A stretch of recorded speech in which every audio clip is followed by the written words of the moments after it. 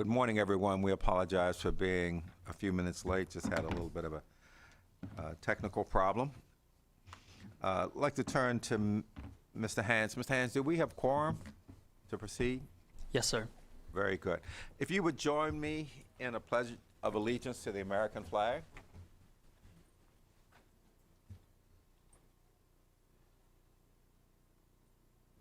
I pledge allegiance to the flag of the United States of America and to the republic for which it stands, one nation, under God, indivisible, with liberty and justice for all. Great. Goodness. Boy, this year has flown by. It's hard to believe that in a couple of days will be October. The summer's over. Goodness. Whew. Nevertheless, welcome everyone to our board meeting today. As you know, the state board meetings are recorded, and the public can access our meetings via the state board website and through our vendor, town hall streams, and of course on YouTube. As you know, you can register to provide public comment in person or virtually. Zoom is our platform. Should you encounter any challenges with Zoom, please just come back in audio. Meeting videos, agenda, and materials are posted online. Speakers will be called in the order in which they registered. We will first have our virtual guest, followed by our in-person guest.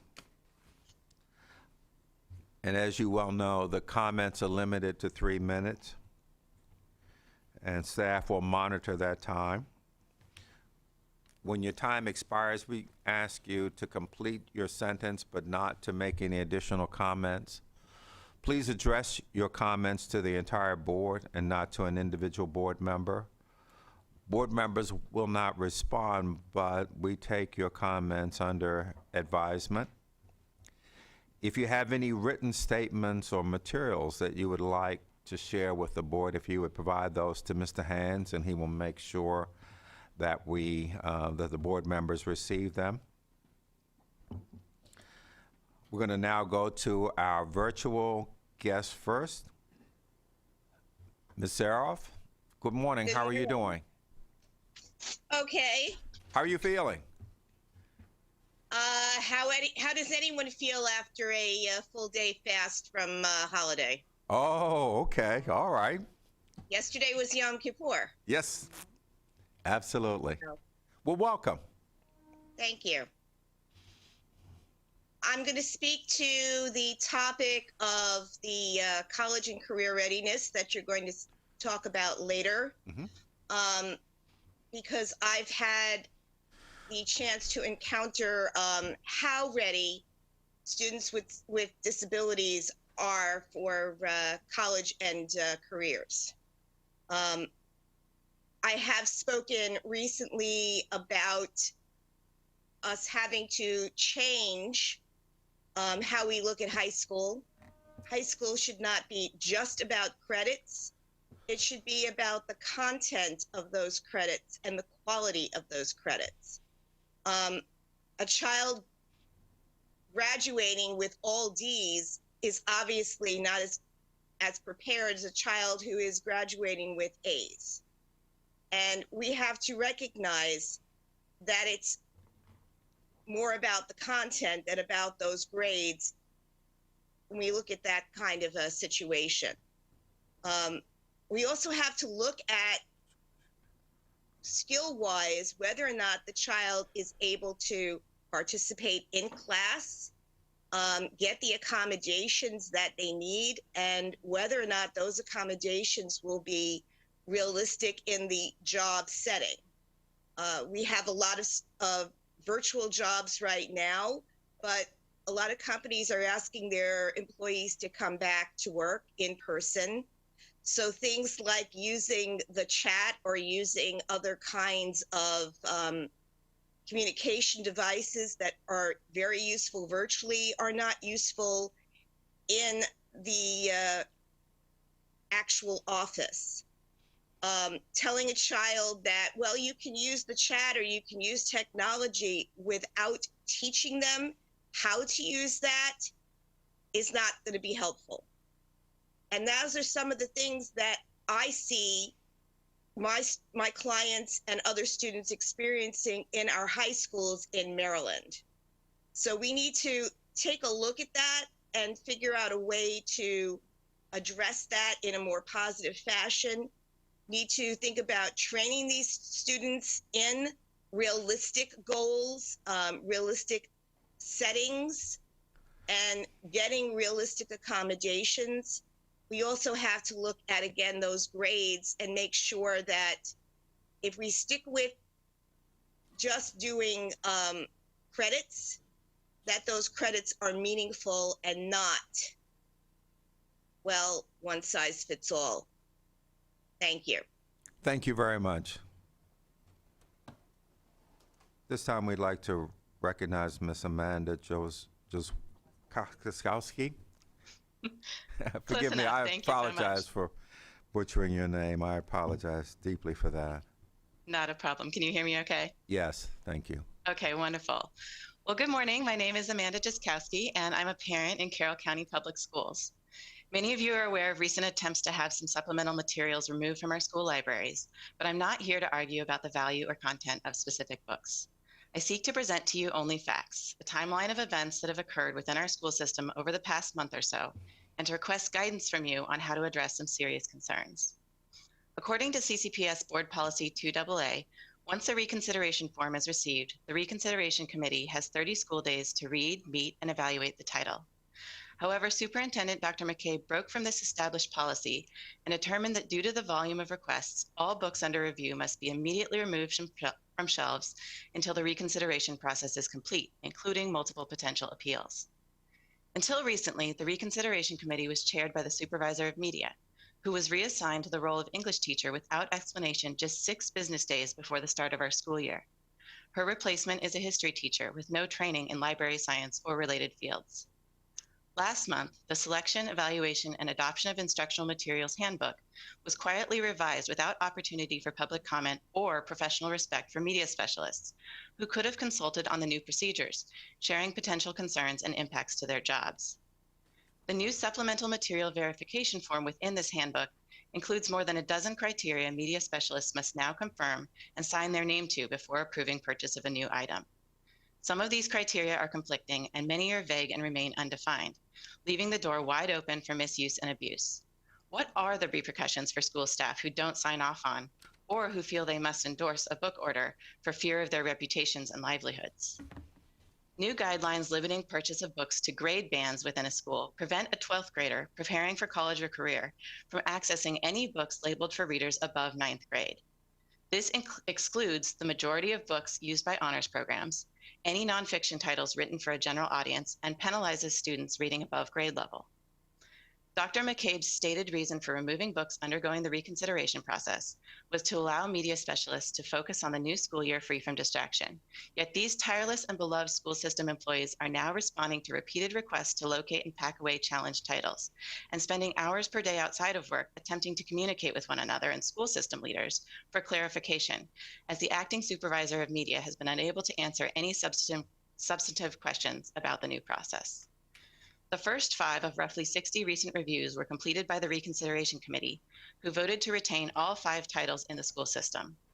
But in a clear and baffling affront to ethical practice, the new acting supervisor then overrode 4 of the 5 decisions made under the former supervisor, citing the new media selection procedures which were not in place at the time of the committee's review. I come before you today to shed light on these concerns and to inquire of you who can answer our questions. The current work environment within CCPS school libraries is tense and fearful, not joyful and inspiring as a media and technology center should be. This is a disservice to staff and to students, and not reflective of the spirit of learning and freedom to read that the citizens of Carroll County hold dear. Please help us to understand what can be done to clarify and rectify these extremely concerning set of circumstances that we now find ourselves in. Thank you. Thank you very much. We appreciate your comments. At this time, we'd like to recognize Mr. Buzzy Hedelman. Morning, sir. How are you doing? Good morning. I'm doing fine, and I hope you are and the board and all are doing fine too. Yes, we're doing well. Thank you. President Crawford, Vice President Michael, board members, and Superintendent Chaudhary. We must all understand that the high priority of improving early literacy can't be done without a statewide early literacy policy incorporating RTI. Under RTI, beginning in kindergarten at the latest, students who fall behind receive developmentally appropriate interventions to bring them up to grade level. The absence of cohesive RTI is the main reason why only 30% of our fourth graders are reading at grade level. It's also a major reason why special education is so overwhelmed and inefficient. About 2/3 of all students in special education would not be there if they received adequate instruction in general education. Most states are making major efforts to strengthen RTI, but Maryland lags badly.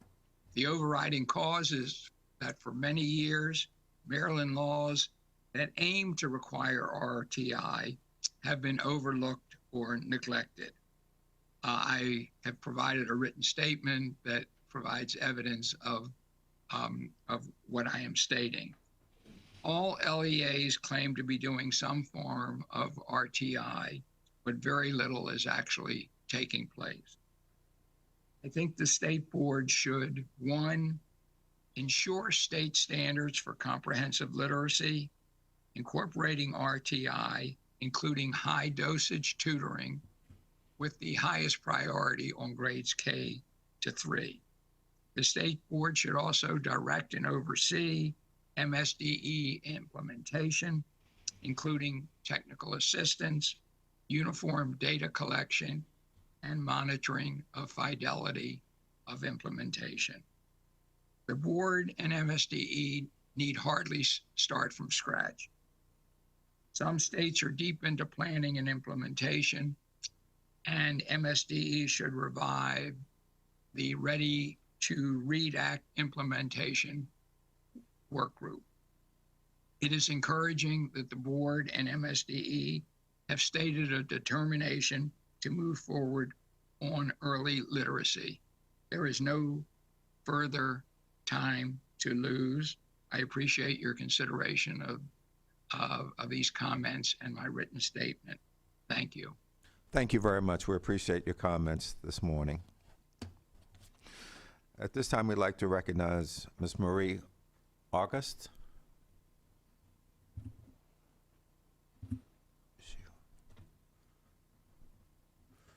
Do we? Okay. Okay. We'll now turn to our guest here in the room, Dr. Burleson, Superintendent, Harford County. Welcome, sir. How are you doing? How are you? Good, good. How has the return to school gone so far? We've had an outstanding start. I was going to touch on that, actually. Okay, excellent, excellent. Excellent. Good to see you. Likewise. Oh. Okay.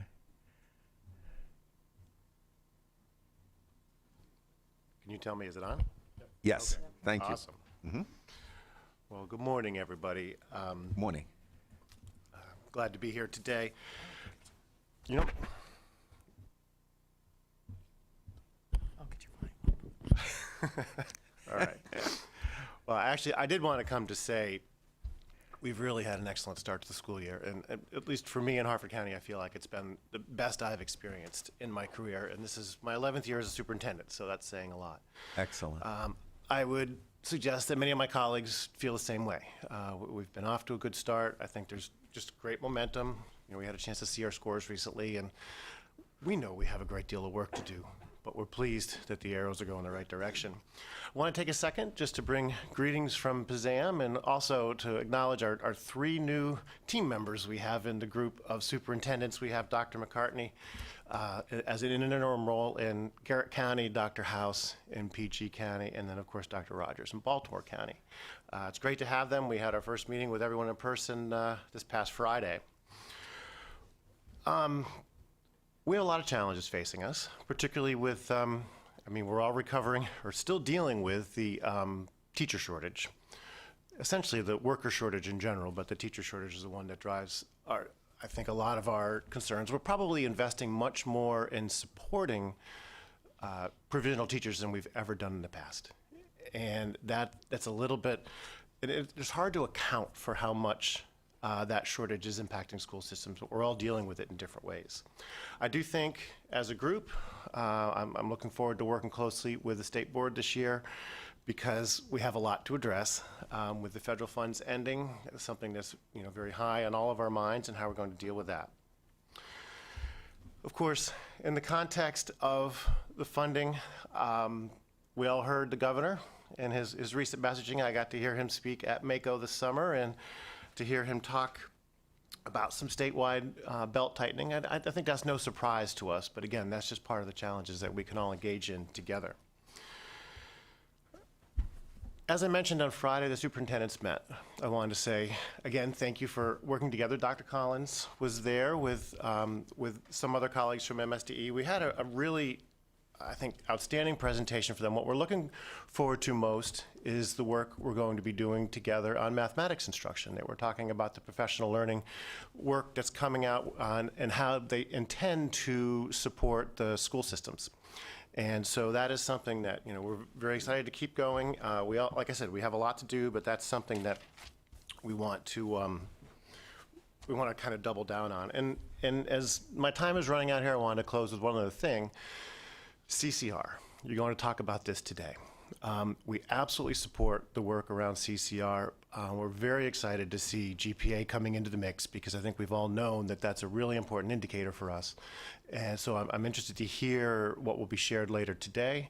But I just offer that, for any insight, any support, any feedback on how this work is going, please reach out to us. There's a lot of talent in our districts, and we want to see this CCR work progress. So again, thank you all. Thank you very much. We appreciate you coming down. Thank you. Always good to see you. At this time, we're going to move to the consent agenda portion of our meeting. We have 4 items this time. Number 1 will be approval of the meeting minutes, and then we'll have revisions to the State Board Governance and Operations Manual, and we have personnel actions and budget adjustments for August 2023. As is our practice, I will say objection 3 times. Hearing no objection, the consent agenda items are considered approved. Objection, objection, objection. Hearing no objection, the consent agenda items are approved. Thank you, everyone. We're now going to move to executive session. I'm going to read a statement that will allow us to proceed to executive session, and we'll then take a vote and then proceed. Pursuant to Section 3-305B1 of the General Provisions Article of the Annotated Code of Maryland, the State Board will adjourn to executive session to discuss the following: personnel matters consistent with Section 3, subsection I of the Maryland State Board's Governance Manual. At this time, the floor is now open for a motion to adjourn to executive session. We have Dr. Millie McCarthy, seconded by Dr. Getty. The floor is now open for discussion. Seeing no discussion, the floor is now open for a vote. All those in favor, please say aye and raise your hand. Aye. Bless you. So I believe that's unanimous. Okay. So we will adjourn to executive session for an hour, and we'll be back. Again, thank you, members of the public, for joining us, and look forward to seeing you in about an hour. Thank you.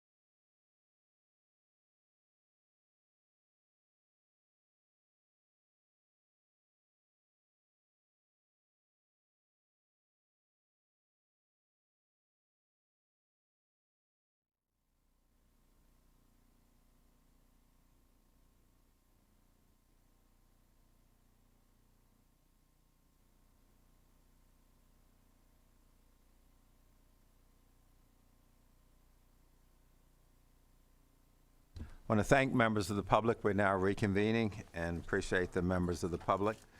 We're going to give you just a brief transition update. Gotten a lot of questions.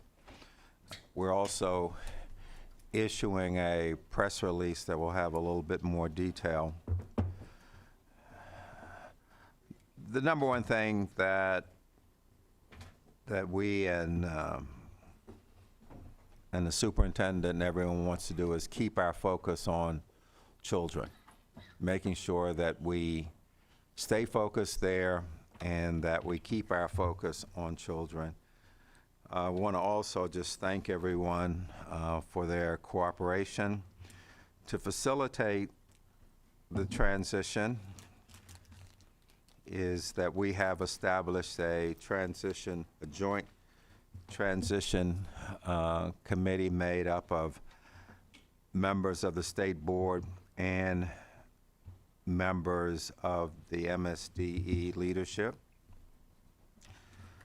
And we will just be working, as you would expect, to make sure that we keep our focus on children, that staff knows and continues to know that we value their contributions.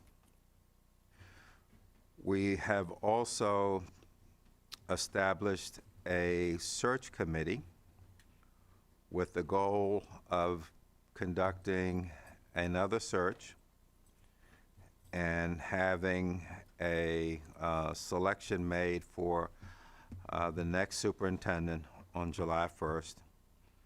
The press release has the names of the individuals who are involved in transition, as well as the search committee, which will be chaired by Dr. Michael. So we continue to do this. We've gotten great support. Questions about the superintendent, we're still working through how all of that will go, and that's what happens. It's no big deal. These things happen. We'll get it done. I've just been and the board has been very gratified with the professionalism of everybody involved. And we're confident that we'll be able to do this, and we'll do this in a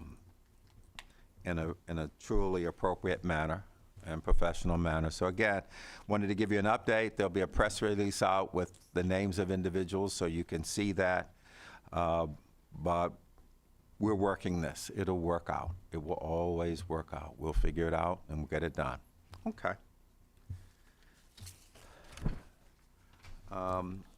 At this time, want to turn to Superintendent Chaudhary to begin a briefing on the CCR report. It's a great report. We're going to do it in two parts. We're going to do about an hour, and then we will take a break, and then we'll come back in the second half. Joining us will be Dr. Doss in person from the AIB, and I believe Chair Leggett will also join us virtually. And being good hosts, we are, when it comes to start to do questions, we're going to turn to Chair Leggett and Dr. Doss first, our guests, and then we'll open it up for questions and comments from our board. Again, very nicely done, very timely, and we're excited to continue the briefing.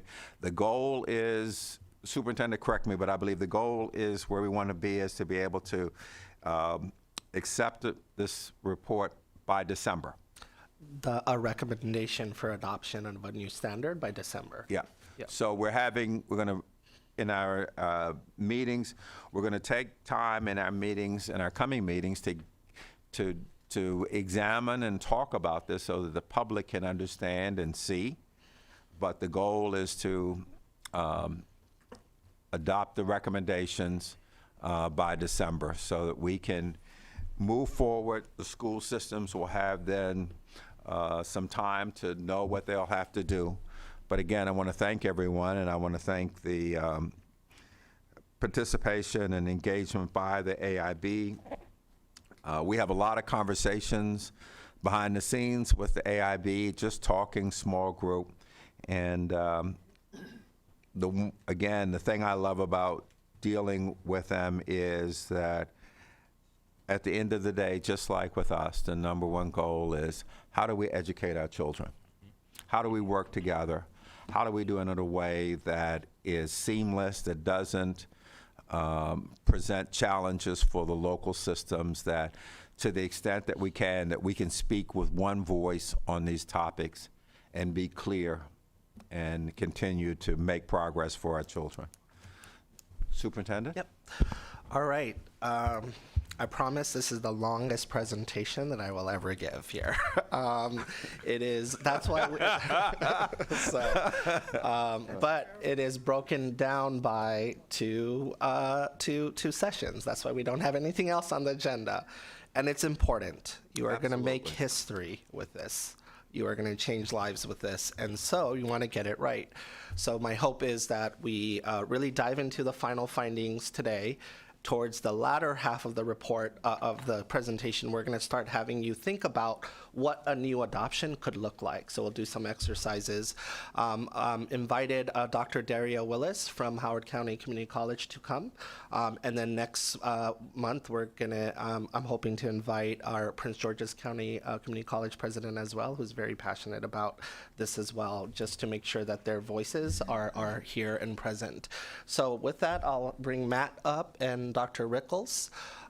We have a point we want to reach to this first part, so the team will let you know what point. So if we have questions in between, I will address them, of course, but I would ask that we try to let them get to that point of the section, and then it's a good break, and then we come back for part two. But with that, I'll give it off to Matt to give the intro. Yeah. Is Chair Leggett, was he able to join us? Yes, I'm here. Okay, I just couldn't see you on the screen here. Welcome, sir. How are you doing? Doing very well. I apologize. I'm not sure what happened. It should be on the screen. Okay, no problem. Okay, there you are. Okay. All right. All right. So we have Matt, as well as Dr. Rickles, who's the main researcher from AIR, who will lead the presentation today. And like I said, there's a part that we want to get to in part one. And so if we can hold some of the questions until then, it would be appreciated. With that, Matt, why don't you set us off? Okay. Thank you. So just give you a quick background before I hand it over to Jordan. So the blueprint for Maryland's future calls for a clear definition of college and career readiness standard. And to this end, MSD's commissioned 2 separate research studies. So first, an exploratory study, which we partnered with the Maryland Assessment Research Center at the University of Maryland to look into the quantitative predictors of college readiness. And this was conducted last year. The long-term study is what you'll be presented with today, and that's with American Institutes for Research. It includes 2 components, a quantitative predictive validity study and a more qualitative content and standards alignment study. As a reminder, the current CCR standard is an interim standard that was set in February of 2022 by the board, and it requires students to meet qualifying score in both the English 10 high school test and one of the math high school tests, or equivalent score on the math SAT. The context of this is the state board can update the long-term CCR standard, but in the meantime, the interim standard is still being used for funding calculations as well as current agreements between LEAs and community colleges.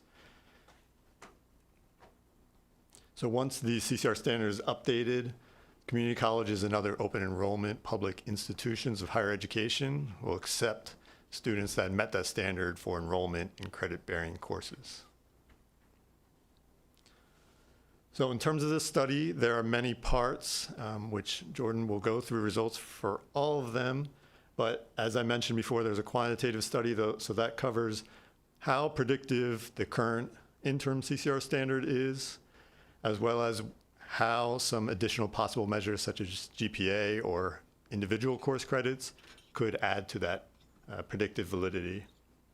And then the qualitative part has several components, including they looked at what content is necessary to succeed in post-secondary, how aligned Maryland's college and career ready standards were to the expectations for post-secondary institutions in Maryland. Also looked at some top performing educational systems, both in the United States and throughout the world, in terms of how they treat and their perspectives on college and career readiness, as well as looking at potential sources of bias in assessments. So an overview of this whole timeline is it started back with an RFP in May of last year. We received 5 proposals to conduct this study by the July deadline. They were evaluated on their merits as well as the financial offers, and AIR was approved for the contract in November by the Board of Public Works. We had a kickoff meeting with them in December of last year, and then they received the data through the Maryland Longitudinal Data System Center shortly thereafter. So they produced an interim report focused on the predictive validity study in May, and that was presented to the State Board of Education. And then a second interim report on the content and standards alignment study in July.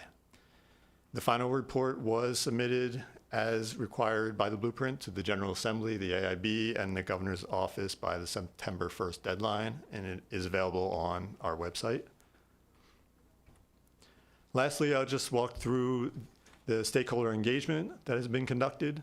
So there are 4 main phases. The first phase of stakeholder engagement was before the start of the study, and that's when MSD and AIR engaged various stakeholders, including Maryland Higher Education Commission, Maryland Association of Community Colleges, as well as the University System of Maryland, to get their input on the study and how the questions would be answered in the study.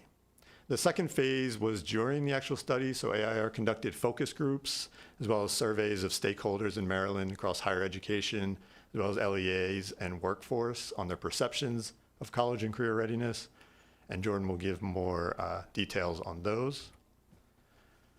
The third phase is after each of the 2 interim reports that I mentioned. MSD, in collaboration with AIR, held listening sessions with a range of stakeholders.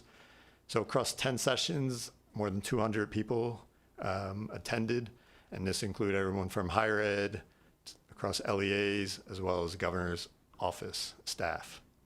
And then lastly, now that the final report is being presented, we will continue engagement with these groups listed to get their feedback on the study, its results, and the recommendations.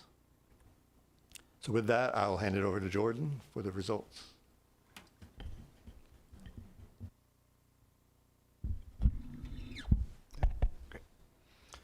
So thank you, everyone, just for giving the opportunity to really spend some time and talk through this. Can you hear me okay? You may want to. Can you not see me? Yeah. There we go. I know we're a very intimidating group. No. I'm just trying to make sure I have access to the slides, too. Well, some of us are fairly intimidating, others are not, but But yeah, I recognize this is a long report, and we're taking up a lot of time, so I just appreciate everybody giving us that time and attention. And this is really a culmination of a lot of people's work. And so while I'll be up here presenting today, and we have Lauren Ramsey, who's part of the team, should be presenting part of this presentation online, so I hope she's available. I do also want to acknowledge all the people that contributed to this work up front. Some of their names are on this slide here, but there's also a lot of other people that aren't here, and I just want to make sure they're acknowledged and everybody knows that there's a lot of effort that went into putting this all together in the amount of time that we had. So with that, here's kind of a general overview of where I'd like to go today with you. I'll start by just giving a brief overview of the study. Matt did most of that heavy work for me already, so I might go through that really quickly. And then just give you a quick preview of the takeaways that we had from the different components of the study. And then I'll turn it over to Lauren to start kind of unpacking some of the findings and how we got there for 3 of the 4 components of the study. And that will take us through, on this slide, part 3C. And that should get us to about an hour, so that might be a good place to take a break. And then I can pick up in part 2 with talking about the predictive validity analysis and then going through the rest of the presentation. To get through all of this, I'm kind of hoping if there's some quick clarifying questions, please let us know as we go through. But I'm kind of hoping kind of the bigger discussion questions we can hold until we finish when we get to the end of each part of the presentation. Great.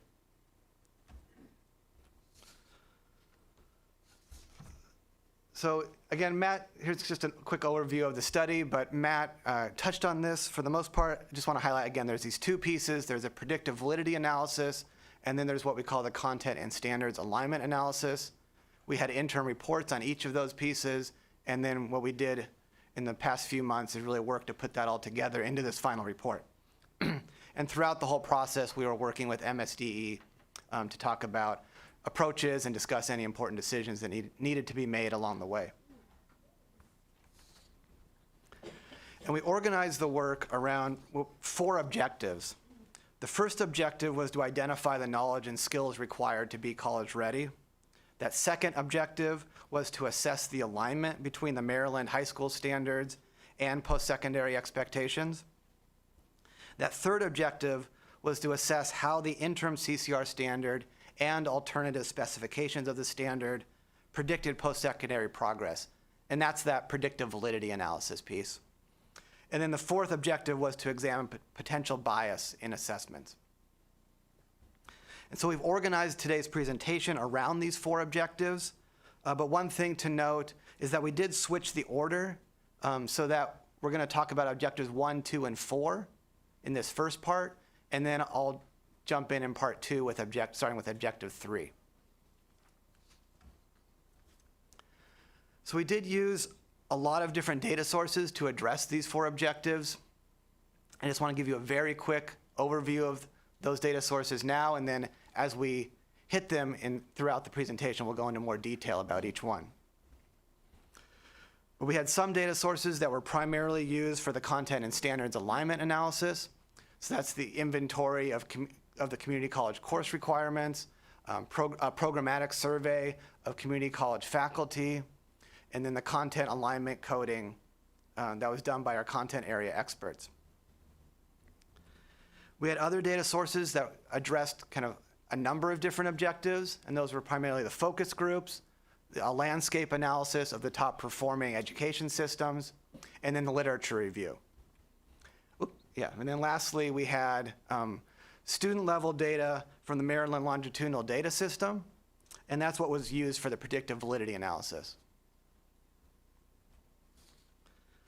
It's also important to highlight the different ways in which we engage stakeholders throughout the study. So this slide just gives you a brief overview of over the 9 months of the study, we presented and discussed the work with different stakeholders and in different settings. This included meetings in the early stages of the study with members of the Maryland Longitudinal Data System Center, the Maryland Association of Community College Council of Presidents, the Maryland Higher Education Commission segmental groups, and the University of System of Maryland provost. And then some of the engagement was part of our formal data collection.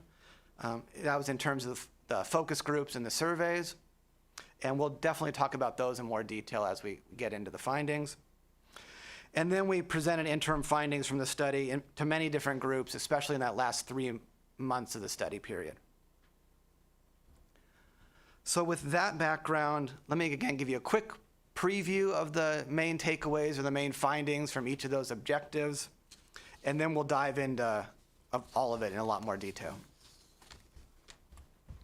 So when it comes to the knowledge and skills required to be college and career ready, we found that the content considered important for college readiness is similar to content covered in the Maryland K-12 content standards.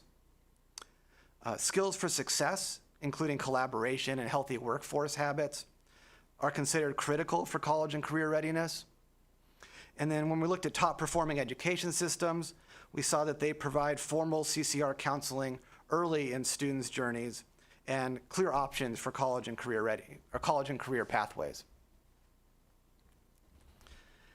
In terms of the alignment of the Maryland content standards, we found that the high school English language arts, math, and science content are aligned to the content expectations of developmental and first-year credit-bearing college courses, and that the high school standards are aligned to the content knowledge expectations of certificate granting programs.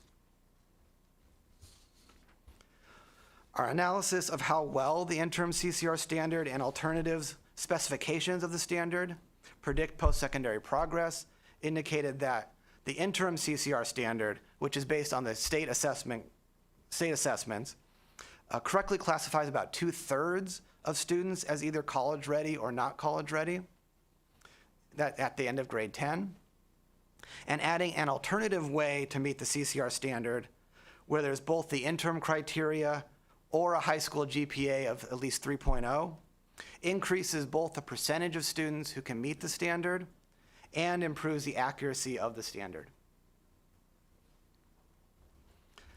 Regarding the potential bias within assessments, our review essentially reinforces the concerns that standardized assessments are frequently subject to cultural bias, and there's inequities exist in students' opportunities to prepare for assessments.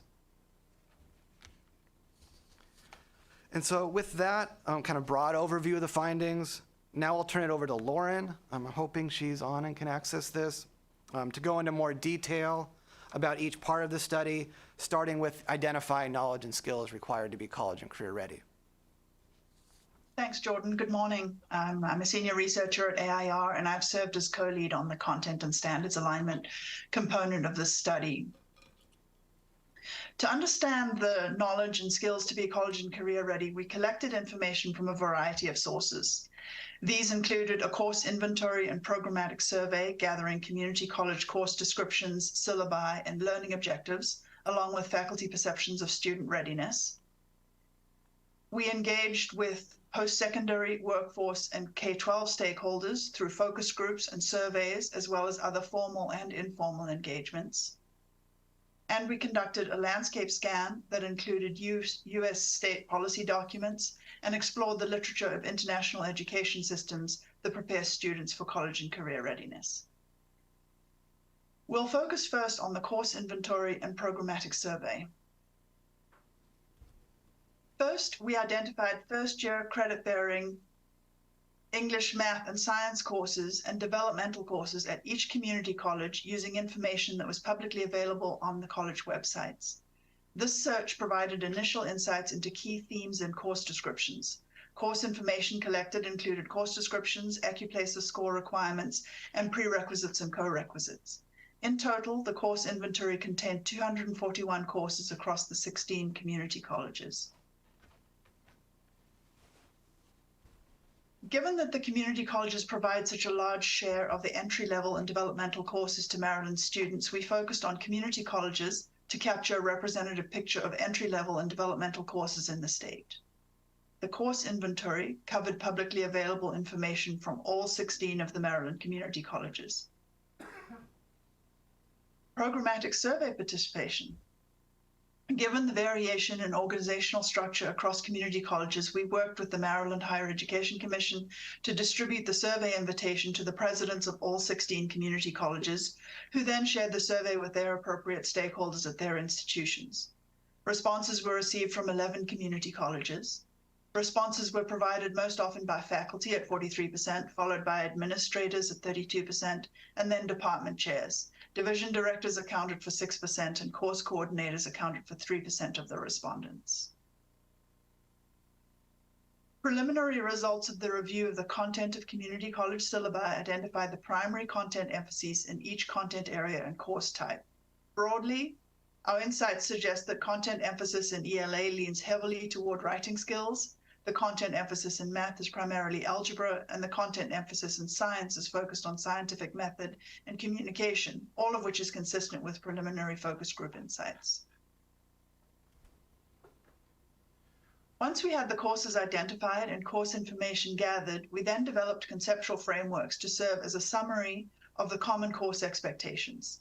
The frameworks serve as a helpful tool to identify common course content, and we use these along with other materials such as coding output to complete the alignment analysis that provided a more detailed look into course content.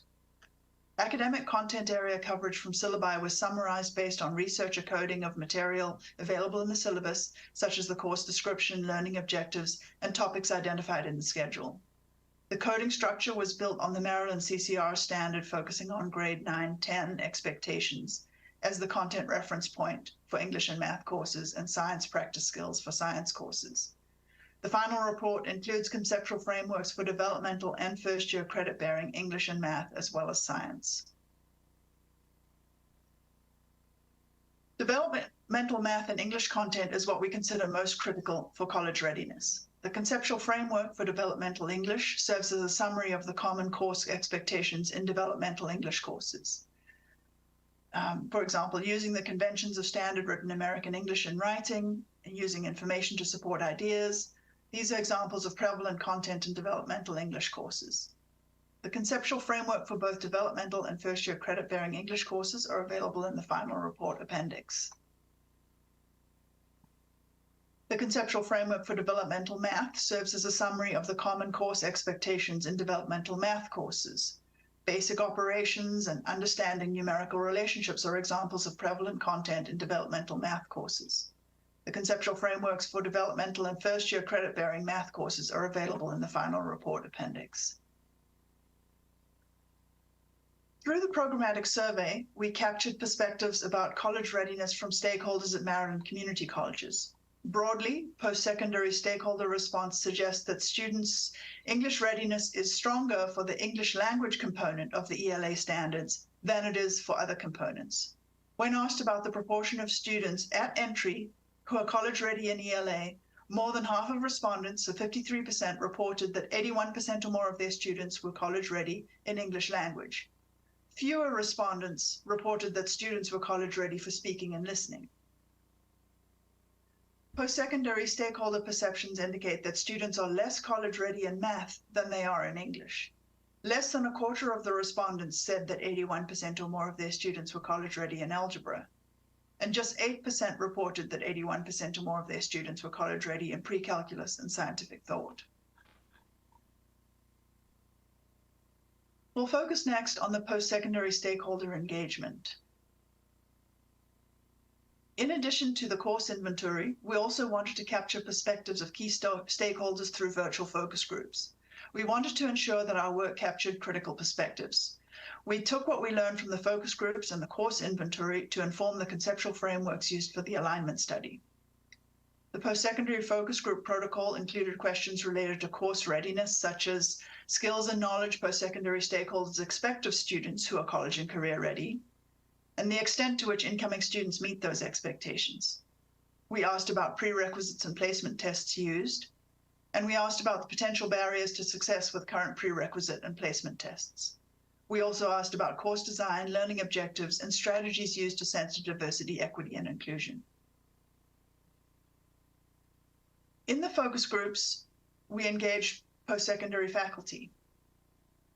The left-hand side of the slide shows the stakeholder groups. The center of the slide shows who we collaborated with for outreach, and the right-hand side of the slide shows the participants. To recruit participants for the 5 post-secondary focus groups, we worked with MHEC to share information about the focus groups, solicit feedback on the approach, and distribute invitations for participation. A key consideration was ensuring that all institution types were included in the recruitment, including community colleges and 4-year public and 4-year state-aided independent institutions. Additionally, we included stakeholders from the workforce to gather additional input to inform a common understanding of post-secondary readiness expectations from multiple perspectives. And we included K-12 education. Overall, AIR conducted 8 focus groups with a total of 41 participants. Those who were interested in participating in the focus groups but were not selected were invited to participate in a survey, so we also gathered their responses.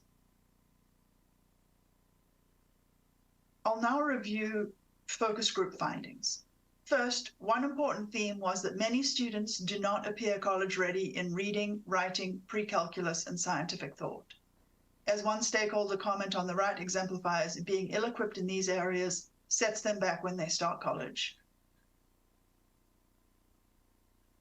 Post-secondary focus group participants noted the importance of broader non-academic skills, such as self-direction, time management, and critical thinking. Social-emotional learning was repeatedly elevated as necessary for college success. This theme was also reflected in the workforce conversations, with non-academic skills being seen as crucial at work. It was also noted by workforce participants that these skills can be developed through work experiences. Focus group stakeholders indicated that individual measures used in placement do not always capture the breadth necessary to understand readiness, and pointed to the importance of using multiple measures to assess college and career readiness. We'll now move on to the landscape scan. To identify the knowledge and skills that top-performing education systems consider necessary for students to be college and career ready, we conducted a landscape scan and analysis of top-performing education systems. We looked at some baseline performance metrics and worked with MSDE to identify Colorado, Connecticut, and Massachusetts as focal states, and Estonia, Germany, Japan, and Singapore as focal countries. For US states, we first used a set of metrics to narrow down our choices. First, we looked at ACT and SAT CCR benchmarks, which are scores on both assessments that have been shown to signal whether students will be successful in entry-level college courses. We looked at NAEP scores in 8th grade reading and math, which is the highest grade for which all states participate. Finally, to complement these two, we looked at post-secondary degree attainment by state. These metrics, along with collaboration from MSDE, helped us to choose Colorado, Connecticut, and Massachusetts for analysis. For the top-performing countries, we considered scores on TIMSS and PISA. Countries scored above the midpoint on TIMSS and above the OECD average on PISA.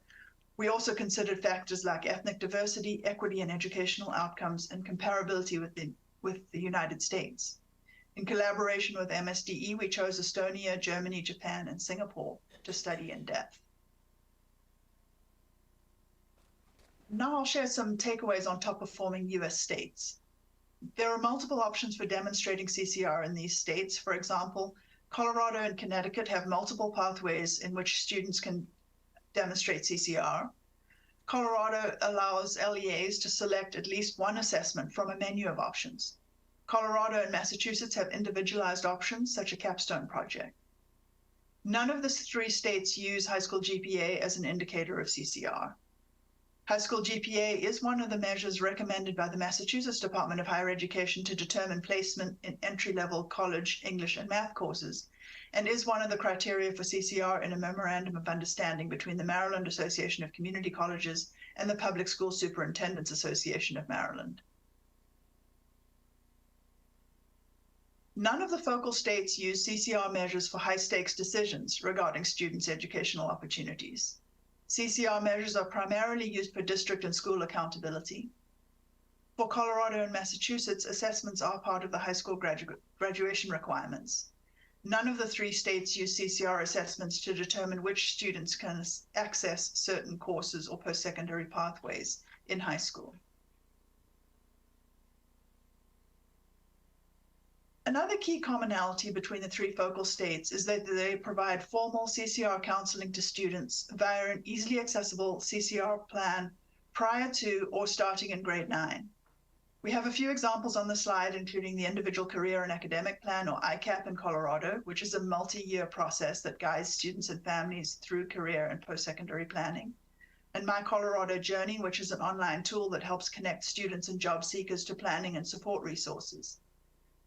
Similarly, Massachusetts offers MyCap, which is another multi-year process where students, families, and school teachers and staff design a plan for post-secondary education and can serve as an online portfolio of student progress.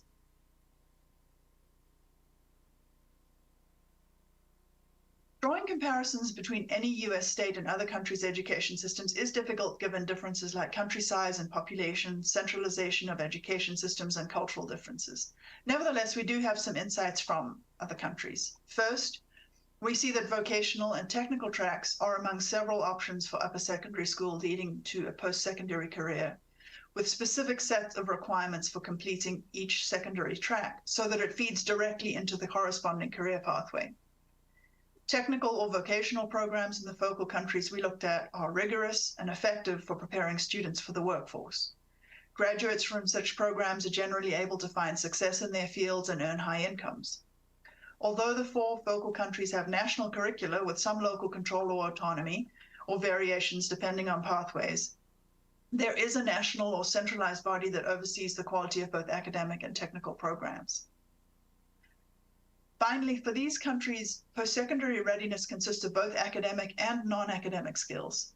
While the term college and career readiness is not explicitly used, in the 4 focal countries and their educational systems, the systems effectively prepare most students for academic or technical career pathways. To successfully complete secondary school, students in these countries must master academic and life skills. To move on to and succeed in post-secondary programs, students must master competencies related to character, values, critical thinking, success in a global economy, and collaboration. Key takeaways from the knowledge and skills analysis that I've been talking about so far are that content knowledge considered important for college readiness is covered in high school standards. Broader skills for success are critical for college and career readiness.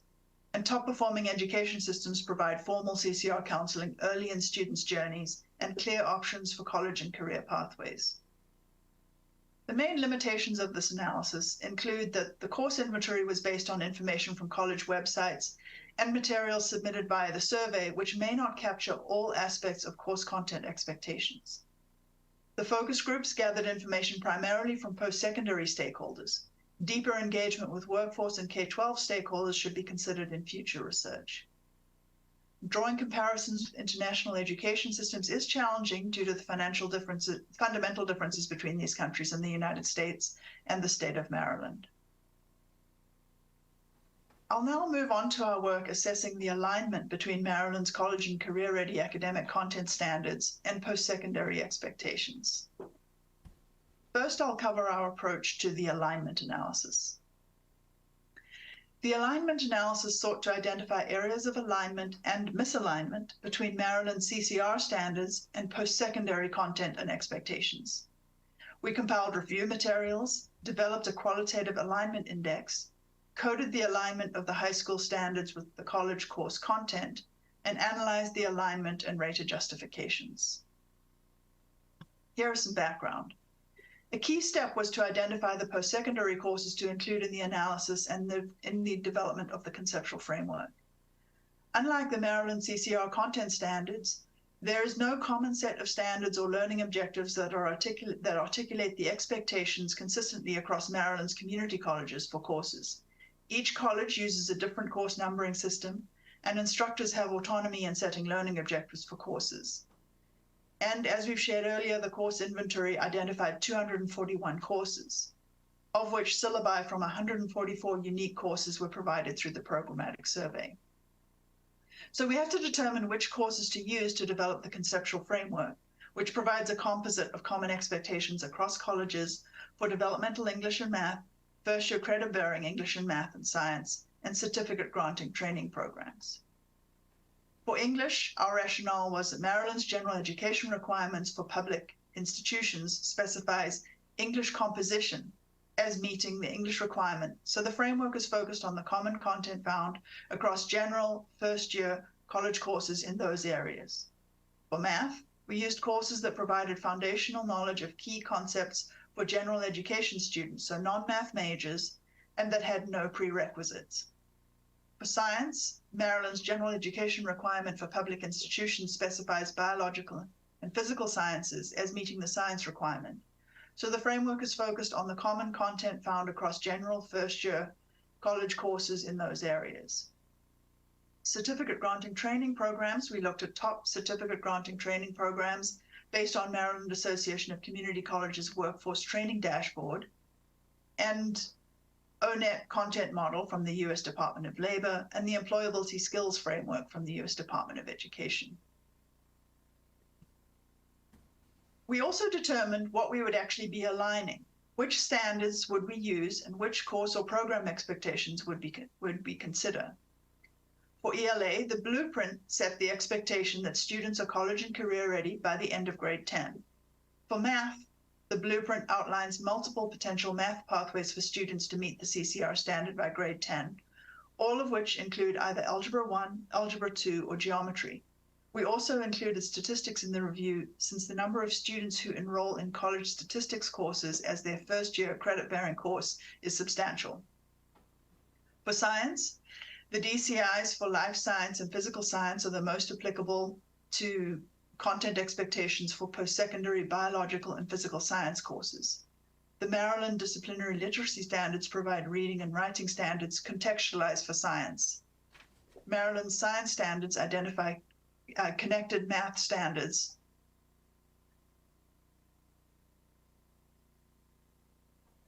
For each DCI. For credit granting training programs, we used Maryland's disciplinary literacy standards, mathematical practices, and science and engineering practices to examine alignment.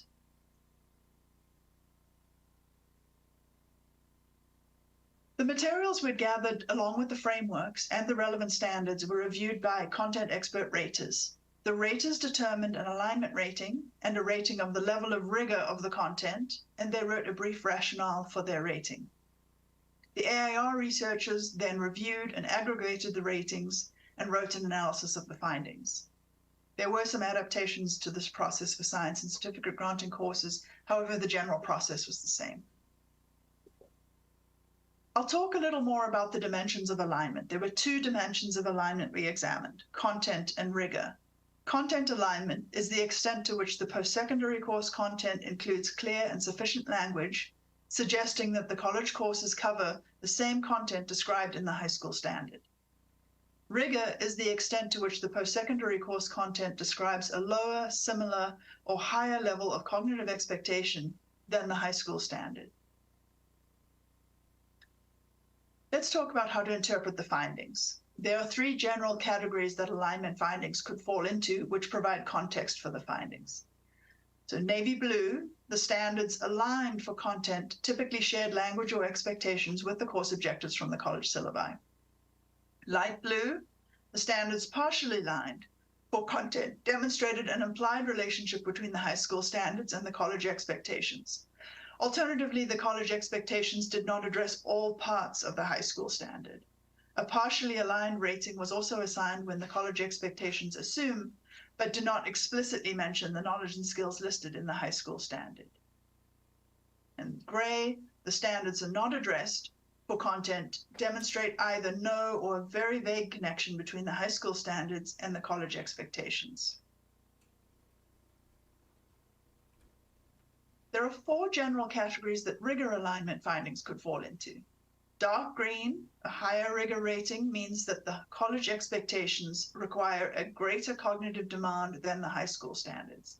The medium green, a similar rigor rating, means that the college expectations require a comparable cognitive demand to the high school standards. And light green, a lower rigor rating, means that the college expectations require less of a cognitive demand than do the high school standards. Gray, the standards are not addressed for rigor demonstrated either no or very vague connection between the high school standards and college expectations. There is both expected and unexpected alignment, non-alignment. For example, where college courses are focused on English composition, they would not necessarily be expected to contain content on literature. This would be expected non-alignment. Here's an example of an alignment rating for high school ELA standard. The standard is shown on the left. On the right, the navy blue indicator shows that this standard is aligned with the college course content expectations. The college course content had an explicit emphasis that matched the standard. On the right, the medium green indicator shows that there is a similar level of rigor across the high school standard and the college course content. Here's another example of an alignment rating, this time for high school ELA standard related to use of technology. On the right, the light blue indicator shows that this standard is partially aligned with the college course content expectations, use of technology in the college course content was implied but not explicit. On the right, the gray indicator shows that in this case, rigor was not addressed. There was not sufficient content on technology to assess rigor.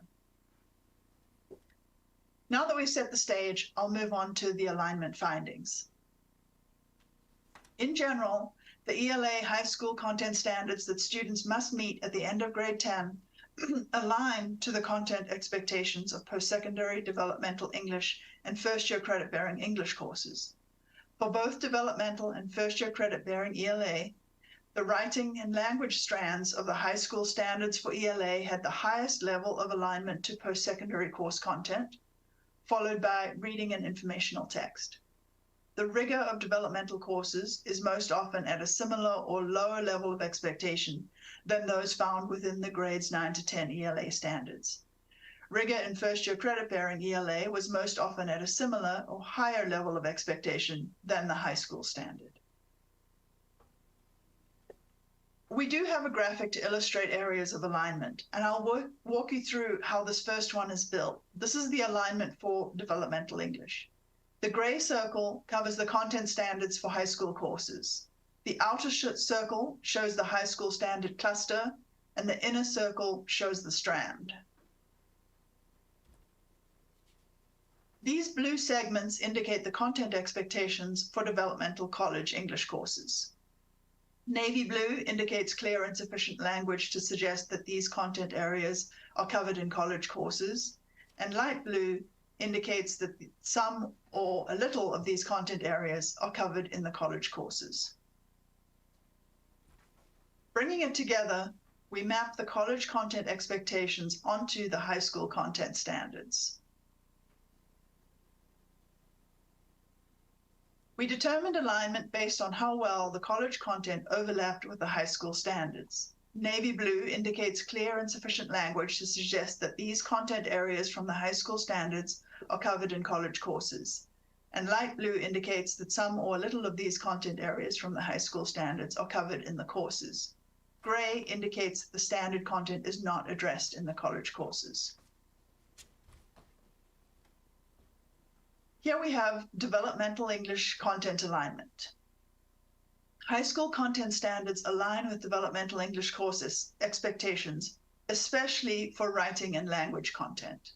Standards not addressed in developmental English courses are expected given the focus on English composition courses on expository and academic writing.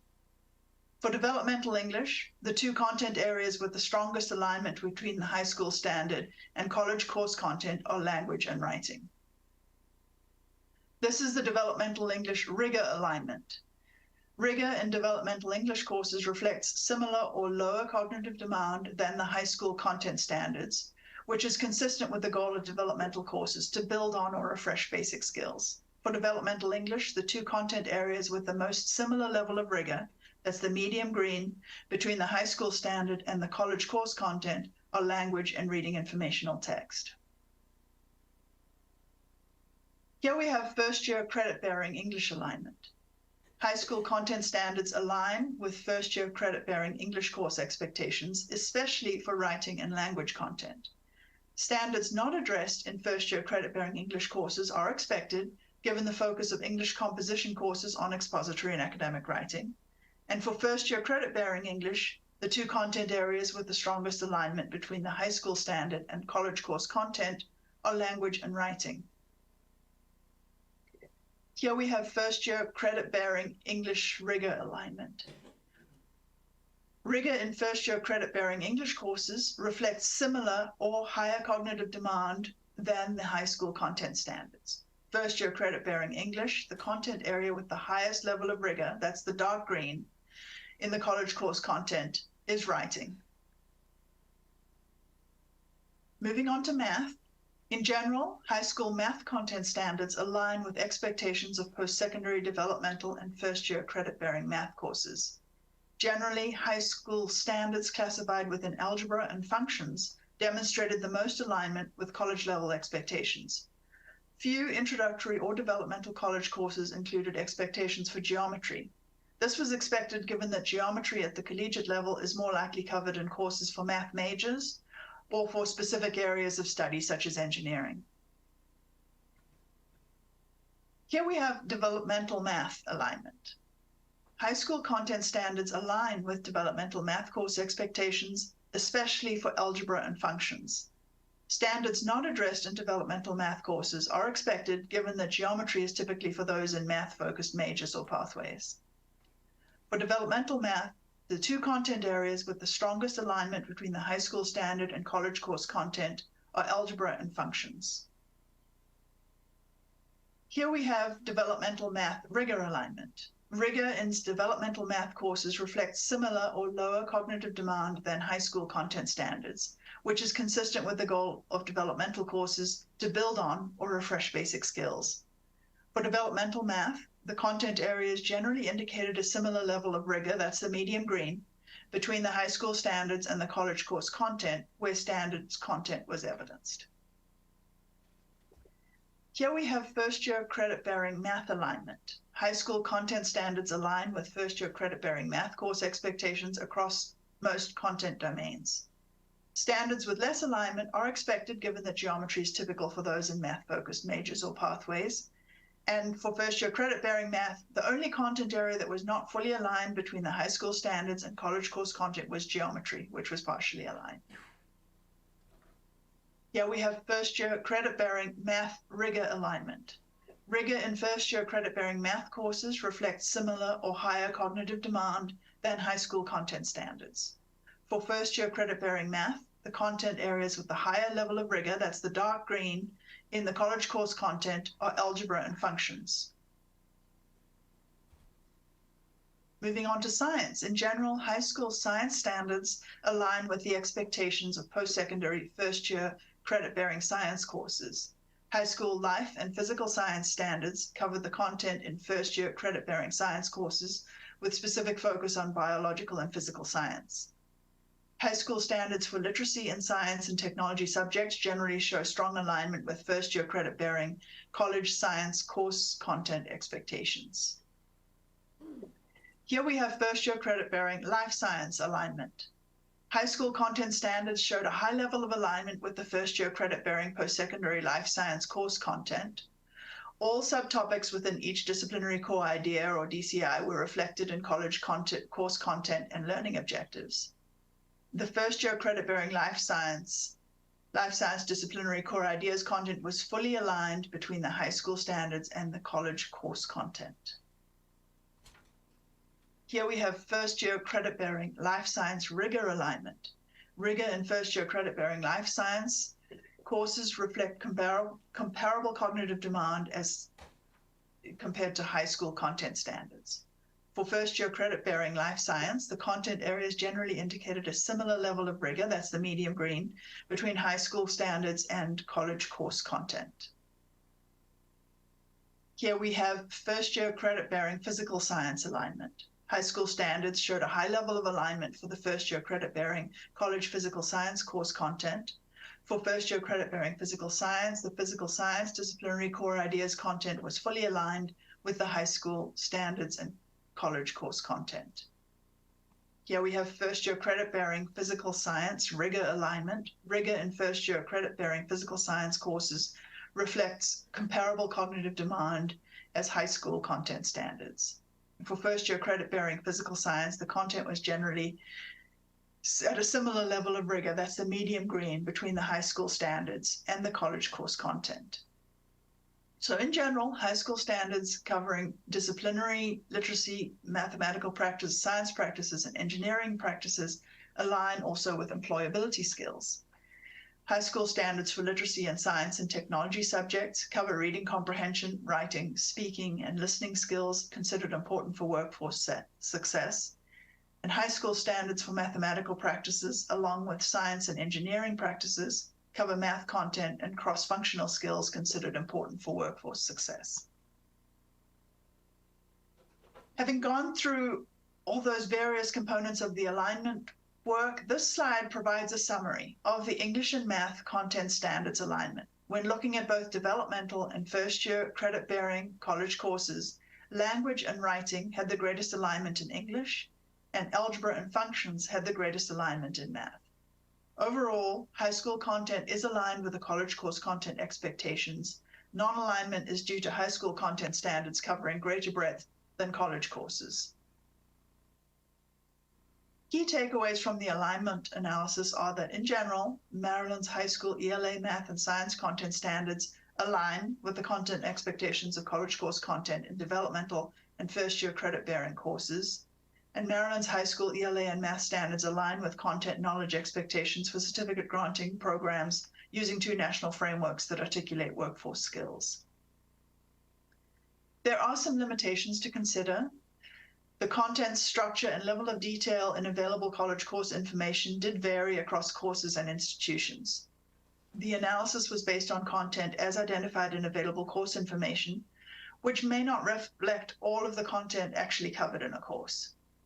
And the alignment analysis does not include an analysis of the quality of instruction at the high school or post-secondary level, or the availability and quality of student supports and resources, all of which affect the degree to which students are able to meet content expectations.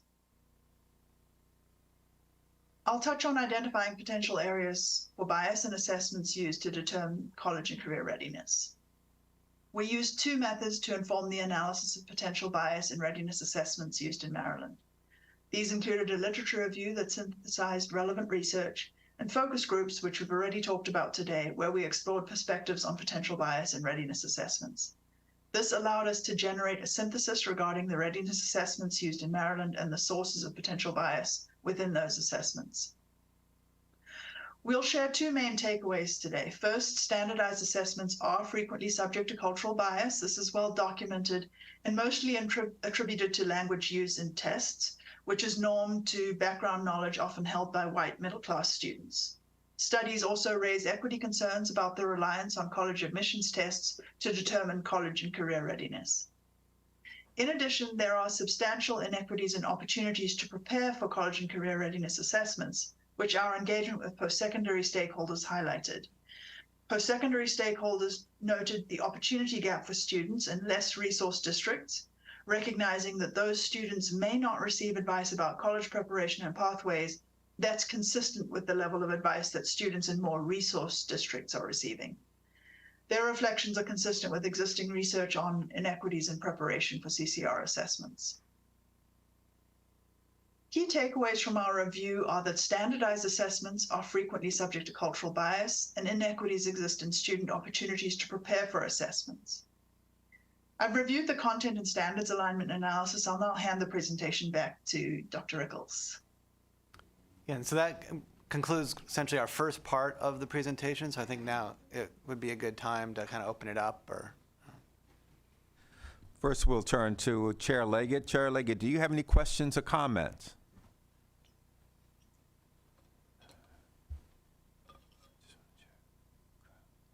Okay. If you are, you may be muted if you're trying to speak. Okay. I'll now turn to Dr. All right, Dahl. can you hear me now? Yes, sir. Yes, sir. We can hear you now.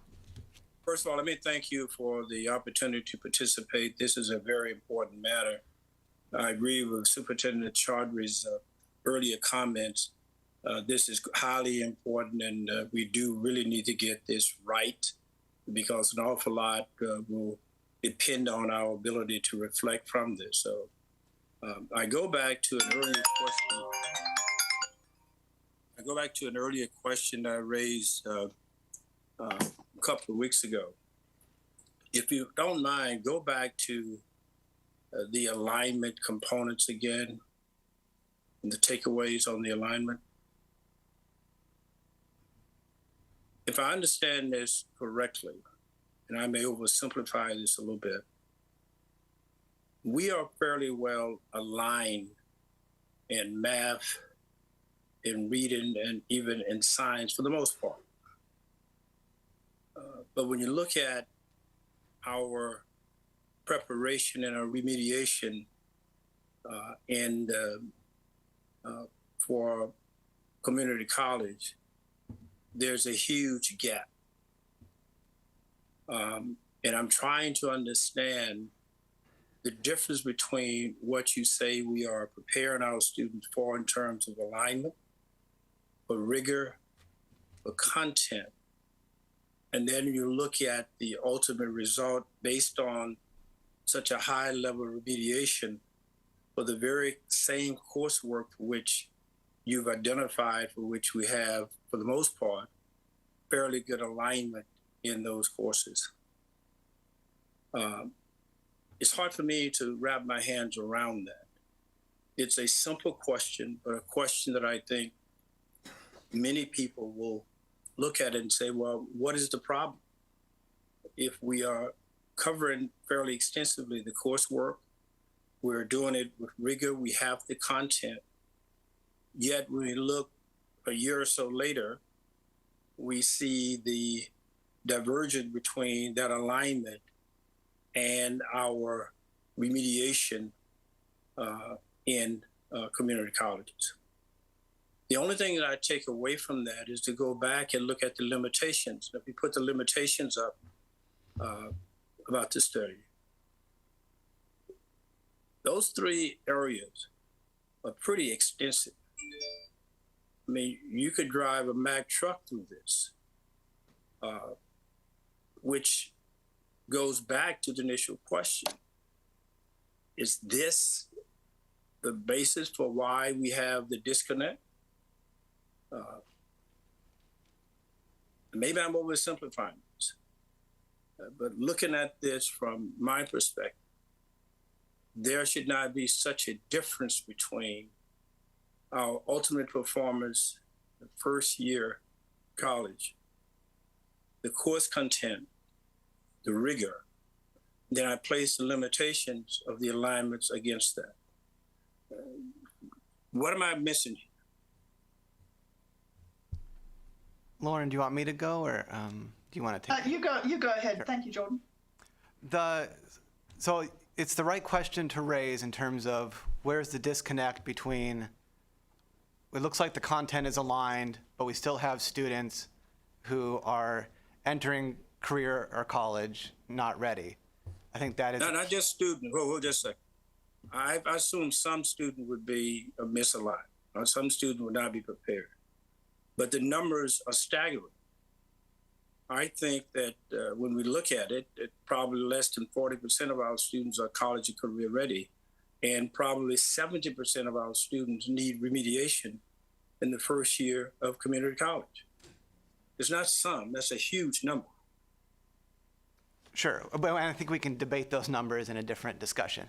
But the main thing, I think, is that third bullet point on this slide, which is we were tasked with looking at the alignment of the content standards, the Maryland High School K-12 content standards, not at the quality of instruction or what is actually being taught in the schools. And so there, I think, is where you're going to find your answer. There's a difference between content, the intended content that's supposed to be taught in schools, and the enacted content that is actually taught in the classroom and how well it is taught. And so we're looking at the intended content. There's multiple steps between that and then what a student is actually receiving on a daily basis in the classroom. And so to get to your answer, I think you need to look at what's enacted and what is the quality of that. But I think that's very important. Repeat that again. That in order to get to the answer to your question, there needs to be a deeper look at what is actually enacted in the classroom in terms of content and the quality of that instruction. Dr. Michael, you wanted to add something? I think it's an excellent point, Mr. Leggett. I think it underscores just how foundational this standard setting is, and really outlines that it's going to take more than funding and standards to yield the results that together we desire as a part of the blueprint. So, and I would even push on Dr. Rickles' framework. It's not just what we teach, it's also the step beyond that, which is what students learn after teachers teach and the connection there. So I think it's concerning. It's concerning as we think of the big picture here. I think it draws from me just how important this work is right now on standard setting, and not that this conversation around college and career ready ends after we set the standard. The setting the standard is the beginning policy move if we expect to see the results that I know you and your board and we desire so much. Thank you. Thank you. Chair Leggett, did you have any other questions or comments? No, I don't want, I could probably do this separately, but just for this general overview. Thank you. Great question. I want to go to Dr. Doss and give Dr. Doss an opportunity to voice a comment or question. Okay, thank you.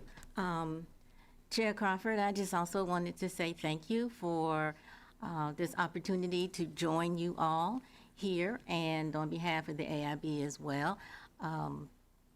This is, again, very important. The CCR and having our students college and career ready is often described as the North Star of the blueprint, and I appreciate the detailed report and presentation and bringing this all together. I also appreciate that the report demonstrates the importance of the community college and our four-year partners, and that what we're talking about here, none of this can be done unless we have that collaboration or knowing each other's parts in all of this. And so my question is sort of more for your insight, because I'm just trying to understand some things. And when you present the landscape findings, and you went through the top performing states, and there were 3 of them, and one statement says, none of the 3 states use high school GPA as an indicator of student CCR, okay? And so just holding that right there. And then when you did the focus groups with the community colleges, there was some things that stood out. And one was the skills for success with our students.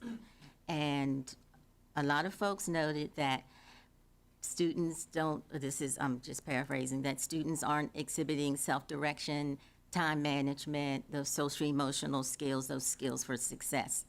So as a former community college administrator, we used the GPA as a determinant of CCR, and especially through the pandemic, we had no choice, multiple measures.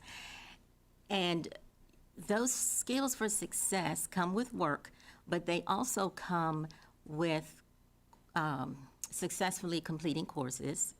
And you can tell, well, you can't tell, but it is some sort of a measurement that if a student successfully completes a course, then you want to assume that that student has some type of time management, self-direction, and so forth. So putting that all together, just your insight and my curiosity, the 3 states, and they don't use CCR, did you gain any insight as to why or why not? I'm sorry, they didn't use the GPA to determine CCR. Yeah, and I want to clarify one thing, so thanks for this opportunity. I realized on the slide, and we say the 3 states don't use high school GPA as an indicator of student CCR, specifically at the high school level. So I want to clarify, Okay. I realized that was Okay. confusing as we went through it. Okay. We're specifically talking about determining college and career readiness at the high school level. That's where none of the states have a formal definition of CCR that uses high school GPA. But at the college level, community college level, the states are using high school GPA as an indicator for course placement. Okay, all right. So I do That want to threw make me. sure that, yeah, thank you for that opportunity. And then you're absolutely right. As we'll get into in the next part, the high school GPA does seem to be a very strong, or the strongest predictor of post-secondary progress. One hypothesis for that is that it is capturing some of these skills for success, like you were saying. if a student's demonstrating that they're getting a B average throughout high school, part of the reason is likely because they have time management. They know how to ask the right questions. They know how to, organize work and follow directions. And so I think to that, kind of connecting the two, high school GPA is picking up on some of those skills for success. Okay, thank you. Now we'll open it up to board members, Mr. Paul, Dr. Wilcox, Dr. Getty. Yeah, thank you very much. And just to follow on about the landscape analysis, you can tell me if this is out of scope, but during the before phase of identifying these 3 states, did any other states surface that do use high school GPA in their CCR standards? I mean, maybe that's a little outside the scope of the presentation, but I figured I'd ask. So it's important to know no other state has ever said, let's set a statewide standard from the K-12 side on up. It's been reformed the other way around. So yes, GPA is not new. People are reforming developmental courses over a decade. So in California, they banned development courses. They gave higher ed a chance on their own. They couldn't wait, and they said no more developmental courses. New York, they did the same thing.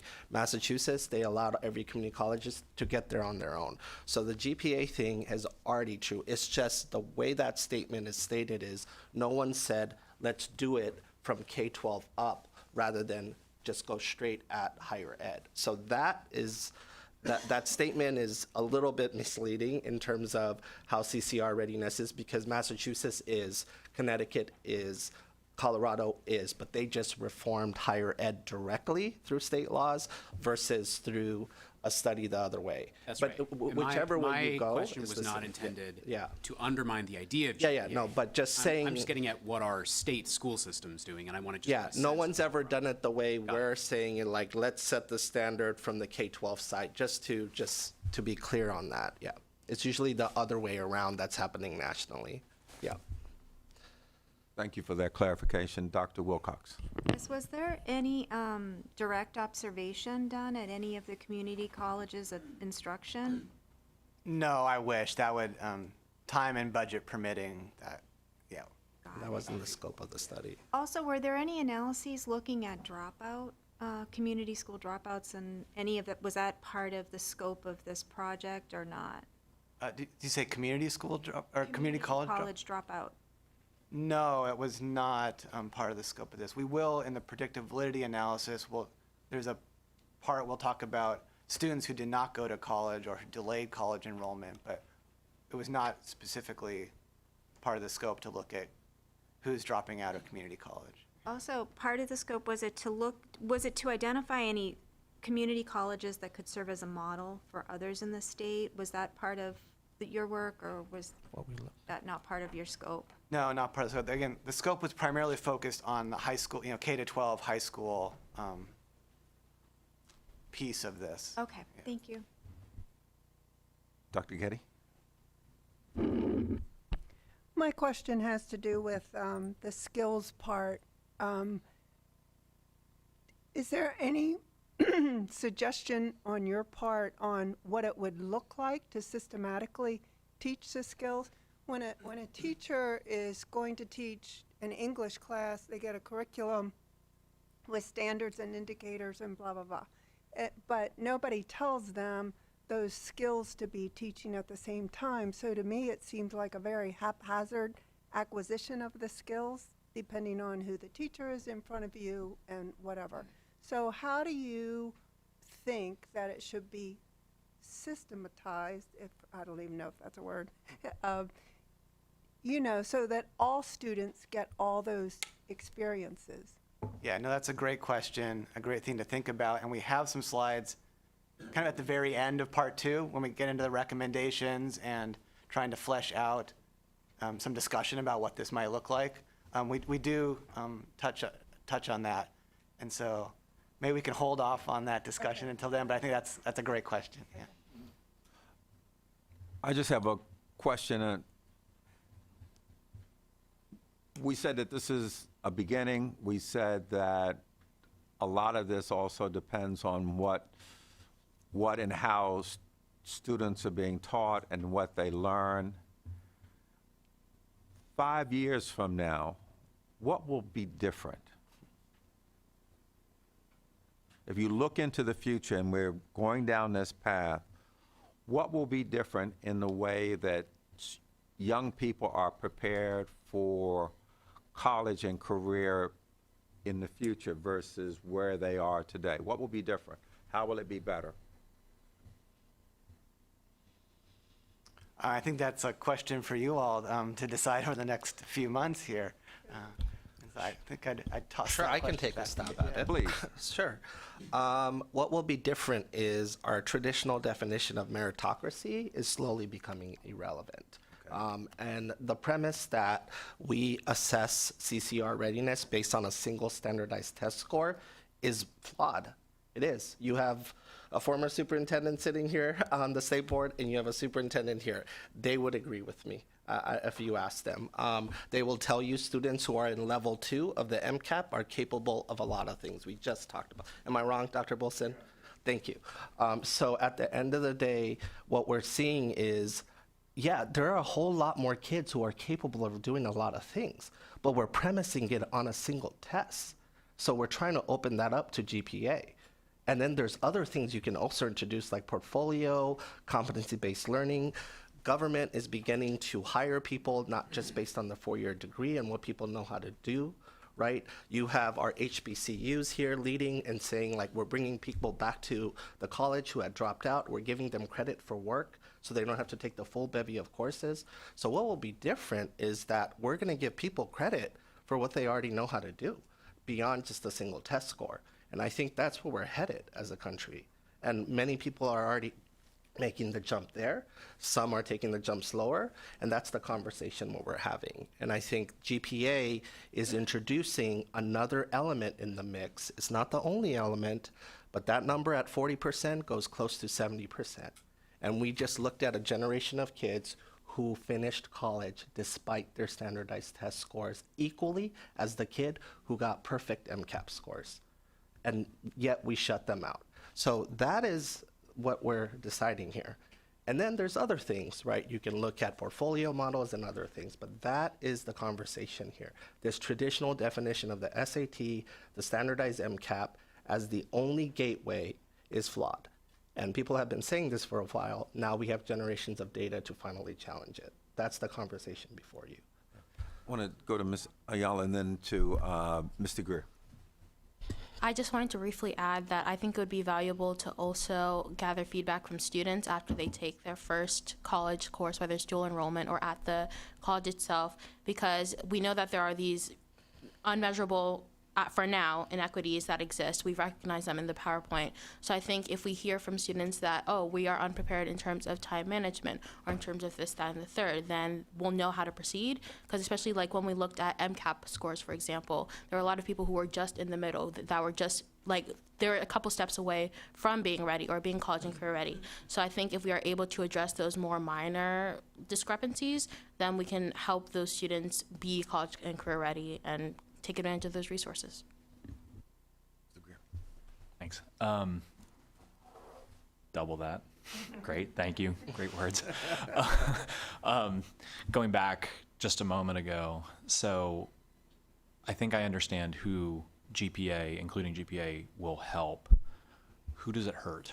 Let's go to the 5-year question again, and who potentially, what students or what populations could this potentially hurt, if any?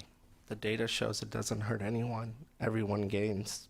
English learners gain significantly, and we have really horrible outcomes in Maryland in how we're educating them right now. Every single subgroup gains.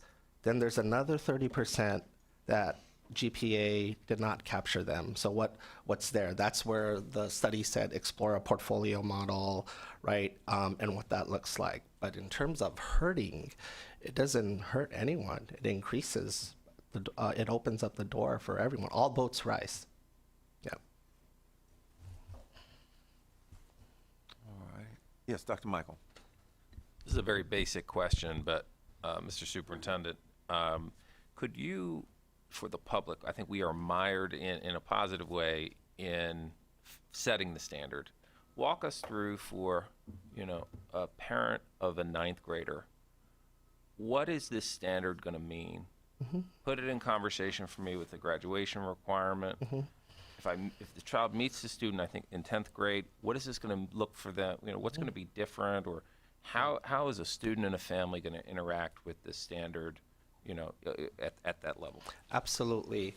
One, your child is not a failure because they didn't do well on the MCAT, but your child knows a lot of things because they got that B or that A in their class, and they know a lot of things, and we're going to acknowledge that, and we're not going to keep them from the CCR pathways that's going to prepare them for college.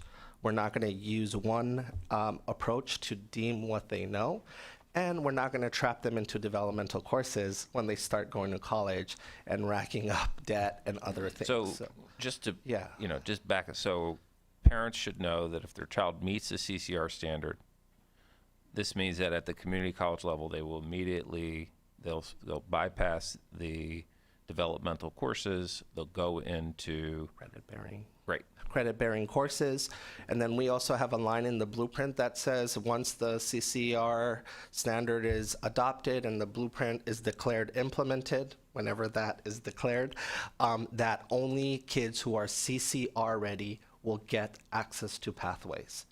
That's a big gate, that's blocker there. So what this means is we are not going to be a state that just uses a single measure. So it's a big deal. This is a really important gateway at the end of 10th grade that we, parents, families, we're going to have to get around this as a state.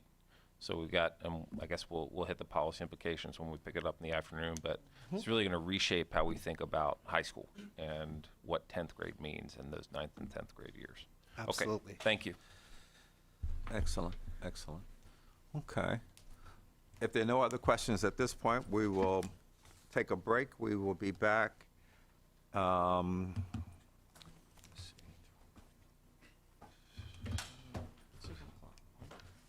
Yeah, we'll be back at 1 o'clock.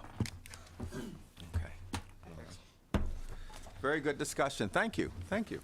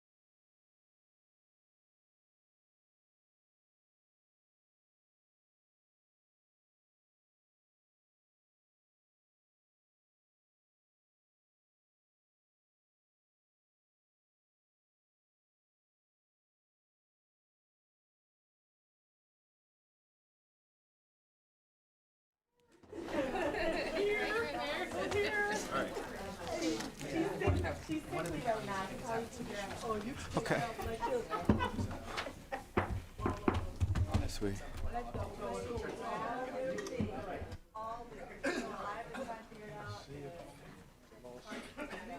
Okay, we're about to reconvene for part 2 of the college and career readiness. Is Chair Leggett back online? Yes, I'm here. Thank you. Great, absolutely. Superintendent Chaudhary, at your convenience. Yep, if we're ready to go, part 2. So we're going to dig further into the findings, but the vast majority of the time of part 2 is going to be spent on what a potential new CCR standard could look like. Obviously, nothing is being decided today, but we want you to start exploring the possibilities of what it could look like. And then the hope would be in October, you dig further into that. Obviously, there's not a November meeting, and that would time it with December. And we also have Dr. Willis from Howard County Community College today to also present and give a perspective on her end on what that would look like and what that would mean. And she has done this work as well in other places, so I'm appreciative of her coming in as well. So with that, Jordan, let's keep going. Great, and, yep, great, excellent. So let's turn to the predictive validity analysis piece of the study. I'll start by giving an overview of the approach we took to conduct the analysis. So we did include 5 student cohorts in the study, and that's defined based on the year they entered high school and their expected high school graduation year. Our main focus was on the students who were in a Maryland public high school at the end of their second year, or what should be the end of grade 10. And that's what the green boxes on this slide highlight. And then this covers roughly 300,000 students in the state of Maryland, and about 85% of them went on to graduate from high school on time. We followed these students, through what should be their first post-secondary year, and that's what the gold boxes on that slide highlight. So in that first post-secondary year, we define what we call an initial post-secondary pathway for each student based on where they were in that fall semester after their 4th year of high school. And so we classified students into one of 6 pathways.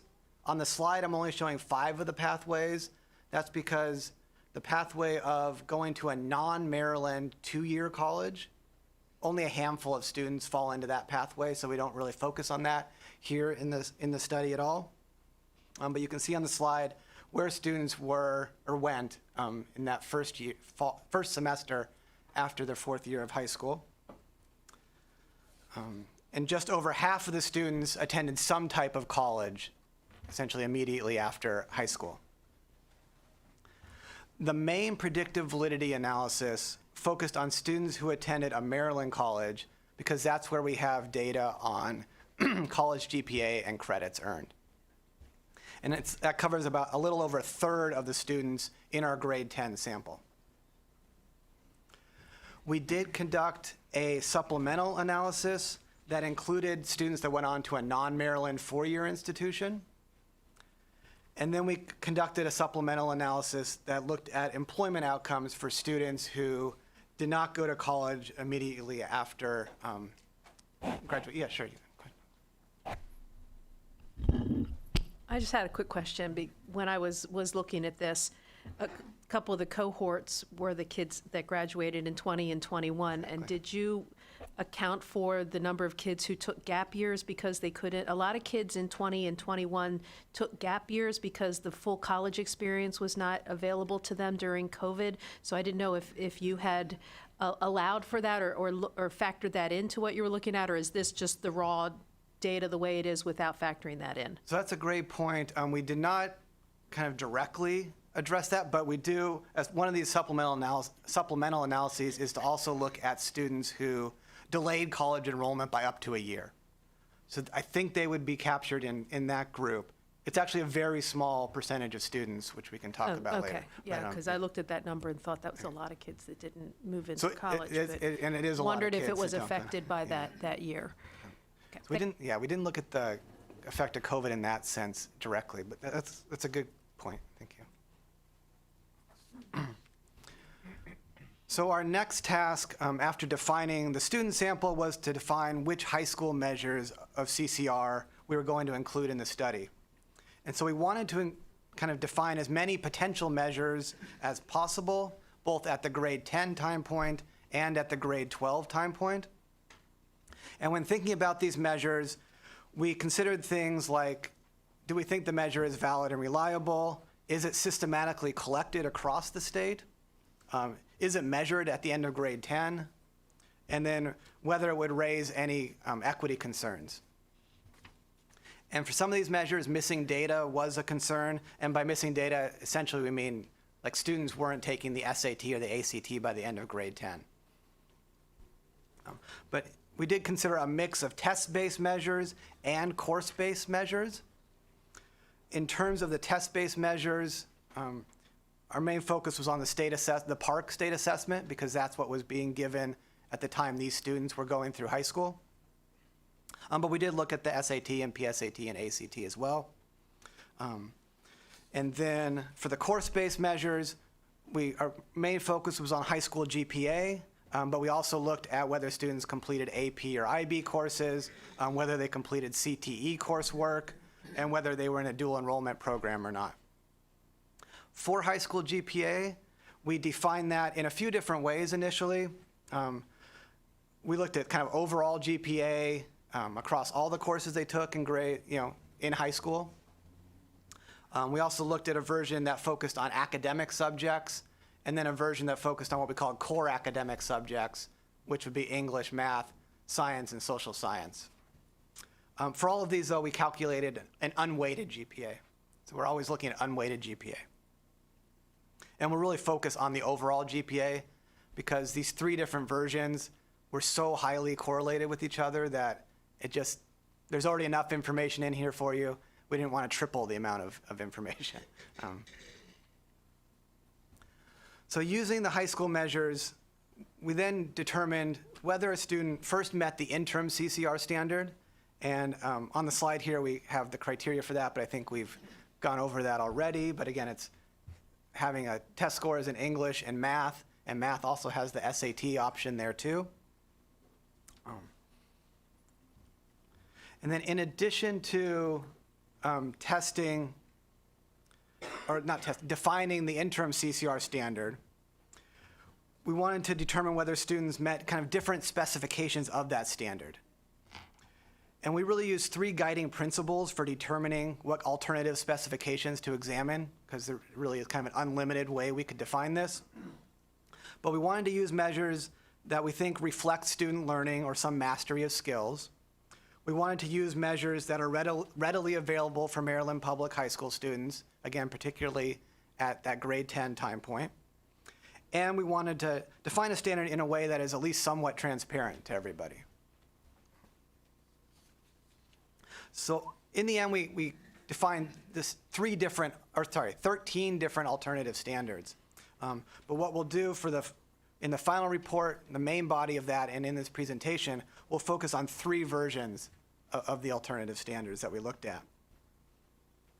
So that first alternative is what we're referring to as the inclusive standard, where it uses the same test-based measures that are in the interim standard, but instead of using the met expectations or the proficiency benchmark threshold, we look at one performance level down and say, did students at least fall within that approaching proficiency or developing learner performance level? So we're opening the door a little bit with the inclusive standard.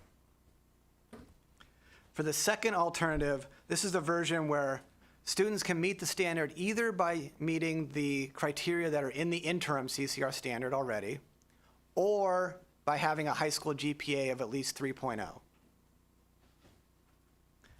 The third version, we wanted to look at what would happen if there was a standard that required a minimum level of performance on state tests and a minimum high school GPA. And so in this version, we said a student can meet the standard if they meet the inclusive definition of the test scores. So that performance level that's one below proficiency, so approaching proficiency or developing learner. And they have to have a high school GPA of at least 2.75. So this, we just wanted to examine a version where we have this and option. On this slide, we have some visuals just to make those different versions a little more concrete, but for the sake of time, maybe just click through them, and then if there's questions, we can come back and talk through them. So we had the interim version. Here's the inclusive version on the right. It's the same measures, but we're just changing the threshold so that more students can meet. And then we have the version that's the or, so you can meet based on the state test scores or having a high school GPA of 3.0.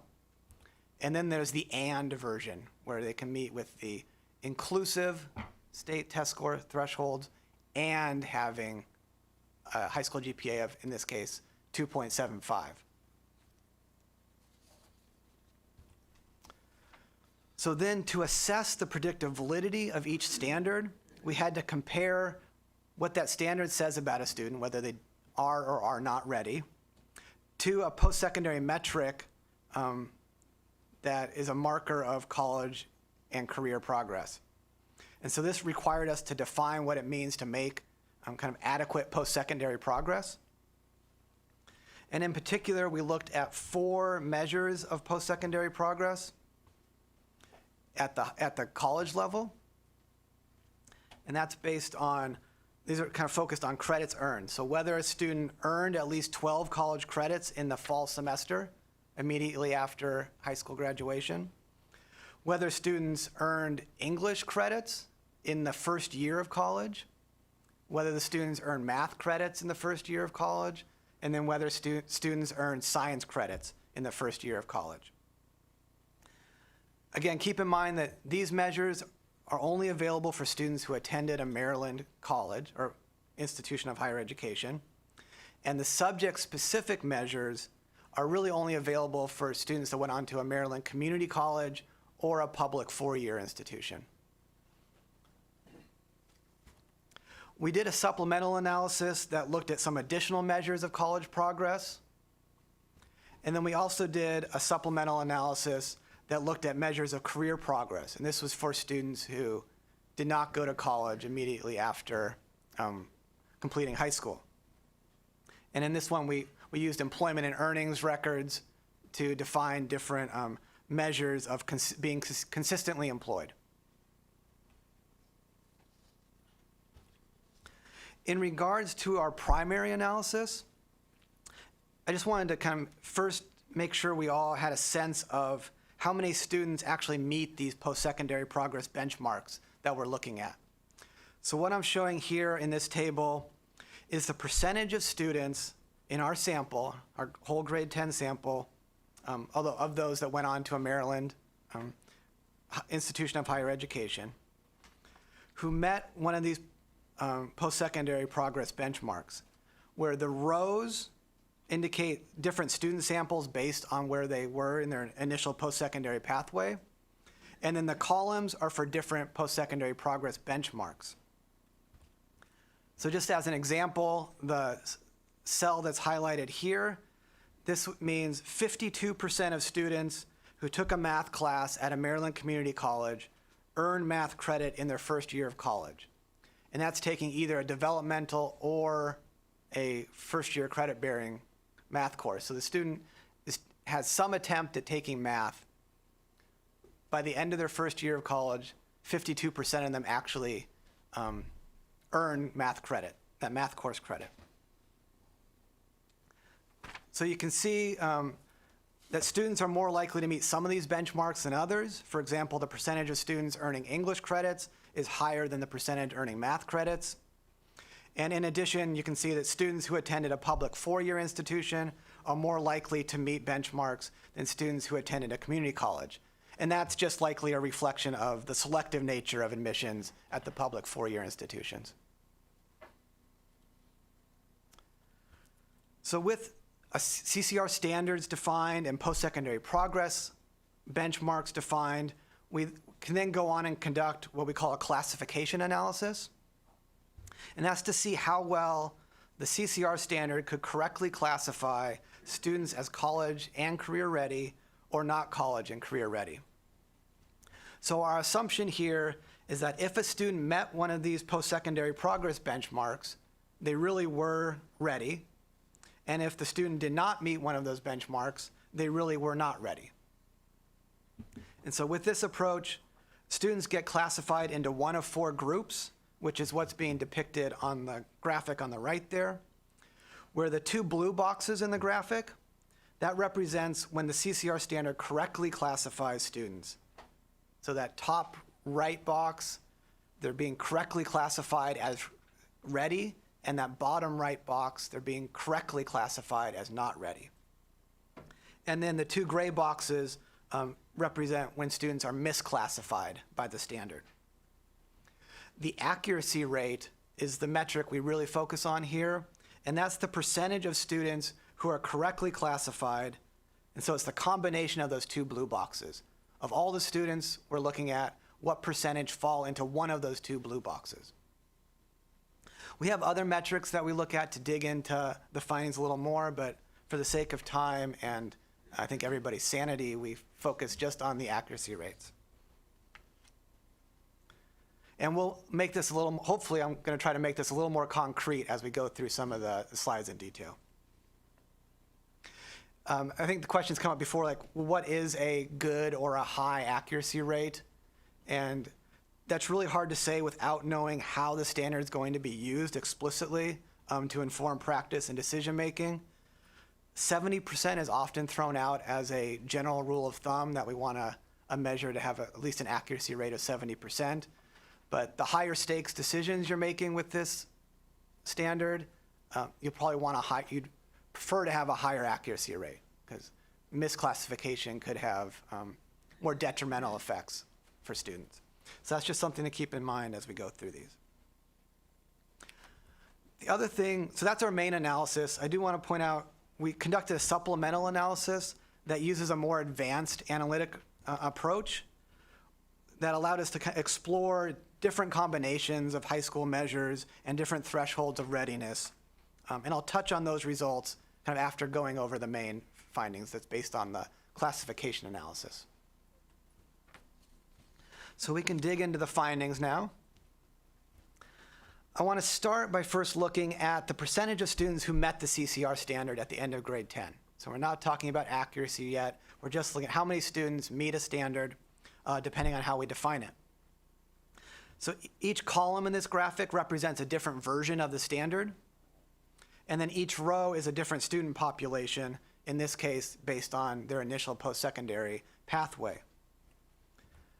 So as an example, this highlighted number here is telling us that 27% of students who enrolled in a Maryland community college met the interim CCR standard at the end of grade 10. If we look at the alternative standards, we see that the alternative standards allow more students to meet the CCR standard. And specifically, the inclusive standard and that version with the high school GPA option is going to have higher rates of students meeting the standard. We have these rates broken down by different student characteristics or different student groups.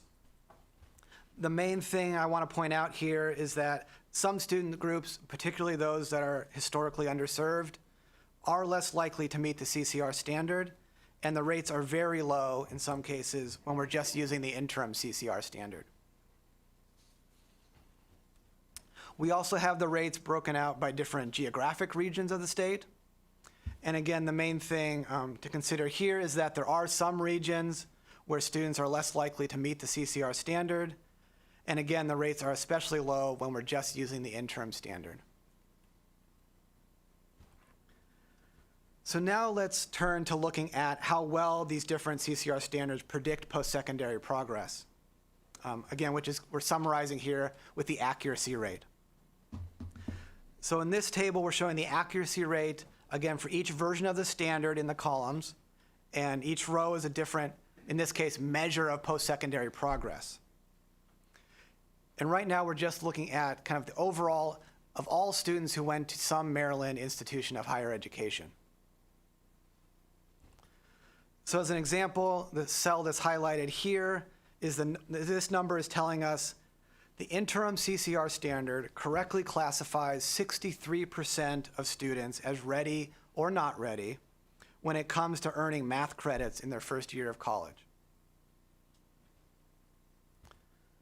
The accuracy rate is higher for these alternative specifications of the standard.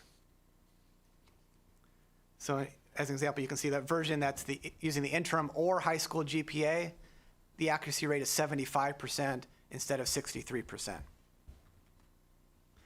So now I just want to kind of take a minute or a few minutes to dig into this a little more to get a better sense of what these accuracy rates really mean when we're looking at them. So what I'm showing here on the slide is that 4-group classification that I mentioned before. This is how the students got classified into these 4 different groups using the interim CCR standard and when looking at earning math credits in their first year of college. So on the horizontal or the x-axis, you have whether the student met the interim CCR standard or not.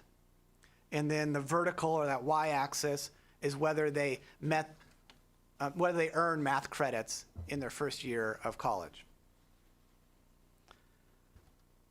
So these 2 sections on the right of this graphic are the students who met the interim standard. 35% of these students are in that top right section. And so these are the students who are correctly classified as ready. They met the CCR standard and they met that post-secondary progress benchmark. Then the bottom right, there's 5% of students who were misclassified as ready. They met the CCR standard but did not earn math credits in their first year of college. And so far, this looks pretty good for the standard. 5% misclassification is not so bad. But now we want to turn our attention to the left 2 boxes of this graphic. And so these are the students who did not meet the CCR standard. We have down at the bottom left, 28% of students. These are the students who are correctly classified as not ready. So they did not meet the CCR standard and they did not earn math credits when they went into college. But that top left box, we have 32% of students who were misclassified as not ready. So they did not meet the CCR standard, but they demonstrated that they could earn math credits when they went into college. And so this is the big source of error in the predictive validity of the interim CCR standard. You have almost a third of students, the standard saying they're not college and career ready, but we have evidence that when they go on to college, they really can obtain these, do well in these first year credit bearing courses. So just to kind of recap this, 35% of students are correctly classified as ready, 28% of students are correctly classified as not ready, and that's how we get this accuracy rate of 63%. But this also means that there's 37% of the students who are misclassified, and most of that misclassification is because there are too many students in that top left section, that the interim CCR standard is misclassifying too many students as not ready when they truly are ready. And so what we're trying to do is find a standard that can reduce the number of students in that top left section without significantly increasing the number of students in that bottom right section. So we don't want to kind of shift things around just so there's misclassification, the same amount of misclassification on the other end of the scale. And so now what I'm showing, and I recognize it's probably too small to really make out in detail, but I just want to illustrate one main point here, is Now we have 4 of these classification breakdowns, one for the interim standard in the top left, and then those 3 other alternative versions of the standard that we're looking at. What I just want to highlight is if we look at that top left quadrant, that place where there's a lot of misclassification for the interim standard, we can see that with these alternative versions, we're shrinking that. We're doing a better job of classifying students as college and career ready. And this is, again, is looking at when we define post-secondary progress as earning math credits. We see a very similar picture if we are looking at earning English credits. And then if we're looking at earning at least 12 credits overall in that first semester of college, we also see a similar pattern. So we can go back to this table again that we were looking at before. And hold on a second. Just want to make sure we're on the same page here. And so we can see that for all 4 measures of post-secondary progress, the accuracy rates are higher or highest when using the standard where students can demonstrate readiness based on either the test criteria that's in the interim standard or having a high school GPA of at least 3.0. And again, what we're looking at here is based on students who attended any Maryland institution of higher education. Now we can look at, what if we just look at students who attended a Maryland community college? One thing to point out is that in general, no matter what standard we're looking at, the accuracy rates are lower for community college students than for all students overall. But it's still the case that the version of the standard that's based on the interim or high school GPA option is more accurate than just using the interim standard alone. And if we look at the accuracy rates for students who attended a Maryland public 4-year institution, we can see how the accuracy rates are higher overall compared to community college. But again, same story in terms of the version of the standard with the highest accuracy rate is the version that has the high school GPA option. We also have the accuracy rates broken down by different student groups or populations. There's really 2 main things to point out here. First, again, overall, the accuracy rates for some student groups, and particularly historically underserved groups, are lower, and that does raise some equity concerns depending on how the CCR standard will be used. But the second thing to point out is that for all of these groups, the accuracy rates are highest when using a standard that has that high school GPA option. And we also looked at these by different geographic regions of the state, and similar findings emerge. The accuracy rates are lower for some regions than others. And in all regions, the accuracy rate is higher if we use some alternative version of the standard instead of just the interim CCR standard. For most of these regions, the version with the high school GPA option has the highest accuracy rate. There's a couple exceptions to that, but it's very close in those exceptions. So now I'd like to turn to just highlighting some of the main findings from the different supplemental analyses we conducted. One of the things we did was examine the predictive validity, again, as I said, with this more advanced analytic approach. And just one clear and consistent finding that came out of this, we looked at it a few different ways, was that high school GPA is the most important predictor or the strongest predictor of post-secondary progress out of the 11 different high school measures we included in this analysis. And so this is an analysis where it uses an algorithm, the computer program uses an algorithm to identify different ways to combine these 11 different measures and different cut points for the measures to predict post-secondary progress. And it's consistently showing that the most important measure there is high school GPA. And a high school GPA threshold tended to fall somewhere between 2.83 and 2.98 as the cut point, so around 3.0.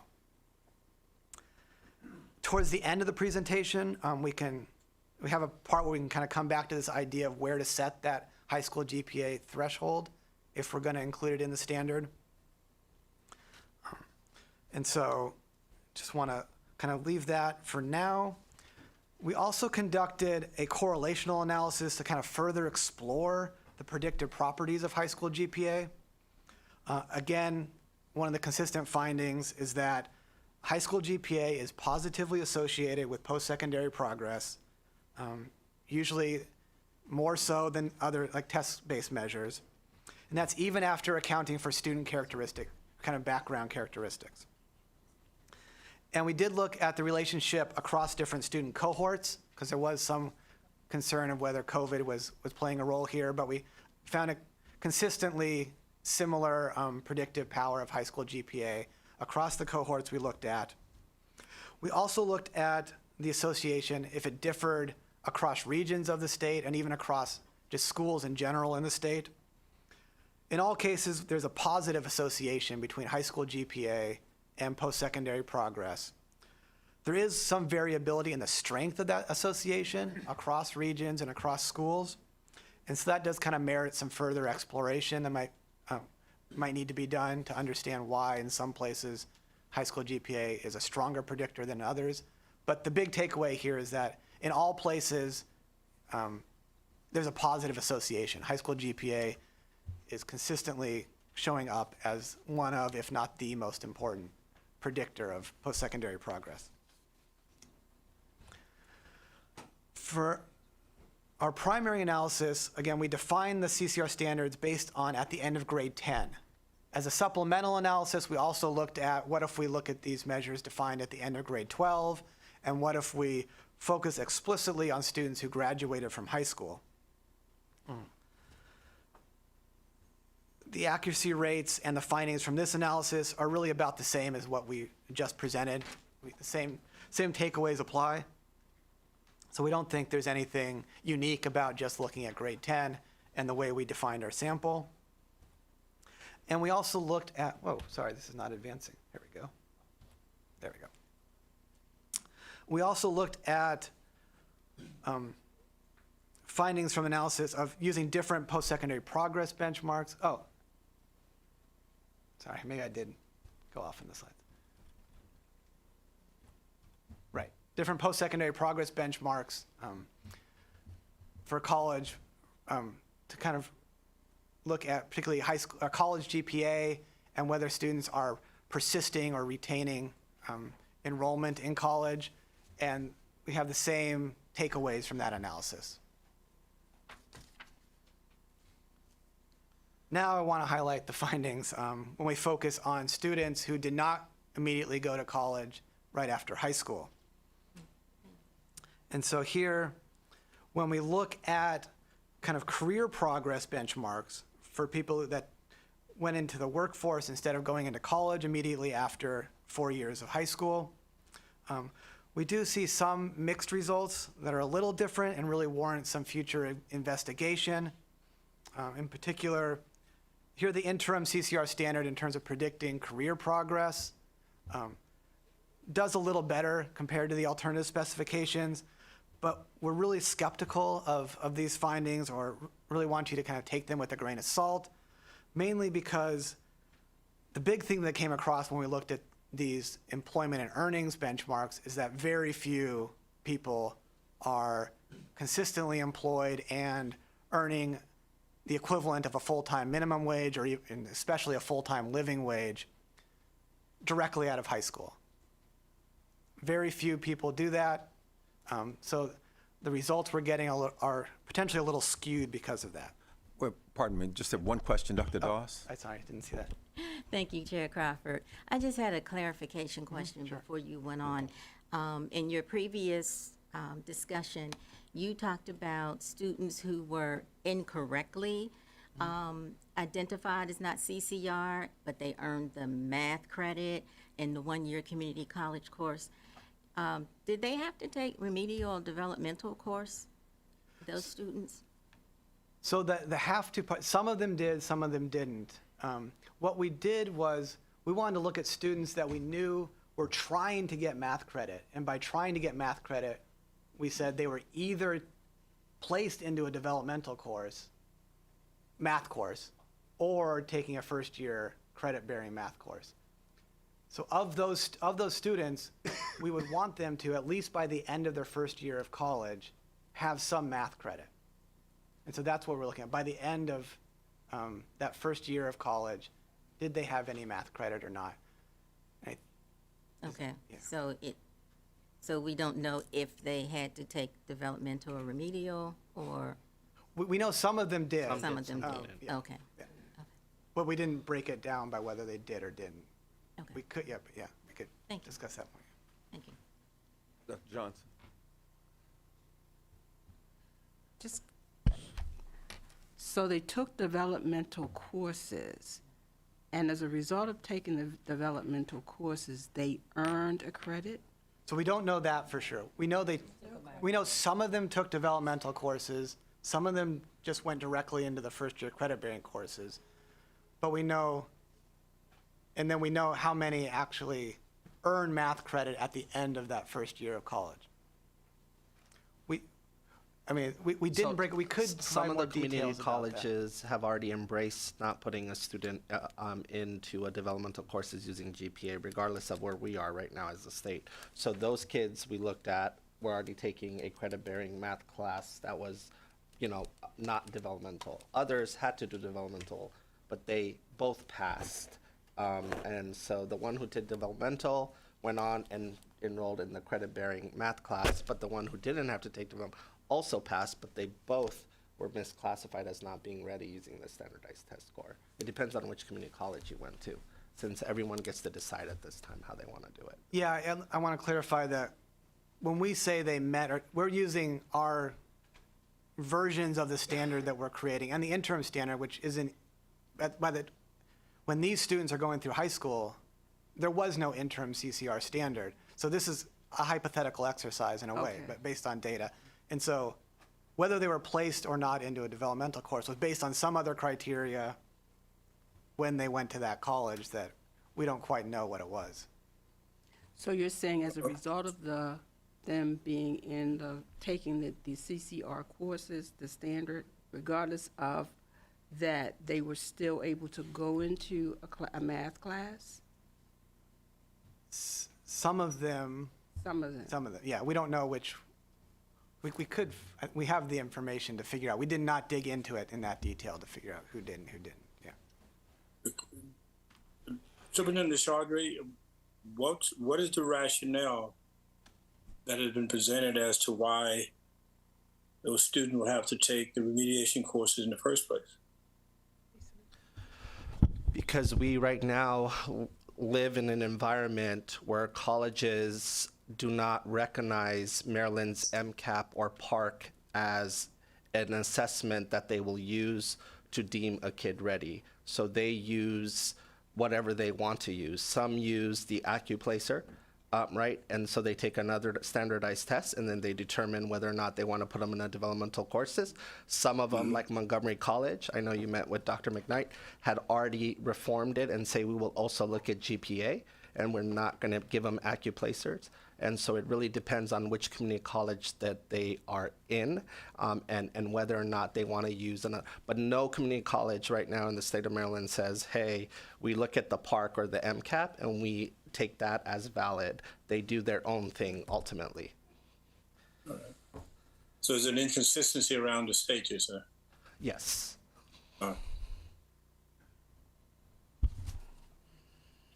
Thank you.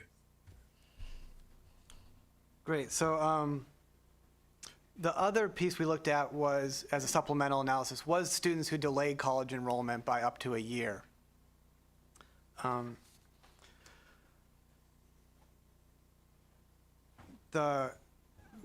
these students, we did look at post-secondary progress benchmarks, similar to how we did for students who went directly into college. And we found, again, the interim CCR standard actually did slightly better in terms of accuracy than the alternative versions.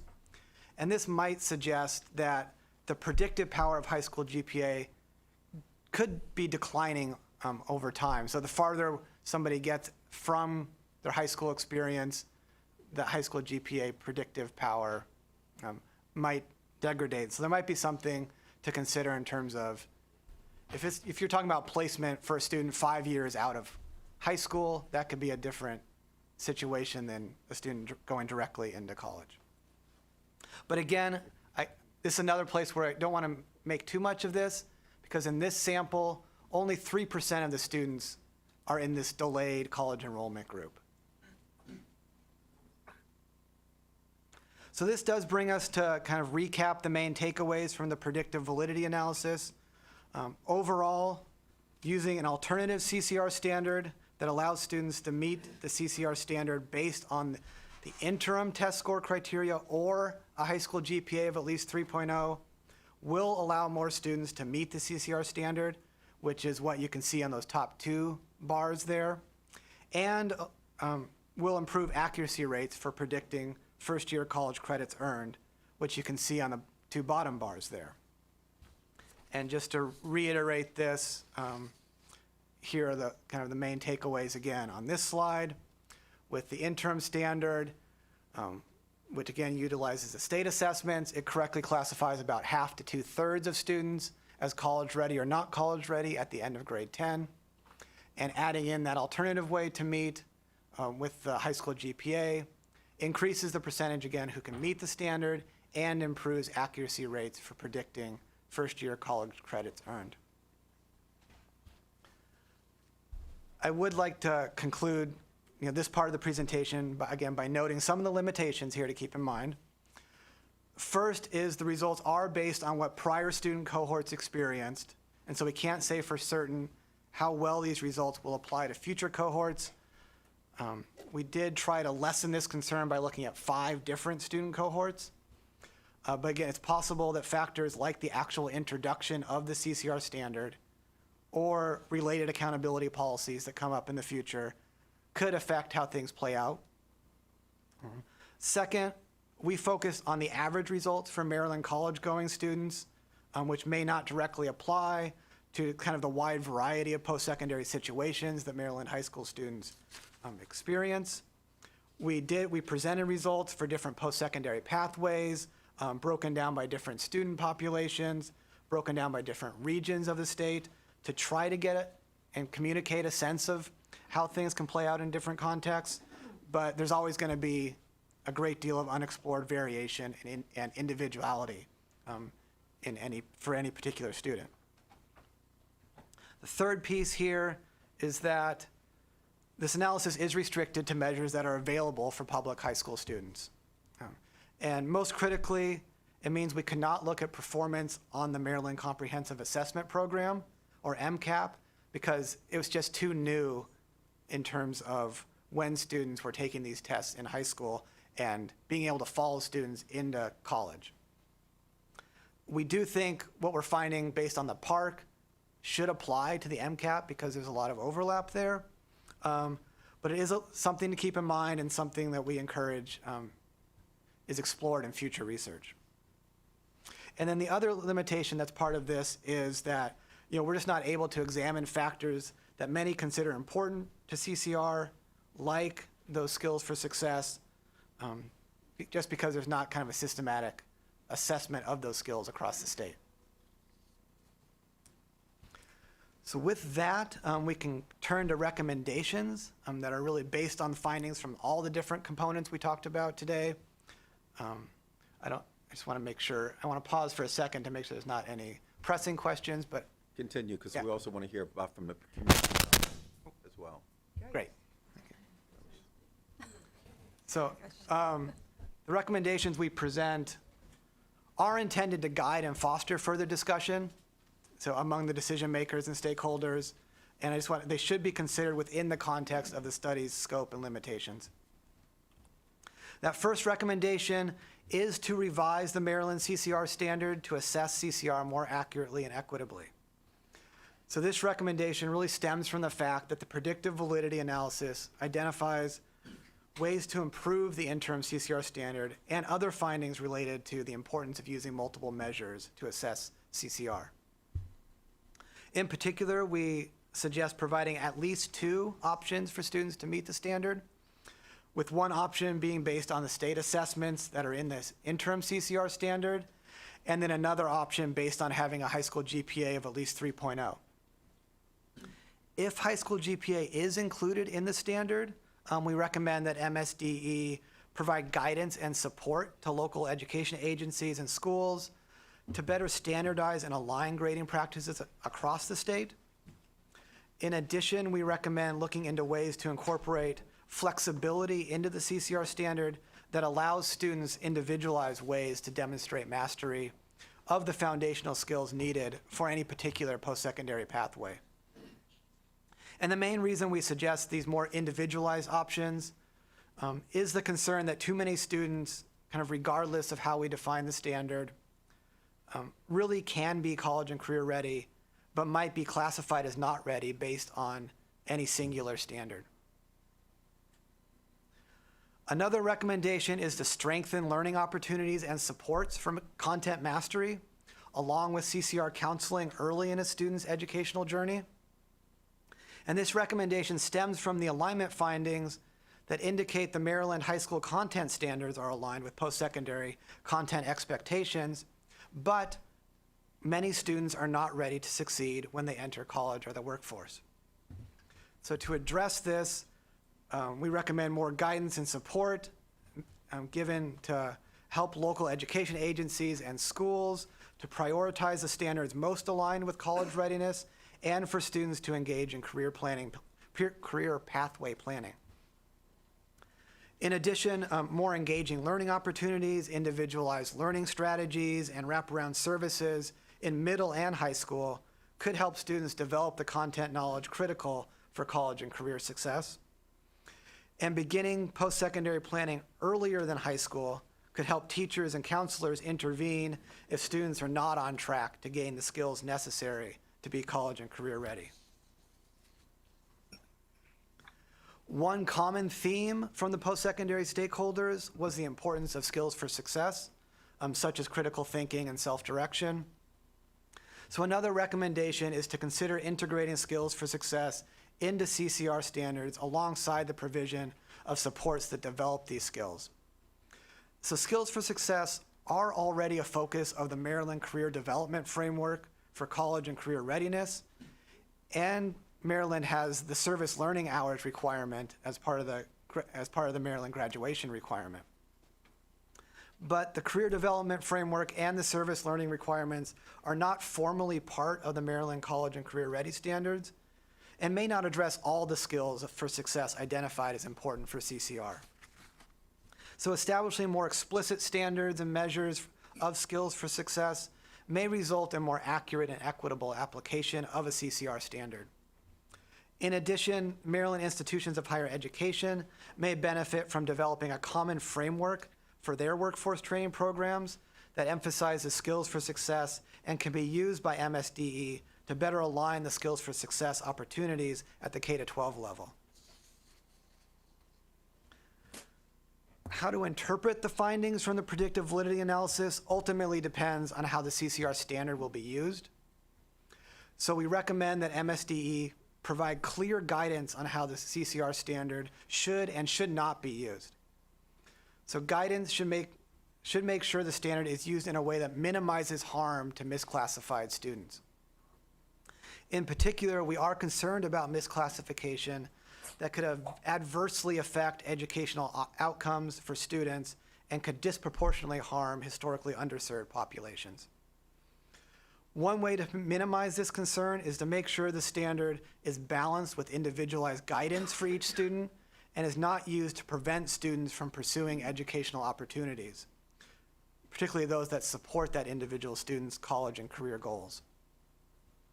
And it may be more appropriate to use the CCR standard to monitor system-level progress towards CCR and support school-level decisions related to college and career counseling, as well as identifying students who need additional supports. Our last recommendation is really in regards to future research. And so a study like this really should not be a one-time thing. We encourage MSDE to continue to monitor how well the CCR standard accurately predicts student preparation for college and career success. In particular, we suggest revisiting how well state assessment performance levels are aligned with CCR expectations, mainly because we were not able to directly examine student performance on the MCAP. And going forward, the MCAP is what's going to be used as part of the standard, most likely. So as more data for the MCAP assessments becomes available, MSDE should make sure the performance levels are calibrated with CCR expectations and monitor this relationship over time. In addition, a lot of the data related to career and technical education programs is relatively new and will become more useful over time. We ran into some data limitations in trying to address the career aspect of this study. We're hoping over time there's going to be more data and people will be able to dig into that in more detail in the future. And lastly, while we did engage with a lot of different stakeholders throughout the study, and we examined a lot of student data, more work could be done to hear directly from students, which I'm glad you brought that up, as well as K-12 educators and workforce representatives who have the most firsthand experience with what it takes to help students become college and career ready. That concludes the main part of the presentation. We do have another set of slides. So we're going to go through that really to help guide thinking and bring up ideas for future discussion of what it'll really mean to have a new CCR standard, what it could mean. So we're going to go through some examples of what a CCR standard could look like, a revised version. So the first example is simply the inclusive version of the standard that we presented.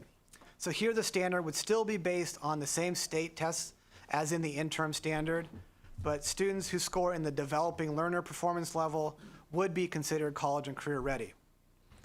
So one question to ask is just why do we want this more inclusive threshold? First is that the predictive validity analysis indicated that a more inclusive threshold can improve accuracy rates. Second, it can provide more students with access to educational opportunities without significant investment in additional measures, such as developing a whole set of measures for skills and success. The second example is the version we presented where students can meet the CCR standard based on what's the state test criteria in the interim standard already, or having that high school GPA of at least 3.0. One question to ask here is why set the high school GPA threshold at 3.0? Our predictive validity analysis pointed to a high school GPA of somewhere between about 2.8 and 3.0, that there's some wiggle room there depending on how you're defining post-secondary progress. But one thing that's nice about the 3.0 threshold is that there is existing precedence for using that threshold for course placement at Maryland community colleges. There's an MOU in place between the Maryland community colleges and the Maryland Public School Superintendents Association that includes high school GPA of at least 3.0 as a threshold for college course placement. Similarly, if we look at states like Connecticut, the community colleges there use a high school GPA of somewhere between 2.8 and 3.1, depending on the type of course that they're placing students into. Oh, and this is math. At Massachusetts, also, their Department of Higher Education recommends using a high school GPA of 2.7 as a threshold for college course placement. And then we have the Connecticut community colleges. And then there's this 2018 report that was affiliated with the Community College Research Center at Columbia University, where they recommend using a high school GPA somewhere between 2.5 and 3.0 for course placement. And one reason for the range in GPA thresholds is that there's some research and existing practice that just sets different thresholds based on the course or the subject. So maybe a higher threshold for math or a higher threshold for placement into calculus versus some other math course. Another question to ask about high school GPA is just how to define it. For the predictive validity analysis, again, we focused on the unweighted cumulative GPA for all high school courses a student took. We did, however, again, explore definitions of GPA that were restricted to courses in specific academic subjects. And so you could define GPA based on core academic subjects of English, math, science, and social science. And for math, there is some research and existing practice that suggests also requiring students to have successfully completed a certain level of math, such as Algebra 2, before being placed into a math course like calculus. So that could be another thing to consider. Now let's look at an example that includes state test scores and high school GPA, but in a slightly more nuanced way. So this might be desired if you want to establish what we're calling different tiers of readiness, similar to how schools might use multi-tiered systems of support. So I can walk through this example in a little more detail. I'm sorry, there we go. Now we're seeing it on the slide. We can walk through this in a little more detail. The idea here is that you first look at how students did on their English and math state assessments. If a student scored in the proficient or distinguished performance level, you say they met the CCR standard. This is exactly how the interim standard is set right now. But if a student's score was below proficient, but fell within this developing learner performance level, the one performance level down, then we'd also look at the student's high school GPA. And if the student's GPA was at least 3.0, we'd say, okay, that student met the CCR standard. If, however, the student's GPA was below 3.0, but in this example, at least 2.75, then we'd say the student met the standard, but needs concurrent or co-requisite supplemental supports. So if the student's test scores are below the developmental learner performance level and high school GPA is below 2.75, then we say the student did not meet the CCR standard. So why consider this kind of tiered approach? One reason is that it could provide more students with access to educational opportunities and at the same time address concerns about prerequisite content knowledge. Another reason is that it just could be a better way to match support services to student needs, kind of building off the multi-tiered systems of support approach. In addition, this approach has some parallels to how states like Massachusetts provide an alternative path for students to meet the state's high school graduation requirements if they have test scores that are in the approaching proficiency performance level. Now let's look at one last example that takes the tiered approach and then adds this additional way for students to demonstrate mastery based on demonstrate mastery of foundational skills. And so that's represented by that kind of big gray box towards the bottom. So in this example, we'd say if a student's GPA falls below 2.7, they could still meet the CCR standard, though again with this requirement of supplemental supports, if they can demonstrate mastery by, for example, passing an AP course or an IB course, or if they have college course credits, maybe they can meet it by passing a certain CTE coursework or obtaining some industry certification. Or perhaps the student could complete some state-approved capstone project that demonstrates their mastery of foundational skills. The idea here is really that students have some individualized ways to demonstrate mastery beyond state test scores and high school GPA. And so one reason you might want to consider this, again, it provides more students with access to educational opportunities and addresses concerns about the prerequisite content knowledge. It might help match support services to student needs, and it could better reflect just the diversity of individual student strengths and post-secondary aspirations. In addition, having this more individualized option, we're not coming up with a novel concept here. It parallels how Maryland used to have the bridge plan for academic validation for high school graduation, and how Colorado and Massachusetts have more individualized ways for students to meet high school graduation requirements.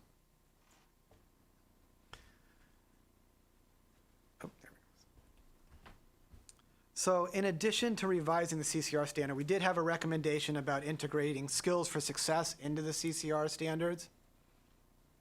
And so I just want to kind of leave by addressing that. First, some aspects of skills for success are already articulated in the Maryland Career Development Framework, specifically around self-awareness. And so we have some of those on the slide here.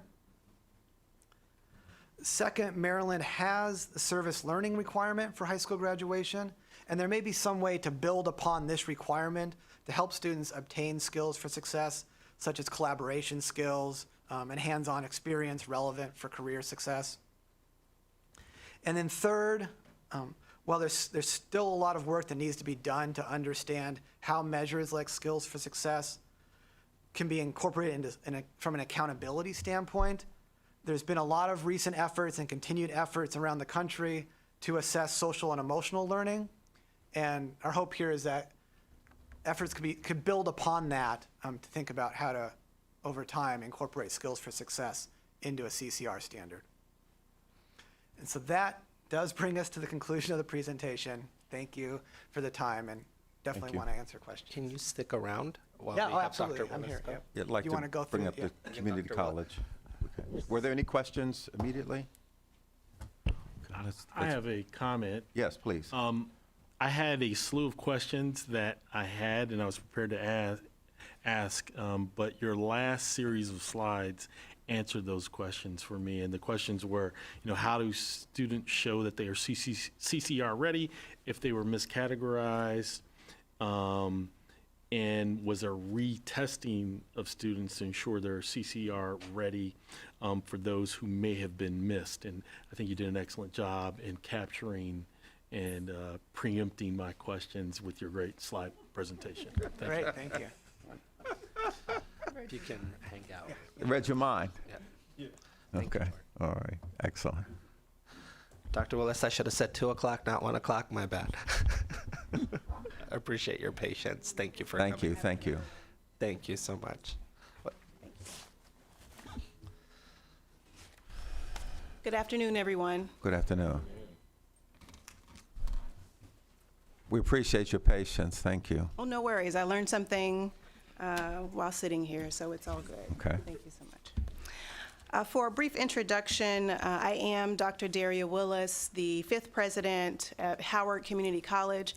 I started my tenure there in December of 2021, so it is exciting that I'm coming up on 2 years worth of service to a very special place in the Maryland community. And so when I was asked to come and speak to you all today about some of the work that we've been undertaking at HCC, I was very excited to share some of the successes that we've had. But before I get to that, I want you all to know that prior to my arrival at Howard Community College, I was also the president at Everett Community College in Everett, Washington, 24 miles north of the Seattle area. I was there right when the pandemic hit. We had the first confirmed case of coronavirus treated at the hospital that I was on the board for, which was only about 4 or 5 blocks away from the college. And we did a lot of this work that you all are discussing today. Prior to that, I also had several years of service in Texas, also New York, and I was also in Florida, ironically, at the time where they decided to get rid of developmental coursework. So I will talk about that a little bit in my presentation. I promise you I don't have anything too in-depth as far as data is concerned.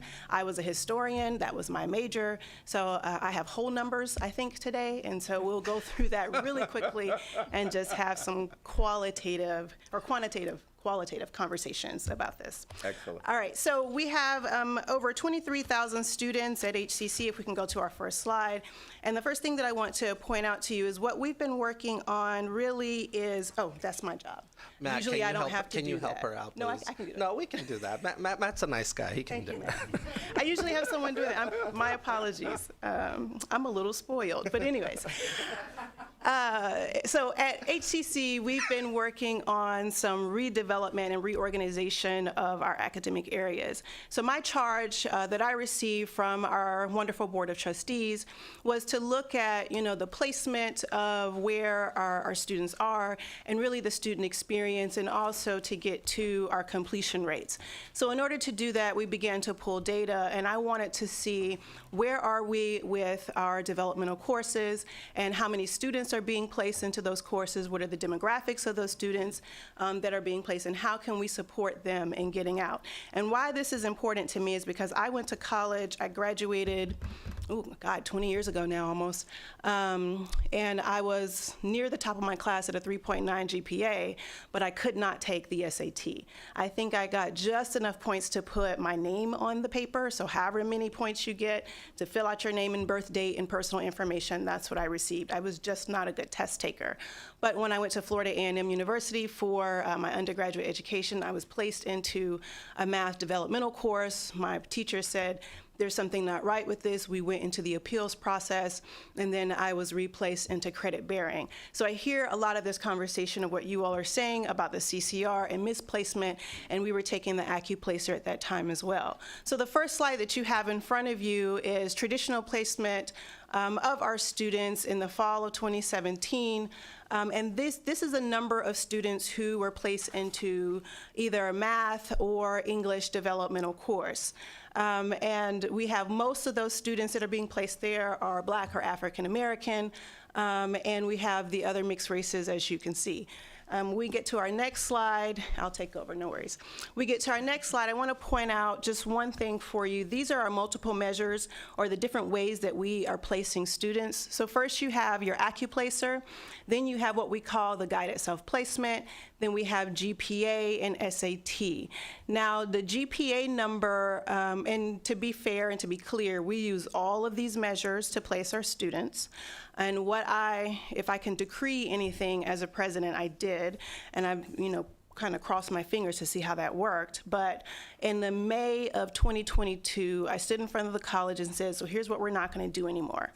We're not going to offer developmental courses by fall of 2024, and we're going to go straight for GPA placement for all students. If we have students who don't place directly into their credit-bearing course, we're going to create co-requisite model courses and add embedded tutors in each of those courses. So that is the train that we've been on since I made that announcement in May. And why did I do it? It was based on this type of data that you see in front of you. So if you look at our GPA placement, those students who are placed in English 121, and this is for fall of 20, spring 21, fall of 21, and spring of 2022, we're looking at success rates as A, B, or C. We had 86.14% of students from fall of 20 to spring of 22 who were placed by GPA were successful in their courses, getting an A, B, or a C. That number far outweighs what you see for the SAT at 64.5%, guided self-placement measures at 64.3%, and the AccuPlacer at 66.6%. We are also, this slide here also shows that students who were placed with GPA primarily were much more successful. Again, ABC, they had lower failure rates in their courses, and they had a lower rate of withdrawal. And this is all for our students at Howard Community College. So as we progress forward in this, again, this was just a piece of the data, a snapshot of where we are. So I gave a challenge to my faculty and said, A, I got 3 degrees in history, so you don't want me to be the one that reinvents these courses. Or I could hire somebody to come in and do it for you, or you could do it yourself. And I'm really proud of them because they have developed what they are calling the English Access and Inclusion Model for Success, which will enable students who don't place directly into English 121 to have the ability to be in a co-requisite model of support for their classes. So again, I am really biased in this effort. I remember when it came down in Florida when the legislature said we're going to completely get rid of developmental courses, and people immediately thought, well, I'm going to lose my job. And maybe, I don't know if I should say this in a public forum, but I am going to say it. Just but keep it many of what rated G. Oh, absolutely. Anything that, one of the things that I do want to mention is when we think about developmental education, when we think about the way we're placing our students, much of this is on how people could get jobs and keep their jobs in these systems of higher education that we have today. So when I sat down with my faculty and said, look, none of you are going to lose a job because we go to a co-requisite model, because we're going to need you to co-teach many of these courses. They have bought into that concept. They are good with that idea. Are they happy with the change? No, because it means it's a change, and this is a very human reaction when you get a little nervous about it. But we are putting grant dollars together. We've gotten several of that types of support that's there for them. We're also going to offer our courses from a 15-week semester into 7-week terms. So this Ames model that you see for English 121, along with our math co-requisite courses, will be primarily offered in a 7-week format, what we are calling our accelerated pathways to success. Why 7 weeks? Because most students drop out of college in week 7, 8, and 9. That's when life hits. So if week 6, my car breaks down, something happens with my kid, whatever the case may be, sweetheart, all you got is 1 week remaining to take that test, and you are done with that term. We can find you some funds and bring you back for the next term. So we're really looking to be much more innovative in our approach and really to save our students as we move forward. I do want to mention a couple things just as I was listening to the conversation that you all were just having. The first semester is critical in terms of a college education and whether or not a student will complete. Also, if students are taking developmental courses, they are not receiving credit for that, and they are paying the same level of tuition dollars for that, and don't shoot the messenger, but they definitely are paying the same level of tuition and fees for those classes. So essentially what we're saying in higher education is, yes, you can come to us. Yes, come to my college, but oh, wait a minute, the AccuPlacer or this measure or that measure says that you're not ready, and they may cycle through these developmental courses semester after semester, and many of them we tend to lose. And most of those are from some of our more underrepresented demographics of students that we end up losing over time. And then finally, I'll say this. You know, this decision I know is very big for you all that you have to make. At HCC, when we're looking at our developmental courses, not developmental, but placement overall, we accept a 3.0 for math and a 2.75 for English. But I do believe there needs to be a standard across the state that we're all using. But your decision will impact individual lives. I sit here today in front of you as a 38-year-old second-time college president because somebody said you weren't supposed to be in that developmental class. And I was able to get my bachelor's degree in 3 years, master's in 1, PhD in 5. And here I am in Maryland running one of the best community colleges in the state. So just imagine that when you're able to make this decision for the thousands of students that you'll be able to serve, what that will do for people who look like me. Are there any questions? Thank you for being my guest. Thank you. Thank you very much. I'll start with Chair Leggett. Chair Leggett, do you have any comments or questions? You may be muted.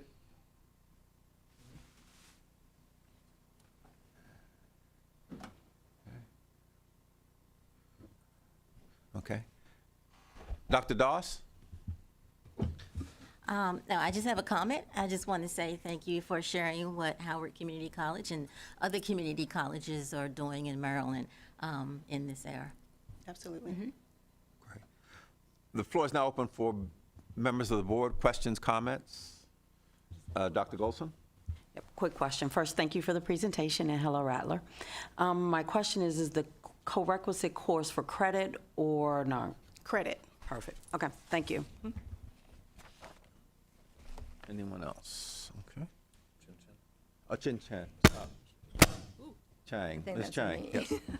Thank you, Dr. Willis, for presenting this great opportunity for us to understand more how the primary education can transit to higher education and open the door for us to make the right decision.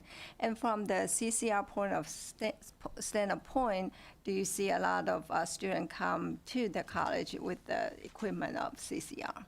Yes, I see a lot of students are ready. It's just our measurements that say that they aren't, or they are incorrectly placed into their courses.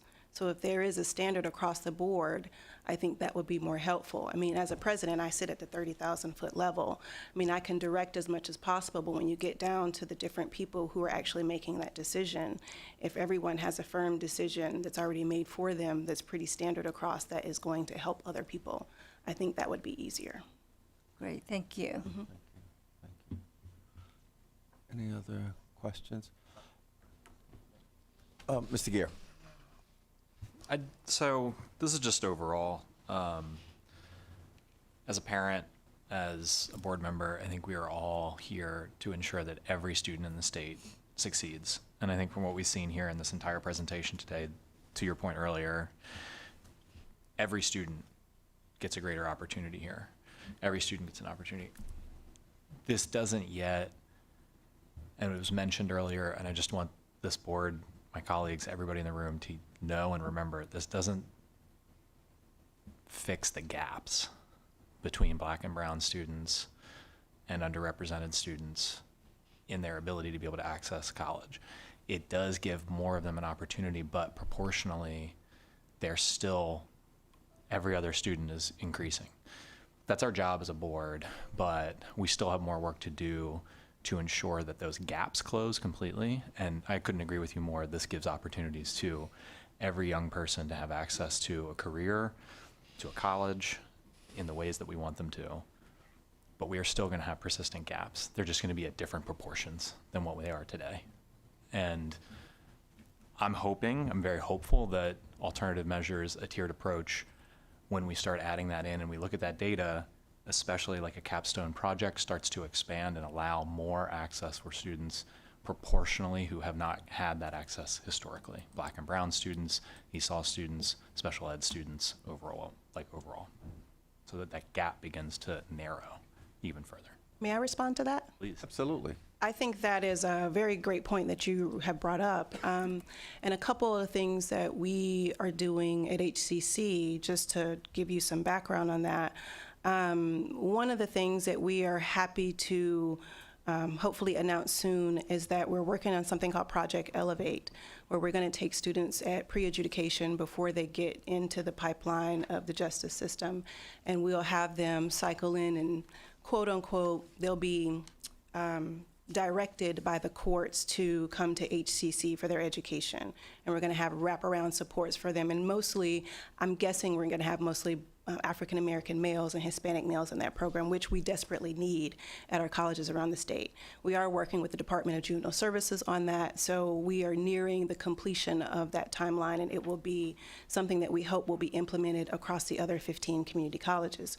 I think you also have a gem in what's happening with Blueprint, because this semester in particularly was the first semester that we could really see what the impacts of dual enrollment and the freeness of it, if you will, from the school districts paying 50% and the colleges paying the other 50.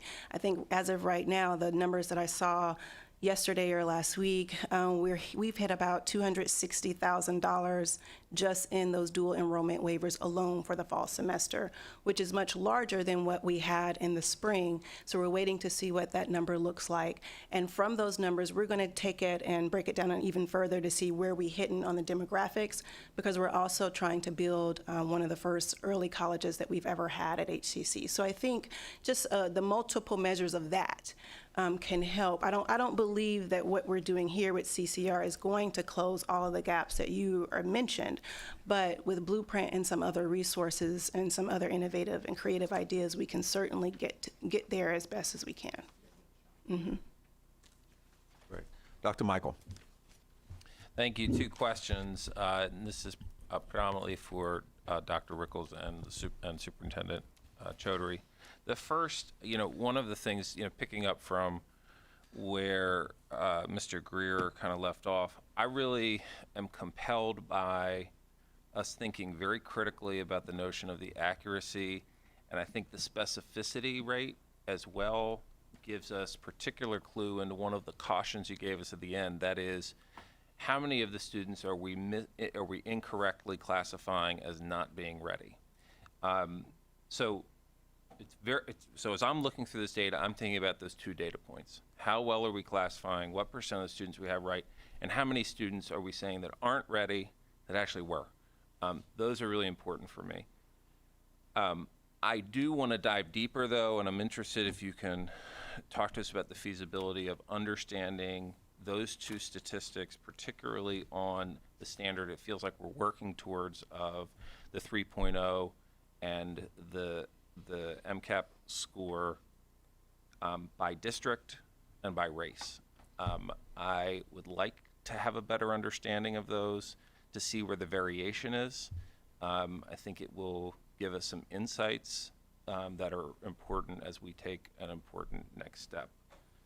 So is that something that you're able to do, that is possible? Is it something you've already looked at and just didn't have time to share? Yeah, you can hear me. Yeah. We do have a lot of those numbers in one of the appendices. Okay. We also are working on what we're calling like a searchable database where anybody can go in and choose the definition of the standard they're interested in, choose the student population you're interested in, and choose the post-secondary progress benchmark you're interested in. And it'll tell you the accuracy rate, the specificity rate, the sensitivity rate. We're trying to get that ready for public release. But yeah, essentially we have the numbers broken down. We have like 10,000 rows of numbers, and so it's hard to fit everything into the report. But we can definitely, if there's specific things you are interested in, I'm sure we can get it to you. Okay. The second is a process question.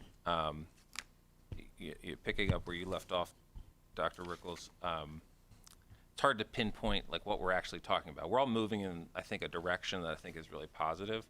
From a process perspective, I really want to hear where stakeholders are, and I think an important part of that is us, as we move into the next meeting, narrowing down on a recommendation that people are responding to, that then we consider in December. But I really want to think about how we're hearing at our level at the board from stakeholders. So this conversation today has been wonderful. I just want to be really thoughtful and strategic and giving the public an opportunity to respond to this, provide us feedback on a specific recommendation so that we have received that feedback in advance of us making a decision. One thing that we could potentially do is, nothing prohibits us from perhaps even holding a public hearing on the topic. I'd love that. A separate meeting. Love that. Yep. Virtual, whatever, public hearing, and invite various stakeholders and members of the public to come in and provide input. So that's something that if the board would like to do, we surely can investigate. Absolutely, absolutely. Dr. Golson? Yep, thank you. I just want to piggyback on Board Member Greer and Vice Chair Michael. If you go back and look at slide 119, and it just so happens, I'm just going to choose the first LEA, it was Anne Arundel. And if you really look at that data, there'll be 27% of those students that don't meet the CCR requirement. And so I just want to make sure that when we hear from the community and whatever final recommendation we end up with takes into account those 27% of our students. Because once again, we're getting ready to what feels like to me begin tracking again. And what I don't want to do is go back to that. So I want to be cautious of that. And I know towards the end of the presentation, there were options or a tiered layer that would allow us to deviate from what that could look like. So I just want all of us to be cognizant of that and look at the 27% versus the 73%, because that's a great number, but there are students hiding in the 27%. And then the last part of it is just for continued analysis. We say CCR, but we spend a lot of time talking about college. We didn't spend a lot of time talking about career. And so our LEAs have been charged as part of Blueprint to make sure that our students are college and career ready. But then we focused on college and not around a career or CTE pathway that they could also be successful. I think it was evidenced later on in one of those tiered approaches that they could potentially take a CTE coursework or that could get them to their CCR credentialing, for lack of a better word. So I just want us to be cognizant that it's more than just college. Students are getting out and getting jobs that are paying just as well as college, even though I'm a 3-time college grad. So I just want us to be cognizant of it. Dr. Burleson, you've been kind enough to sit here with us all day. Did you have any closing comments? You've heard everything, anything that you want the board to hear. We appreciate your comments from earlier this morning, but wanted to give you an opportunity, having sat through, and if there are any additional comments or things you would like for us to consider. Sure, of course. Please, come on up. Yes, sir.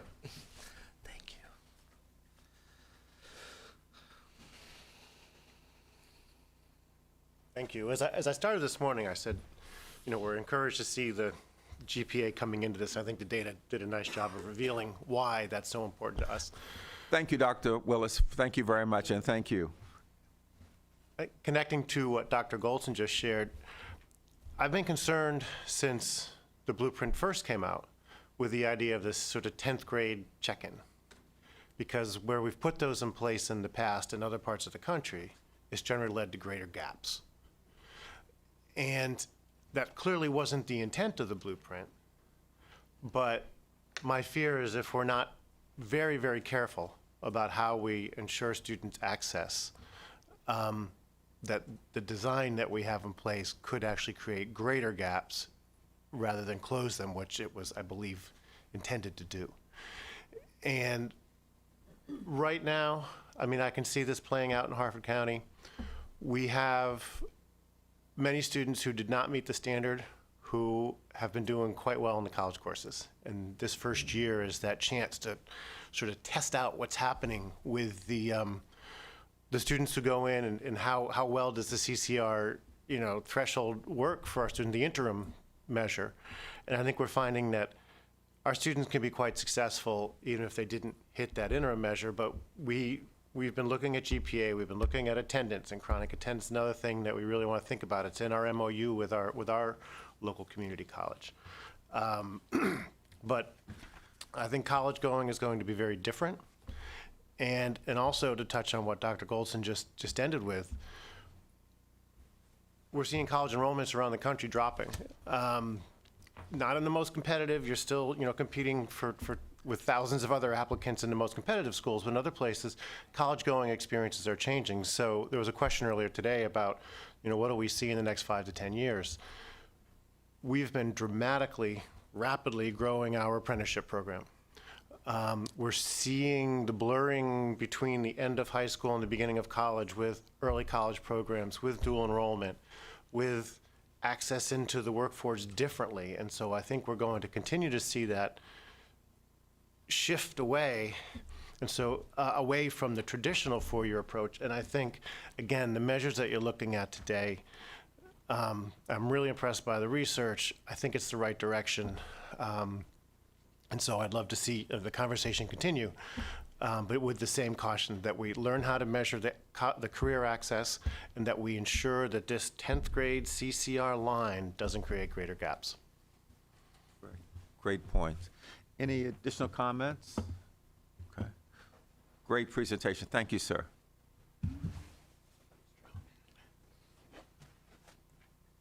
Very, very good. I guess we'll take just a short break. We'll take a 5-minute break, and then we'll come back for the superintendent's update on the blueprint. Again, thank you very much. Excellent presentation. A lot for us to think about. Excellent. If we wanted to do a public hearing.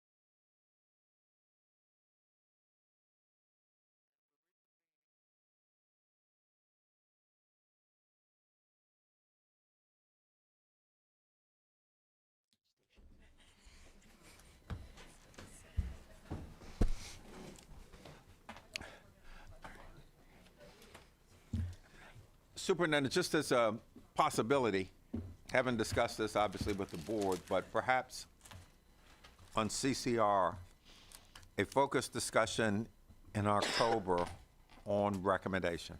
Yes. And then a public hearing perhaps in early November before the holidays on those recommendations, and then decision in December. That sounds good.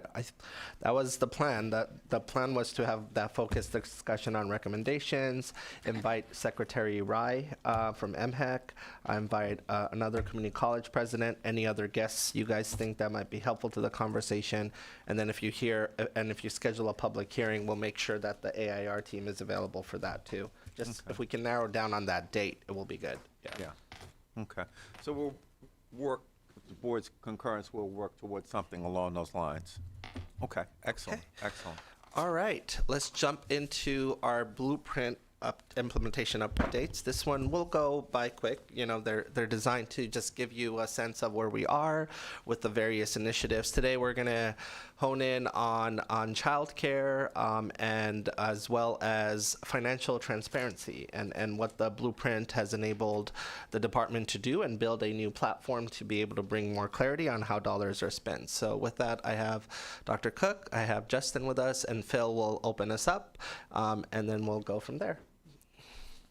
Great, thank you. Good afternoon, everyone. My name is Phil Lasser. I'm Executive Director in the Office of the State Superintendent. And so we're here to just share a couple of quick, exciting initiatives of what MSDE has been working on related to the blueprint. And so to start off, just as a quick reminder again, we have up on the slides are the 5 pillars of the blueprint. Again, those are early childhood education, high quality diverse teachers and leaders, college and career readiness, more resources for student success, and governance and accountability. And again, today we're focusing on 2 different initiatives. The first one will be in Pillar 1, early childhood education, and the second one will be in Pillar 5, governance and accountability. So with that, I'll turn it over to Dr. Cook to talk about our Fast Track Childcare Scholarship Application Program.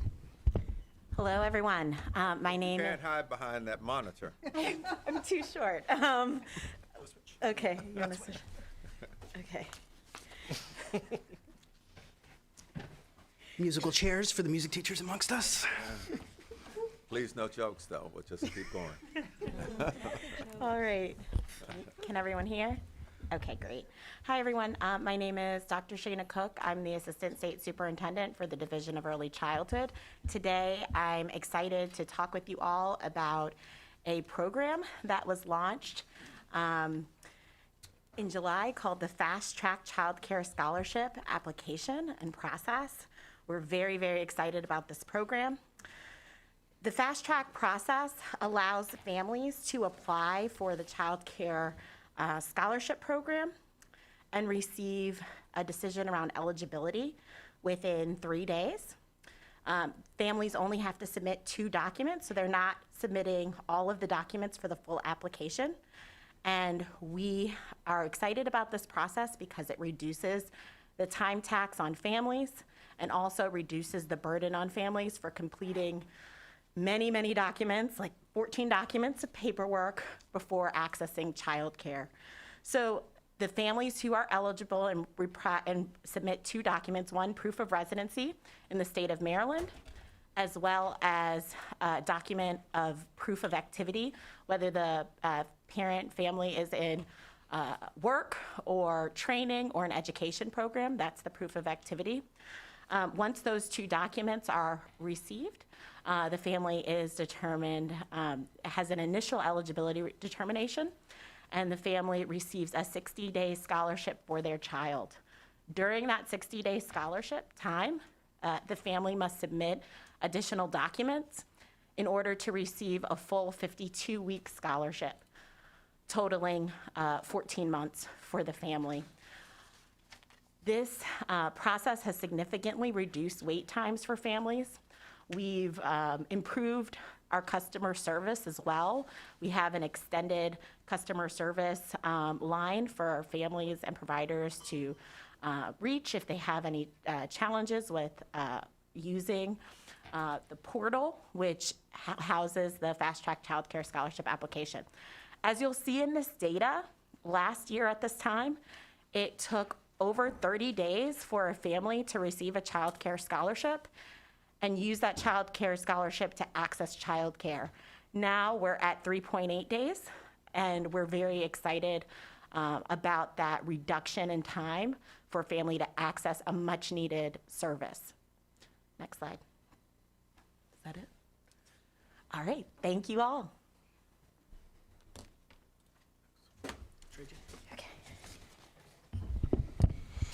Great. Thank you very much, Dr. Cook. You have Before questions you, there?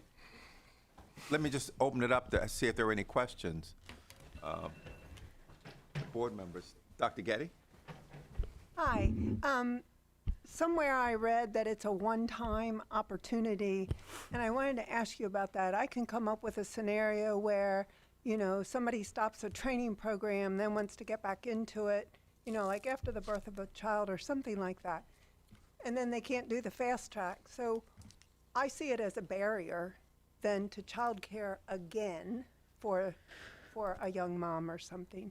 So can you explain that? So in that case, that would be re-eligibility determination or a stoppage. And so what would happen in that case if there was a stoppage for a short time, there's processes and procedures in place to get that family back to accessing the child care scholarship.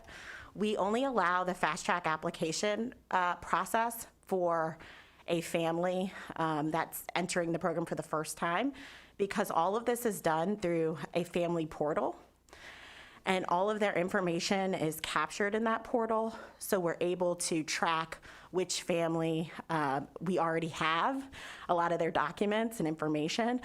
We may need to request additional documents to make sure that their information is up to date so that we redetermine their eligibility. But that is the current procedure. But overall, the program has really helped new families enter the Child Care Scholarship Program and receive access to services. And so that's been a huge push, and so we're excited about that influx of new families that are accessing the program. And I think, if I may add to that too, one note here is we're still capturing less than 10% of eligible families for the program altogether, less than 10%. It's close. Last time we checked it was a couple of months ago, and it was 9 point something. And so, part of this, to your point, yes, coming back and reapplying is a question, but when we're talking about such a small market share, if you will, we have 90% of the way to go.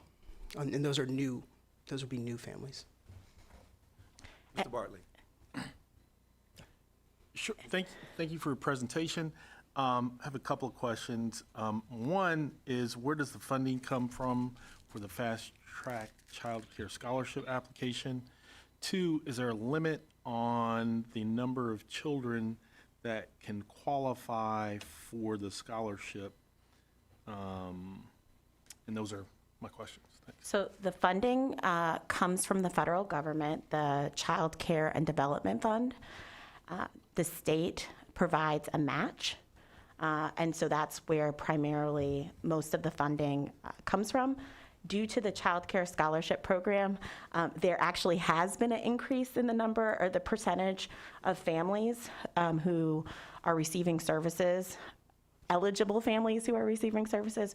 So we're over the 9% at this point. Just a small correction there. So we're excited that we're seeing some of the results of the program. Justin will help with the latter part of your question. So an example would be a family with twins. Let's say they have twins or triplets, and they applied for the program.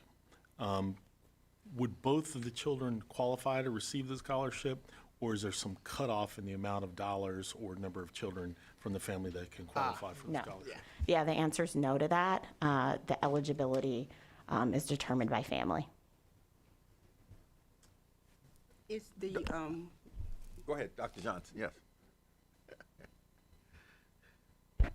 is the $118,000 the maximum that the family could receive?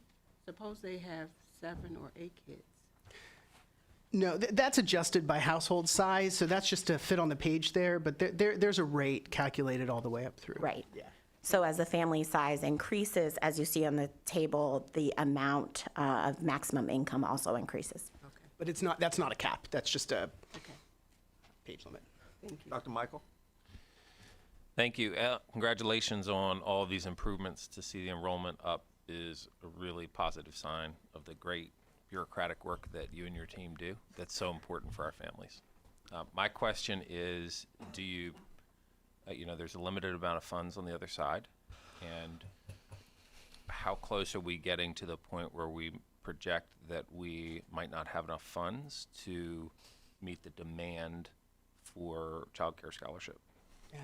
I say this at risk of, I want to temper reaction to this comment, which is to say that we are now at the point where we are going to formally notify the legislature per Chapter 731 of 2023 that at the current reimbursement and eligibility rates, we will, absent additional appropriation, foresee the need for a wait list come January of this year.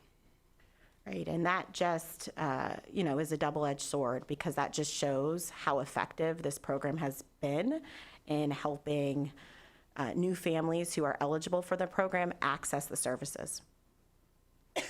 Okay, I just ask you guys stay in very close contact with us. This is something that's very important to us as we, approach January. So, thank you. Yes, Mr. Greer. Again, I will echo, getting down to 3 days, 3.8 days, fantastic. Families I've worked with personally in Baltimore City, in the region, absolutely, I think around the state, absolutely need this kind of program, and they need the fast track. So that's scary. So yeah, keep us apprised.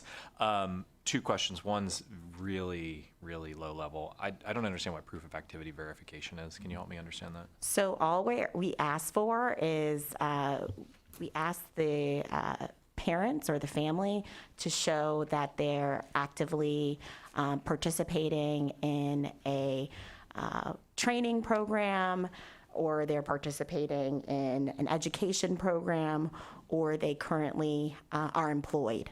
So that's the only proof of verification, and that's per the federal guidelines that we must verify that an eligible participant is employed or receiving some type of educational program or training. So if I'm enrolled in school. Correct. Then, okay, got You it. would give us certain documents to prove that you're enrolled in school and how many hours of school you're attending per week in which you would need childcare.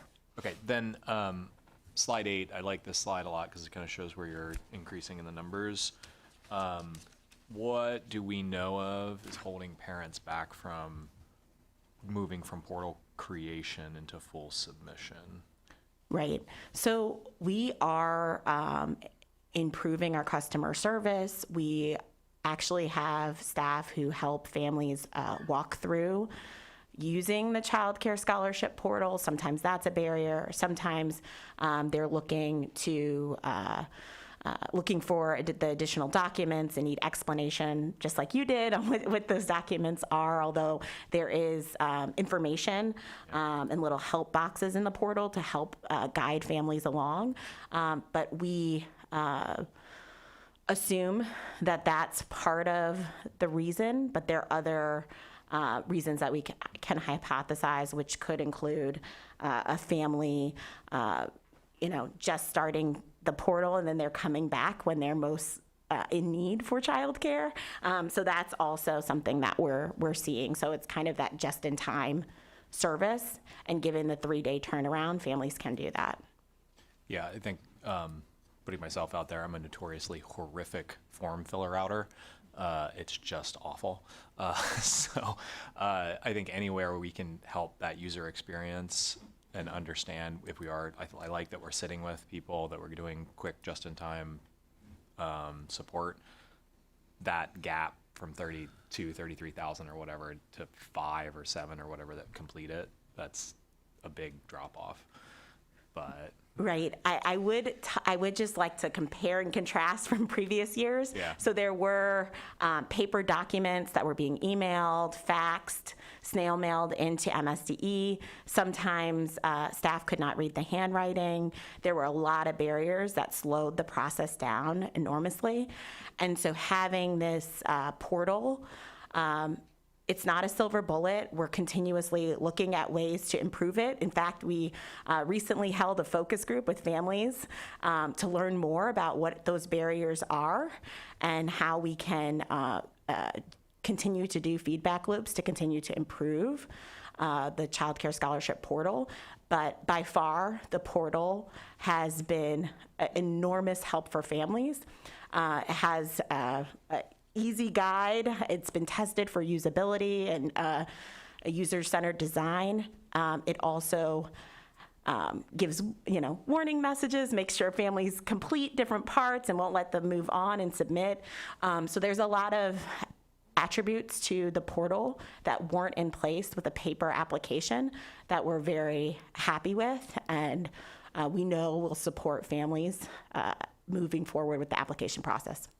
People can text images of their documents and everything. It doesn't have to, we have a lot of people that just apply through the phone, so it was designed to work in that way. Yep. Yep. If I may, that is true too. they are. That is awesome. If I may too, when we talk about the estimation for January, that's not merely a problem associated with, and I'd say a good problem associated with the increased application rate and eligibility thereof. It really goes back to a decision made early on at the pandemic with DBM and the legislature, which has to do with the actual increasing of two things: the providers' the eligibility rates, so the rate at which an individual family, I should say not a provider, the rate at which an individual family is eligible, but also a decrease in the amount for the providers. So we increased our copay for the providers. Those two things came when we had American Rescue Plan funds early on at the pandemic. Those were passed with budget amendment, again, with DBM and the legislature to approve those increased rates. So one of the things that the House and the Senate did last year at the Maryland General Assembly was lock in those rates. So even if we wanted to necessarily return back to the pre-pandemic reimbursement and eligibility rates, we do not have that autonomy. That is a decision we have to have led by the Assembly. They have locked that in, which is part of, when I refer to Chapter 731 of 2023, I believe that was Senate Bill 350, that piece of legislation is what ties our hands specifically in terms of our ability to maneuver around this. We have to keep the rates in terms of eligibility and in terms of reimbursement where they are. Our duty now is to notify the Assembly. Which we have. So I think you alluded to this, May want to Superintendent. silence your phone, wherever that is. was trying to, I'm sorry. Okay, thank you. You alluded to this, Mr. Chaudhry, but I just wanted to put it out there clearly. This sounds like it is a mobile device-friendly system so that families who don't have home computers or lack reliable internet service can use their cell phones and get everything in easily, because I know some platforms don't work well. So That is correct. all you need, if you don't have a computer, you can get it on your phone. And you're good to That go. is correct. That was the intention of the family portal. It also is designed to provide text message nudges and alerts to families so that they remember to submit additional documentation or remember specific dates. So it does have those capabilities and Just and take those, pictures of documents. correct. Before they could only submit a PDF. Now you can submit pictures, any format. Okay, fantastic. Thank you. Yes, Ms. Chang. Yeah, that's wonderful that, 10 times faster for the application process. But I'm looking at the supply, our provider side. Do we have enough providers in the pool? If the application kind of continue to spike up, 6,000 compared to last year, it was like 4,000. So there are 2,000 more. But with this kind of speed up process, there were anticipate more applications too. Right. So to build the provider supply, it's a huge effort and it's very important. It's also very localized. So several counties are doing supply and demand studies to help them understand geographically where there's a need for an increased childcare supply.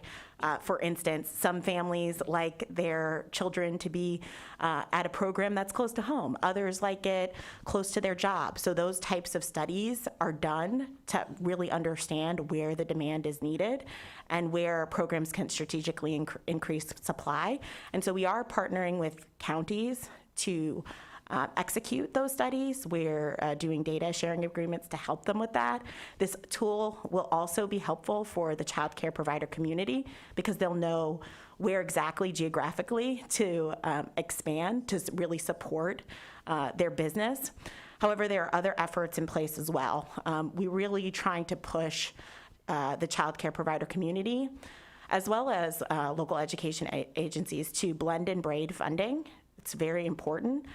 For instance, we will be releasing the pre-K capacity building grants. Some child care programs have blended and braided those state funds with their child care scholarship or child care and development fund funds, which are federal and state funds, to ensure that their program is more sustainable.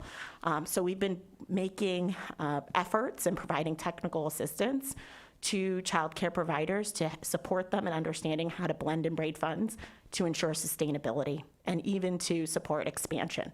We got a call last week from a family child care provider who was ready to expand and become a child care center. Right now, the team is supporting her to expand into a large family child care center. This happened recently. She's based in Baltimore City. And then we're putting steps in place and helping her access private philanthropic dollars to, in the long term, expand to building a child care center for her community. And I think the other thing on the supply side too is what sort of policies we can do to make it easier for providers to participate and be paid timely and have transparency and understanding of when that comes. And that's been what is now not even a year-long effort in terms of major systems overhauls on the provider side. Those continue to roll out and will continue to roll out because that's a moving target. And we've said before, new policies, new problems, and we've certainly learned a lot along the way, but the team does continue to work on those refinements from the advanced payments to the attendance-based enrollment, to what will soon be, shortening up the gap on the true-up for them. We've heard that loud and clear, so that's next up. But of course, the provider portal as well, and what that will look like for the providers and their ability to get in, see their information in the same way that we're providing this for families, to have providers access their invoices, better account, better have that transparency as well. And you may recall I mentioned this in the last board meeting. The U.S. Department of Health and Human Services is pushing state agencies to, or lead agencies for the Child Care and Development Fund, to provide child care providers with advance payment. Only 8 states are currently doing that, including us. Right now, this week, we're providing TA to Michigan on that to support them with that transition as well. We have a lot to learn. We're improving customer service daily. We're striving towards always having excellent customer service. We've done technical assistance sessions for Cecil County family child care providers, for instance, and other child care providers around the state to help them understand how to read their invoice and how to document and do some accounting practices on their side on how to determine the rate that each child receives per month. And so we're continuing to push those efforts to support providers with technical assistance. We know change is hard, but we know nationally that this is a best practice for the field. This will be the best division of early childhood in the country, and Shayna's going to make it happen. Yes. You don't have to keep going. I think you're good. Nicely done. Thanks. Nicely done. Thank you. This one. Yes. So I'm also here to give a brief update on the Blueprint statewide finance and data system. This was authorized as a component of Subtitle 5234 under the Blueprint for Maryland's Future with the requirements. So 5234 we've talked about several times here. That's what we most often refer to as the minimum school funding requirements of the Blueprint. So this is the section of the law that defines the, for example, 75% per pupil requirements under the law.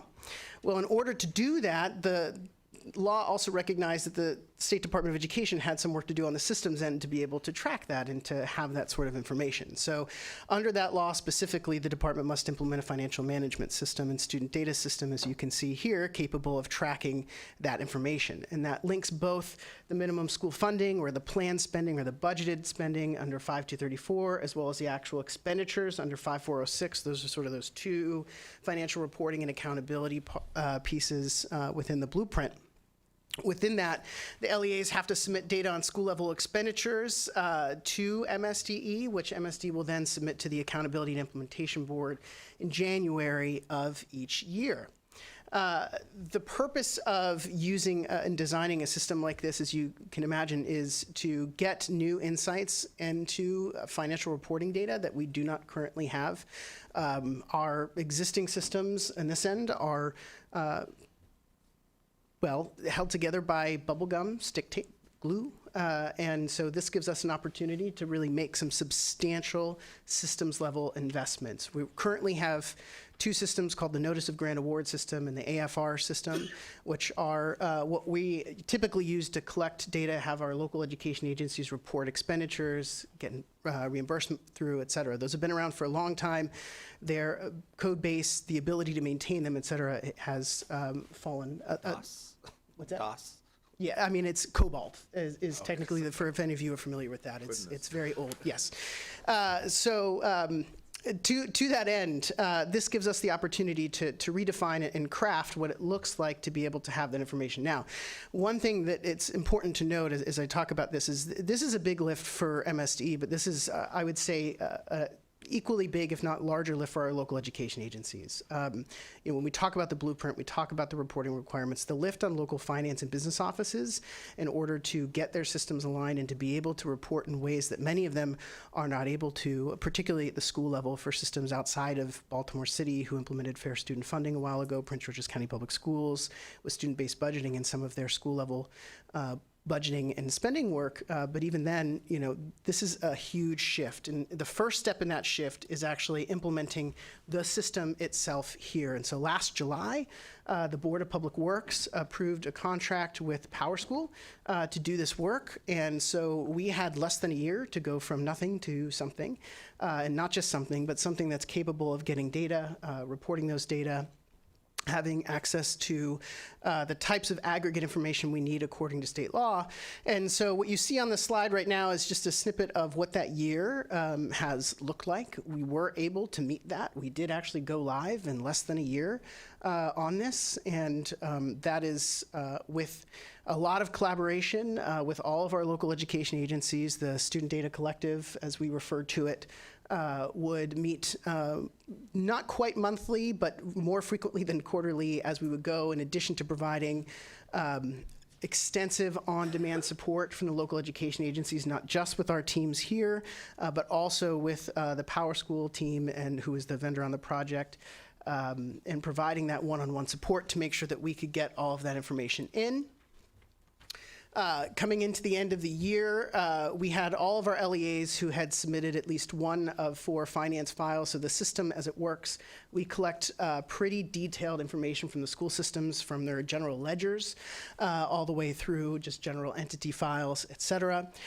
We were able to test with real data from the LEAs this spring like we had hoped, and we were able to roll out the requirements this summer that LEAs begin reporting monthly expenditures into the system. Now, I want to temper that as I go to some initial dashboard looks here, that getting those data does not mean that those data are necessarily of the quality that we might want to say, hey, we're going to stand on footing and say that these are this is where they're at in terms of budgeted dollars, this is where they're at in terms of planned dollars. We certainly wanted to convey to our school systems that they had the opportunity to get their data into this system, and we recognize that it's going to take time for them to get used to doing this, to get used to comparable apples-to-apples data across school systems, to build out the Maryland Financial Reporting Manual, to provide parity with the expectations under the blueprint and how those are reported through the system.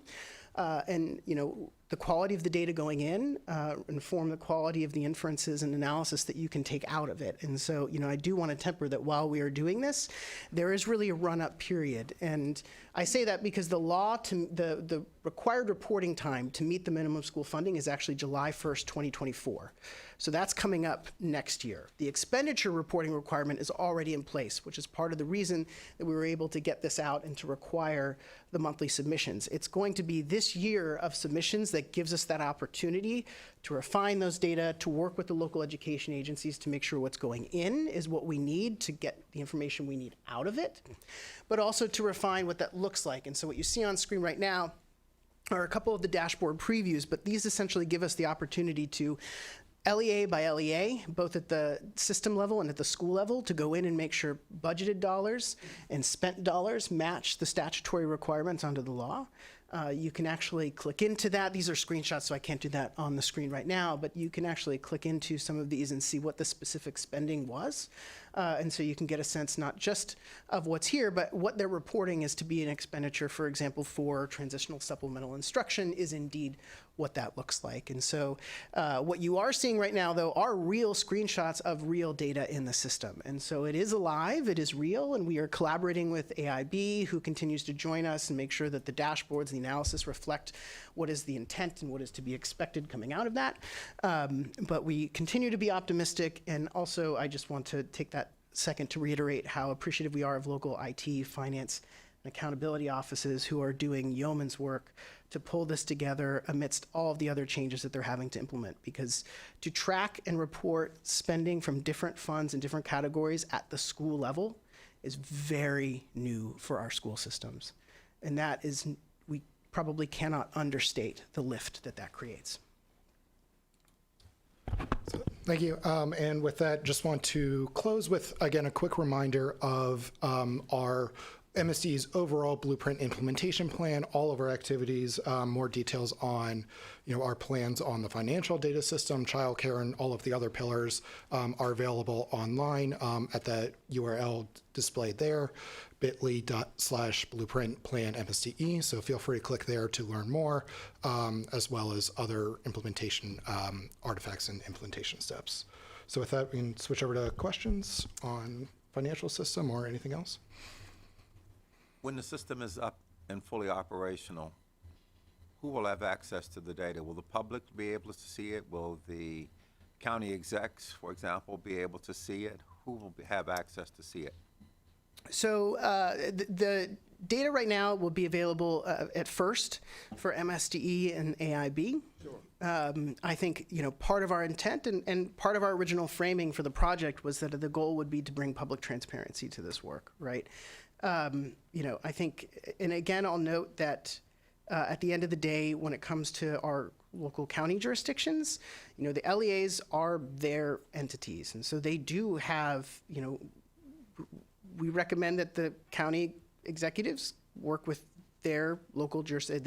It is county money going to the local system. So we always encourage that collaboration, you know, but I do think that we went into this very much with the intent that transparency is important, right? When we talk about investments in funding, when we talk about particularly investments in K-12 funding, it is so important to be able to have that public conversation, that public transparency around where is our money being spent? Well, gosh, is it all going to bloated central offices? And the answer to that one, 9 times out of 10 is no. But to be able to have that, to be able to map spending to the blueprint priorities and resources, I think will be incredibly informative. And it is critical, particularly given the scale and magnitude of this investment. Just explain how that would look like so the public can go into the MSD finance side, and what would that feel like? Well, so we're developing that now. That is something that, as we realize that the power of data, right, is also making sure that we craft the correct parameters around that, right? That we help the public understand what they can and cannot infer from those data,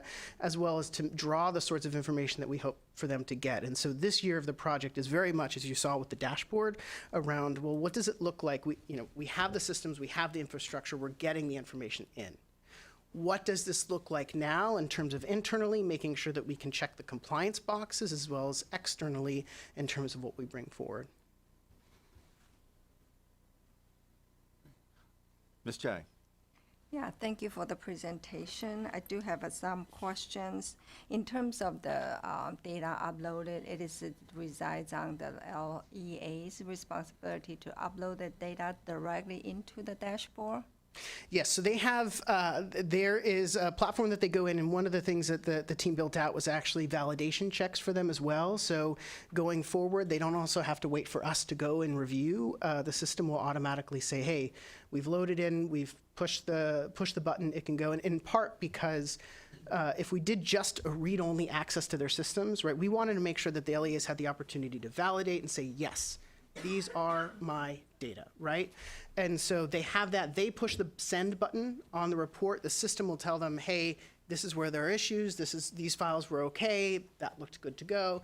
And then we'll also be able to see them internally. And because of the visualizations, our hope both now and in the future is to be able to leverage that and to leverage the system to automate some of the actual checking, both on behalf of the LEA and their teams, but also even internally to say, well, that doesn't look right. I see. Yeah, the question it drives me is about the quality of the data, and I'm so glad you do build in some validation in there instead of just auto punch and the data went. Yeah, so that's what I try to see if there's any kind of process built into it for filter out some artifact or certain kind of factors down the road. So it'll continue to be the system-based checks. It'll continue to be our review, and particularly over these first 3 years, it will continue to be a lot of hand-holding. Okay. Excellent, excellent. Thank you.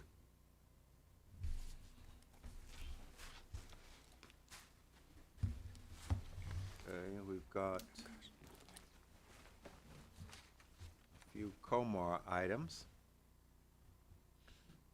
The first one is request permission to publish the amendments. That's 13A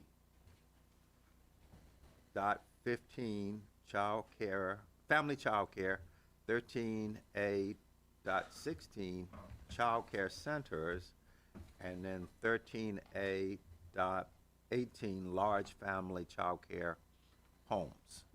Dr. Cook, you're back again. Yes, back again. Hi, everyone. So these proposed regulations seek to align requirements of safe sleep practices with the American Academy of Pediatrics. We looked at 4 things in these proposed regulations. We are ensuring through these regulations that we mandate safe sleep services for children under 12 months. These surfaces must be firm, flat, non-inclined, unless specifically authorized by, in writing by a physician or other licensed healthcare provider.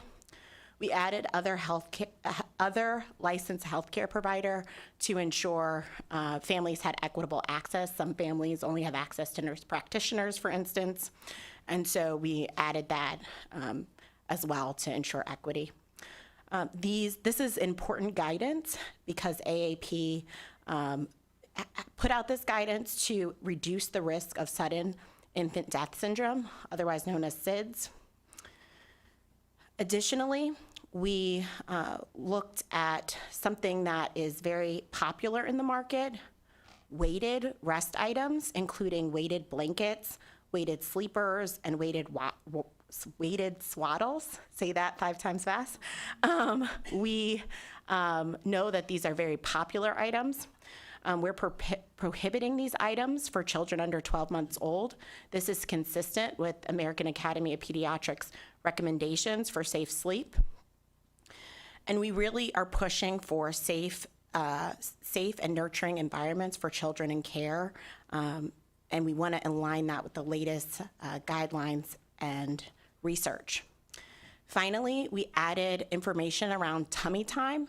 Tummy time is really important for child development, particularly for children under 12 months. We issued guidance in these proposed regulations that says that tummy time must be done when a child is awake, and it must be done for short periods of time under supervision. So those are the major changes in these regulations. We did bring this to the Office of Child Care Advisory Council in August and received support for these changes within licensing. Excellent. The floor is now open for questions or clarification. Dr. Getty, then Ms. McCusker. Hi, thank you. This is a very timely issue. Over the past weekend, I had a conversation with somebody about tummy time in a child care center. Her child was placed on her tummy for 27 minutes. And so I'm concerned that your short period of tummy time isn't defined, because I have no way of knowing whether that's abusive, okay, or not. Right. So typically, the time would be much shorter than that. We can also look at adding additional guidance in the field around proper use of tummy time for child development and well-being. So that's something that we can also put out to the field once these regulations are hopefully promulgated. Is there an APA? Is that the? Yeah, American Academy of Pediatrics. Is there a specific? Is there a recommended amount? Yes, we can look at recommended amounts. Can you put it in the regulation to clarify? Elliot? We're right now at the point of publishing, so they would have to go back out. So Okay. maybe look at. I think guidance is better, because we will have to differentiate by child. So there might be a child with, for instance, some kind of disability. So we really do need guidance to make it more nuanced outside of the regulation. So I think that would be appropriate. But Elliot, do you want to weigh in? Well, I was just going to say, they haven't gone out yet. They haven't gone anywhere. This is just for you to approve publication. So you could change the language as it stands right now, if that's what you wanted to do, or you can go with, the option that, of guidance, however you want. But they haven't gone out yet, so you can make changes. Okay. Well, I just have a concern about that. And the other concern I have is in that line, it doesn't say under supervision. So I would say that needs to be added. It needs to say under supervision, because this particular child was not supervised. And Right. so it needs to be there. So Dr. Getty, that's actually in a separate section of COMAR. Children are always to be supervised. So I'd also need guidance from OAG on that if we would duplicate that in these regs. Okay. Thanks for listening. So for instance, in that case, the violation would be lack of supervision. Okay. Yeah, so that would be under a different section of COMAR. Well, I just feel like we need to put something in there about even a reference. I don't know if you do that, a reference you towards could- where to look for adequate time. You could, on the spot here, say, per guidance from the American Pediatric Association, you could add that with supervision, and we could move forward. I would hope that we can, because we're already behind on these regs, and I need my licensing specialist to be able to enforce it. So that's one addition you could do, or we will just guidance the heck out of Maryland and to make sure that in all the documentation, it's everything you just said, and leave the language as is. But Right. those are two approaches we could take, but we could come up with an amendment here on the spot. I would just ask council to help with the best possible language there. And just for one added context, there also is required training, and we can look at that required training to ensure that this is appropriately emphasized. Yeah, it's really, Just it's, before we move on from this, Dr. Geddes asked a question and clarification, and we can then pick that up, Dr. Geddes, when we get ready to talk about the vote on this. Would be an opportunity then to introduce an amendment, for example, as was stated here. We can pick that up when we get to that to the point of a motion. So if you want to do that, that would be the time to do that. I think, Council, correct me, that would delay it because it would be a substantive change, right? no. Oh, no? It would not be a substantive change? As you know, as the chair is stating in the motion, and you've done this before, the motion can be, right now. you know, approval with the additional language as discussed. I thought he was and- saying after it comes No, back for no, an no, option. no. You're talking about right now. Right here, Okay, right here, right then now. That would be the best way to do it. Yeah, I would hope. So if you Okay. would, Dr. Gaddy or whomever would like to do it, if you think about what the language would be, I think we had a couple of other questions of clarification, and we'll come back to that. Someone else, Ms. McCusker. I just wanted clarification. In most of the document, we talk about swaddles being part of weighted rest items, and then at the end, they're also included in a restricting device. Is the APA no longer, you don't swaddle babies anymore? Is that we don't swaddle babies anymore? No. Okay, I read that and went, we don't swaddle babies anymore? Okay, so the weighted one I got, but just a regular swaddle at all? Okay. No, and that's already in regulation, Okay. but we had to specify weighted All as right, well. thank you. It's like a blanket sack that kids are put in, so you can have mobility of arms. When you swaddle, their arms can't move, they could roll Yeah, over, yeah, and I've it seen this- leads yeah, to I've seen SID. the So sacks that's, too. so just so you know, that's the difference. So we don't. Right, so there's like baby sacks that do still provide warmth, but swaddling is another issue with restriction of the arms. Got it. Any other questions of clarification? Seeing no other, I'm sorry, Ms. Chang? Yeah, I kind of echo with Dr. Getty about under supervision. I know it kind of stated in the overall Right. provision statement, but in this particular instance, that, you know, if we can add it there, we enforce it, you know, but we can approve it with additional amendment. Yes, that's that what would we'll speed move to up. now. Yeah, and in terms of APA, I think it's embedded. I read it a while back, and it's embedded somewhere. But if we say current APA practice or Right. guidelines, that would be good, because we really cannot say per, Right.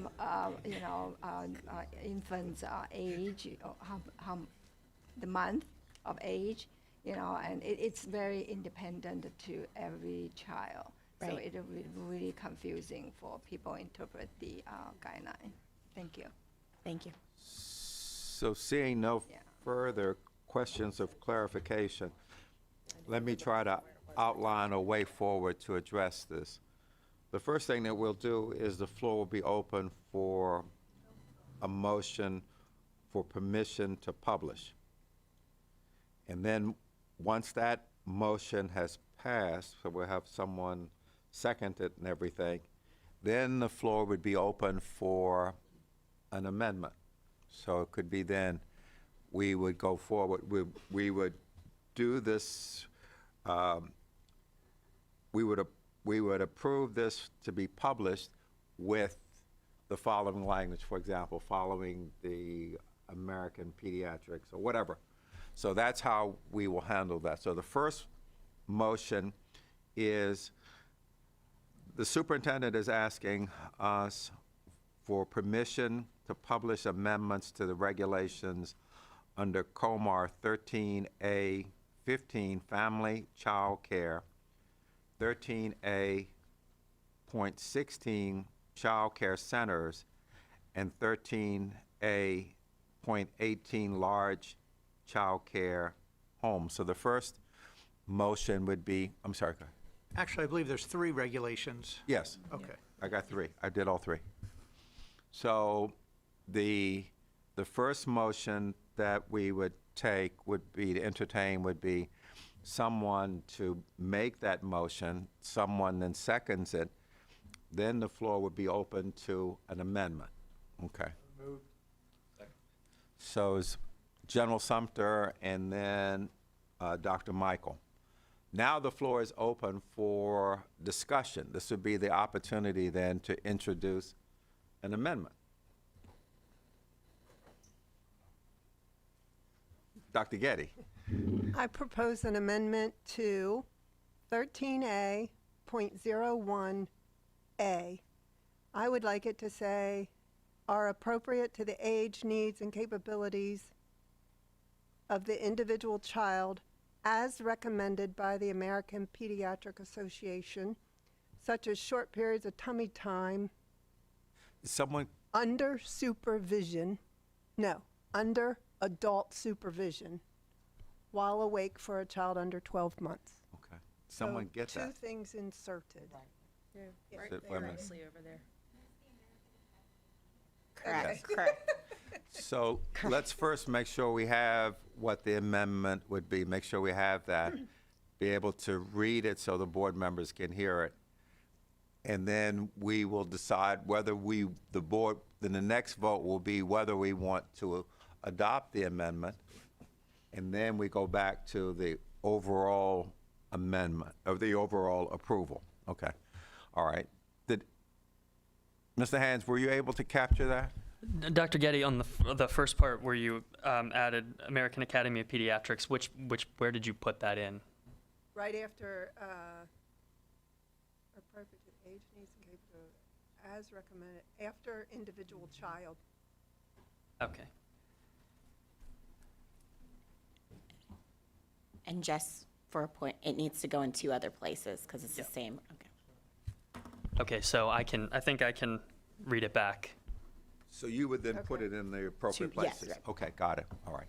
Okay. Please. The provider shall prepare, post, and follow a written schedule of daily activities and offer activities that are appropriate to the age, needs, and capabilities of the individual child as recommended by the American Academy of Pediatrics, such as short periods of tummy time under adult supervision while awake for a child under 12 months. Thank you. Okay. Goodness. I'm impressed. Did that capture? Can you, does that? See Can any you, hardship? yeah, can you clarify post a schedule for each individual That's child? already in there. That was letter A of the regulation. I was just reading it in context.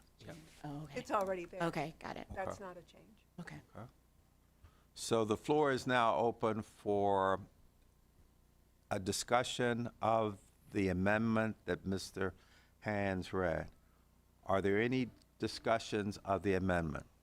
Seeing no discussion of the amendment, the floor is now open for a vote on the amendment. All in favor of the amendment, please say aye and raise your hand. Aye. Opposed? Abstain. Looks like it was unanimous. So now the motion is the state superintendent is requesting permission to publish the amendments under the 3 COMAR items as amended. Okay. Seeing no discussion of that, all in favor, please say aye and raise your hand. Aye. Opposed? Abstain.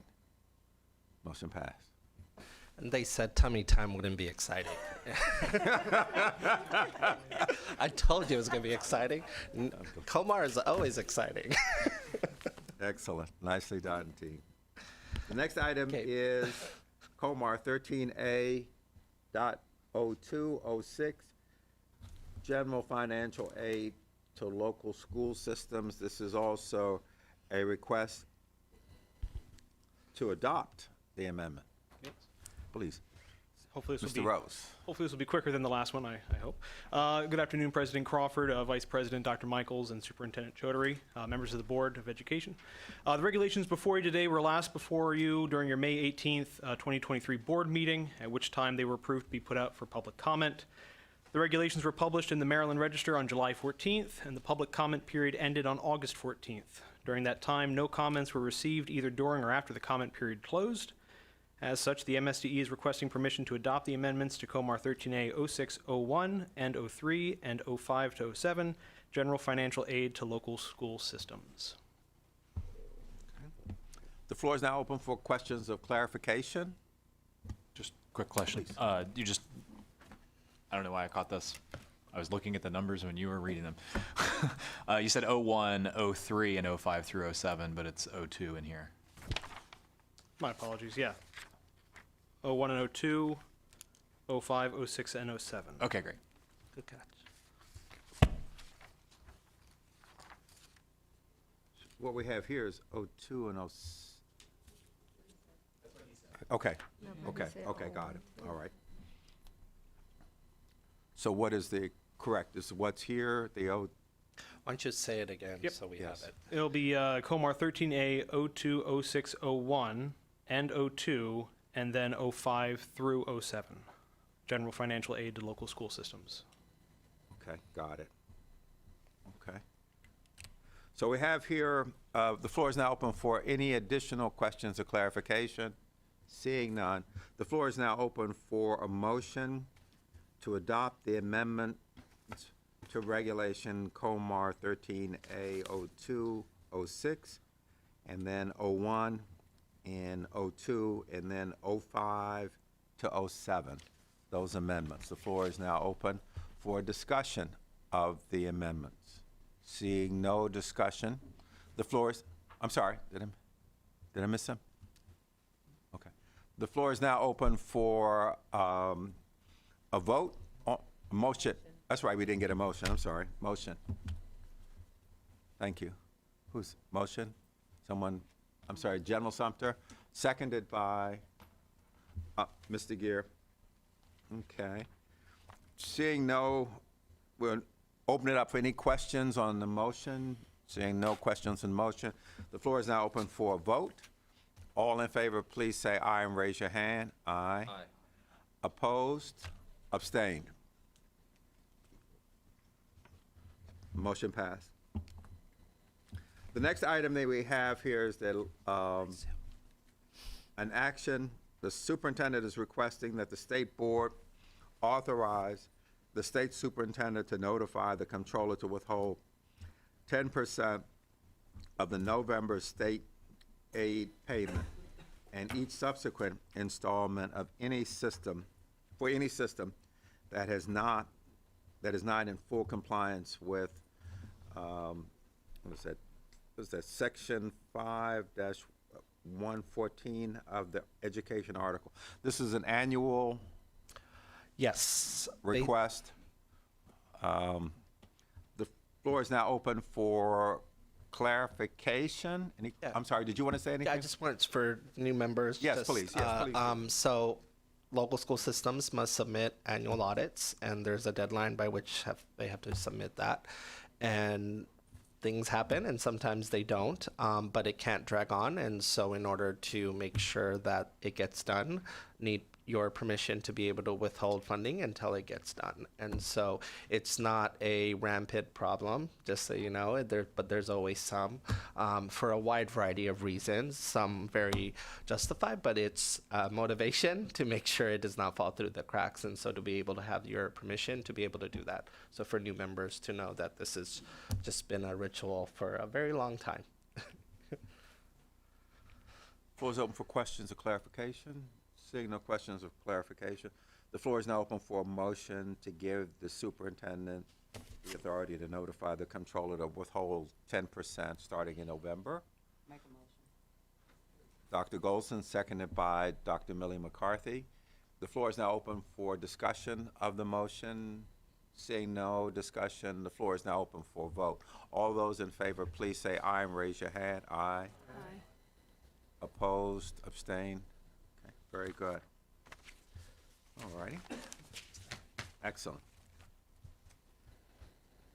The floor is now, we're going to bring before the board a motion to go into executive session pursuant to section 3-305 305B7 and Section 3-305B13 of the General Provisions Article of the Annotated Code of Maryland, the State Board will adjourn to executive session to discuss the following: one appeal, one draft order, and review of the FY25 confidential DBM budget estimates request. We're looking at coming back in an hour, so we'll look at a 5:15. Or maybe, I hope not. Let's try staying with that. I'd like to see an outrageous goal of actually concluding earlier, but. I'd like to see that too. Okay, so maybe we got two? So the floor is now open for a motion to allow us to go into executive session. Mr. Year, and then seconded by Ms. Chang. Seeing no discussion, the floor is now open for a vote. All those in favor, please say aye and raise your hand. Aye. Aye. Opposed? Abstain. Thank you. Absolutely. So the goal is to come back in an hour or less.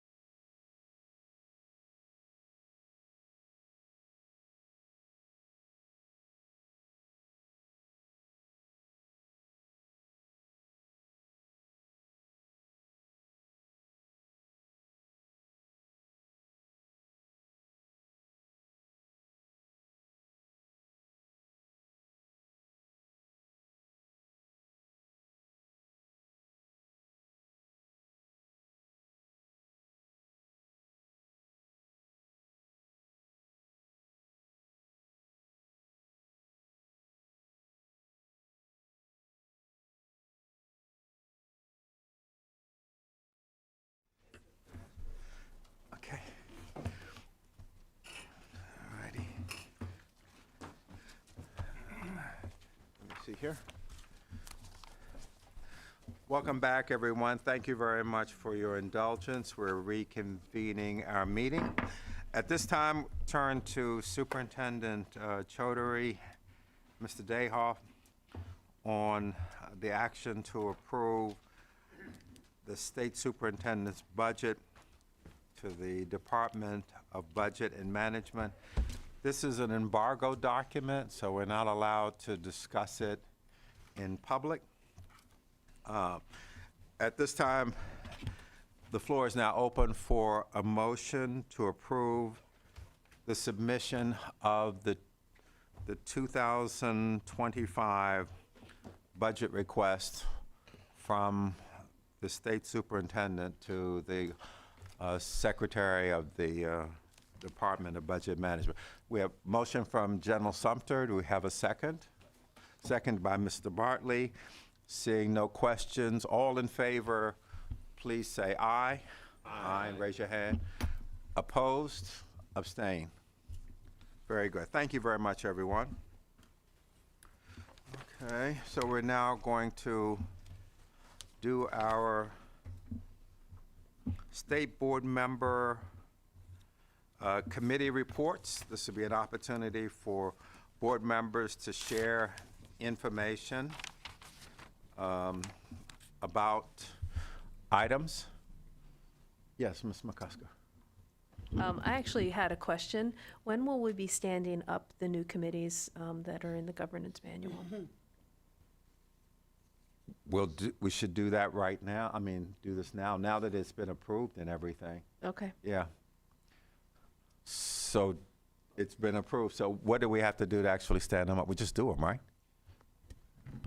Yeah, I know you had it on your list to announce the rosters of the committee today, but then we can start chairs selectively from the committees to set up a meeting calendar and determine, getting it live streamed and everything. Okay. So on the education policy, the chair will be Rachel McCusker, Mr. Paul, Dr. Millie McCarthy, Ms. Ayala, Dr. Wilcox, Dr. Johnson, and ex officios will be myself and Dr. Michael.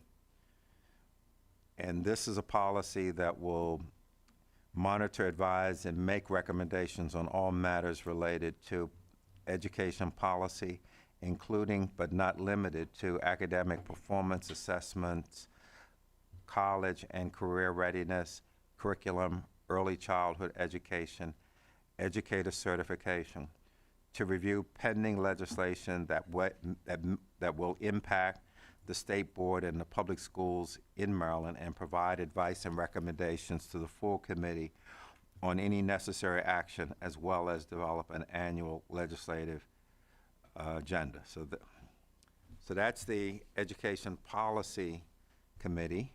And then the second committee is the Education Transformation and Accountability.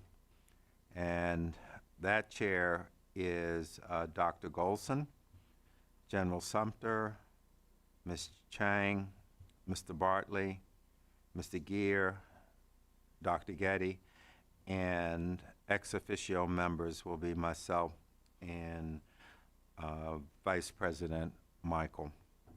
So that group will be responsible to support and facilitate the full implementation of the State Board Strategic Plan, the blueprint for Maryland's future, and to provide advice and recommendations on matters related to accountability and standards and outcomes. So those are the two committees. They officially launched, and we'll move in that direction. Okay. Thank you. Sometimes I need a little push. Thank you. Yeah, I know. That's good. All right. Any item? Yes, Dr. Wilcox.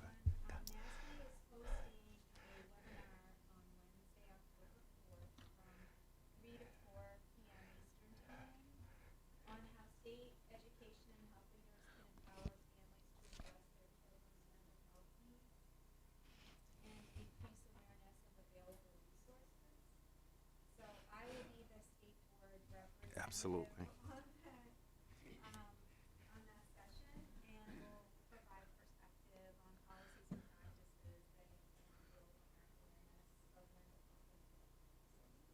Excellent, excellent. So make sure you send us the link so folks can dial in. Any other reports we've got coming? So what, next week we have the MAID conference. So I plan to be there on, I think, Tuesday, all day Tuesday. Yep. Okay. Anybody else? And I'll just add the NASB conference at the end of October. If anybody's still interested, I think there's still time to sign up for it. So just reach out to me or Charlene. Well, we have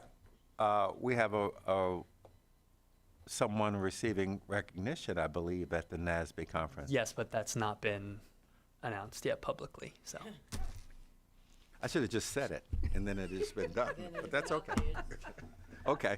Okay, can't say it publicly. Okay, we got someone that's going to be recognized at the conference, but I can't say anything. Okay, we better move on because I'm going to say something. All right. Any other items? Okay, great. This is an opportunity now for board members to suggest agenda items. You can do this now. You can contact Zach. You can talk to us when we make our monthly calls. The one item that we came out of today was that we're going to schedule some type of public hearing on the CCR regulation, and tentatively we're looking at probably early November before the holidays. So we'll have that in our back pocket. When we get to December to make a final decision, we'll have public input on the recommendation. So October, we're going to go over the recommendation, so we have that, and that's going to be out in the public, and then we'll have a public hearing sometime in early November, so we'll have to work out the dates for the public to come in and share their views about the recommendation. And then we'll make the decision in early December. Okay. Any other agenda items? Superintendent. Normally, in November, you allow for a special meeting so the department can continue its staffing, right? Because remember, you don't have a November meeting. So with that special hearing, can you also make sure that any staffing actions can happen too, so the department doesn't hold up any, hiring and things What like we'll that? do is we'll look this week and talk to you about some potential dates and run this by the board. Okay. But I'm thinking probably maybe that second week or so in November. It's usually before Thanksgiving. I just wanted Christian and team to know. Absolutely. So because there's people who get hired and start dates and such. Absolutely, absolutely. So we'll work with you this week, come up with a date, work it with the board, so that we have a target date on the books. Okay. Mr. Schoen, I believe you have. Yes, thank you, Chair. President Crawford. We have one opinion and one order to announce today. The opinion is TM versus Montgomery County Board of Education. This was a student transfer case. It's State Board Matter 23-23, and the State Board affirmed the decision of the local board. And there's one order, TJ and DJ versus Montgomery County Board of Education. This was a request for you to review a health class exemption. It was untimely filed, so Mr. Crawford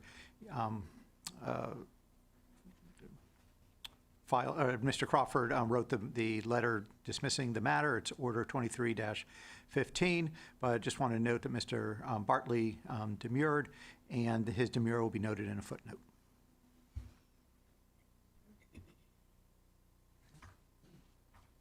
Okay. At this time, I guess we'll entertain motions to adjourn. So moved. There's never any debate about that at the end of the day. So we got Mr. Bartley, and then I think it was Ms. McCusker, second. I assume there's not going to be any discussion on this topic. We'll now go right to a vote. Those in favor of adjournment, please raise your hand and say aye. Aye. Opposed? Okay, and abstention. So we got it. Thank you much, everyone. Appreciate it greatly.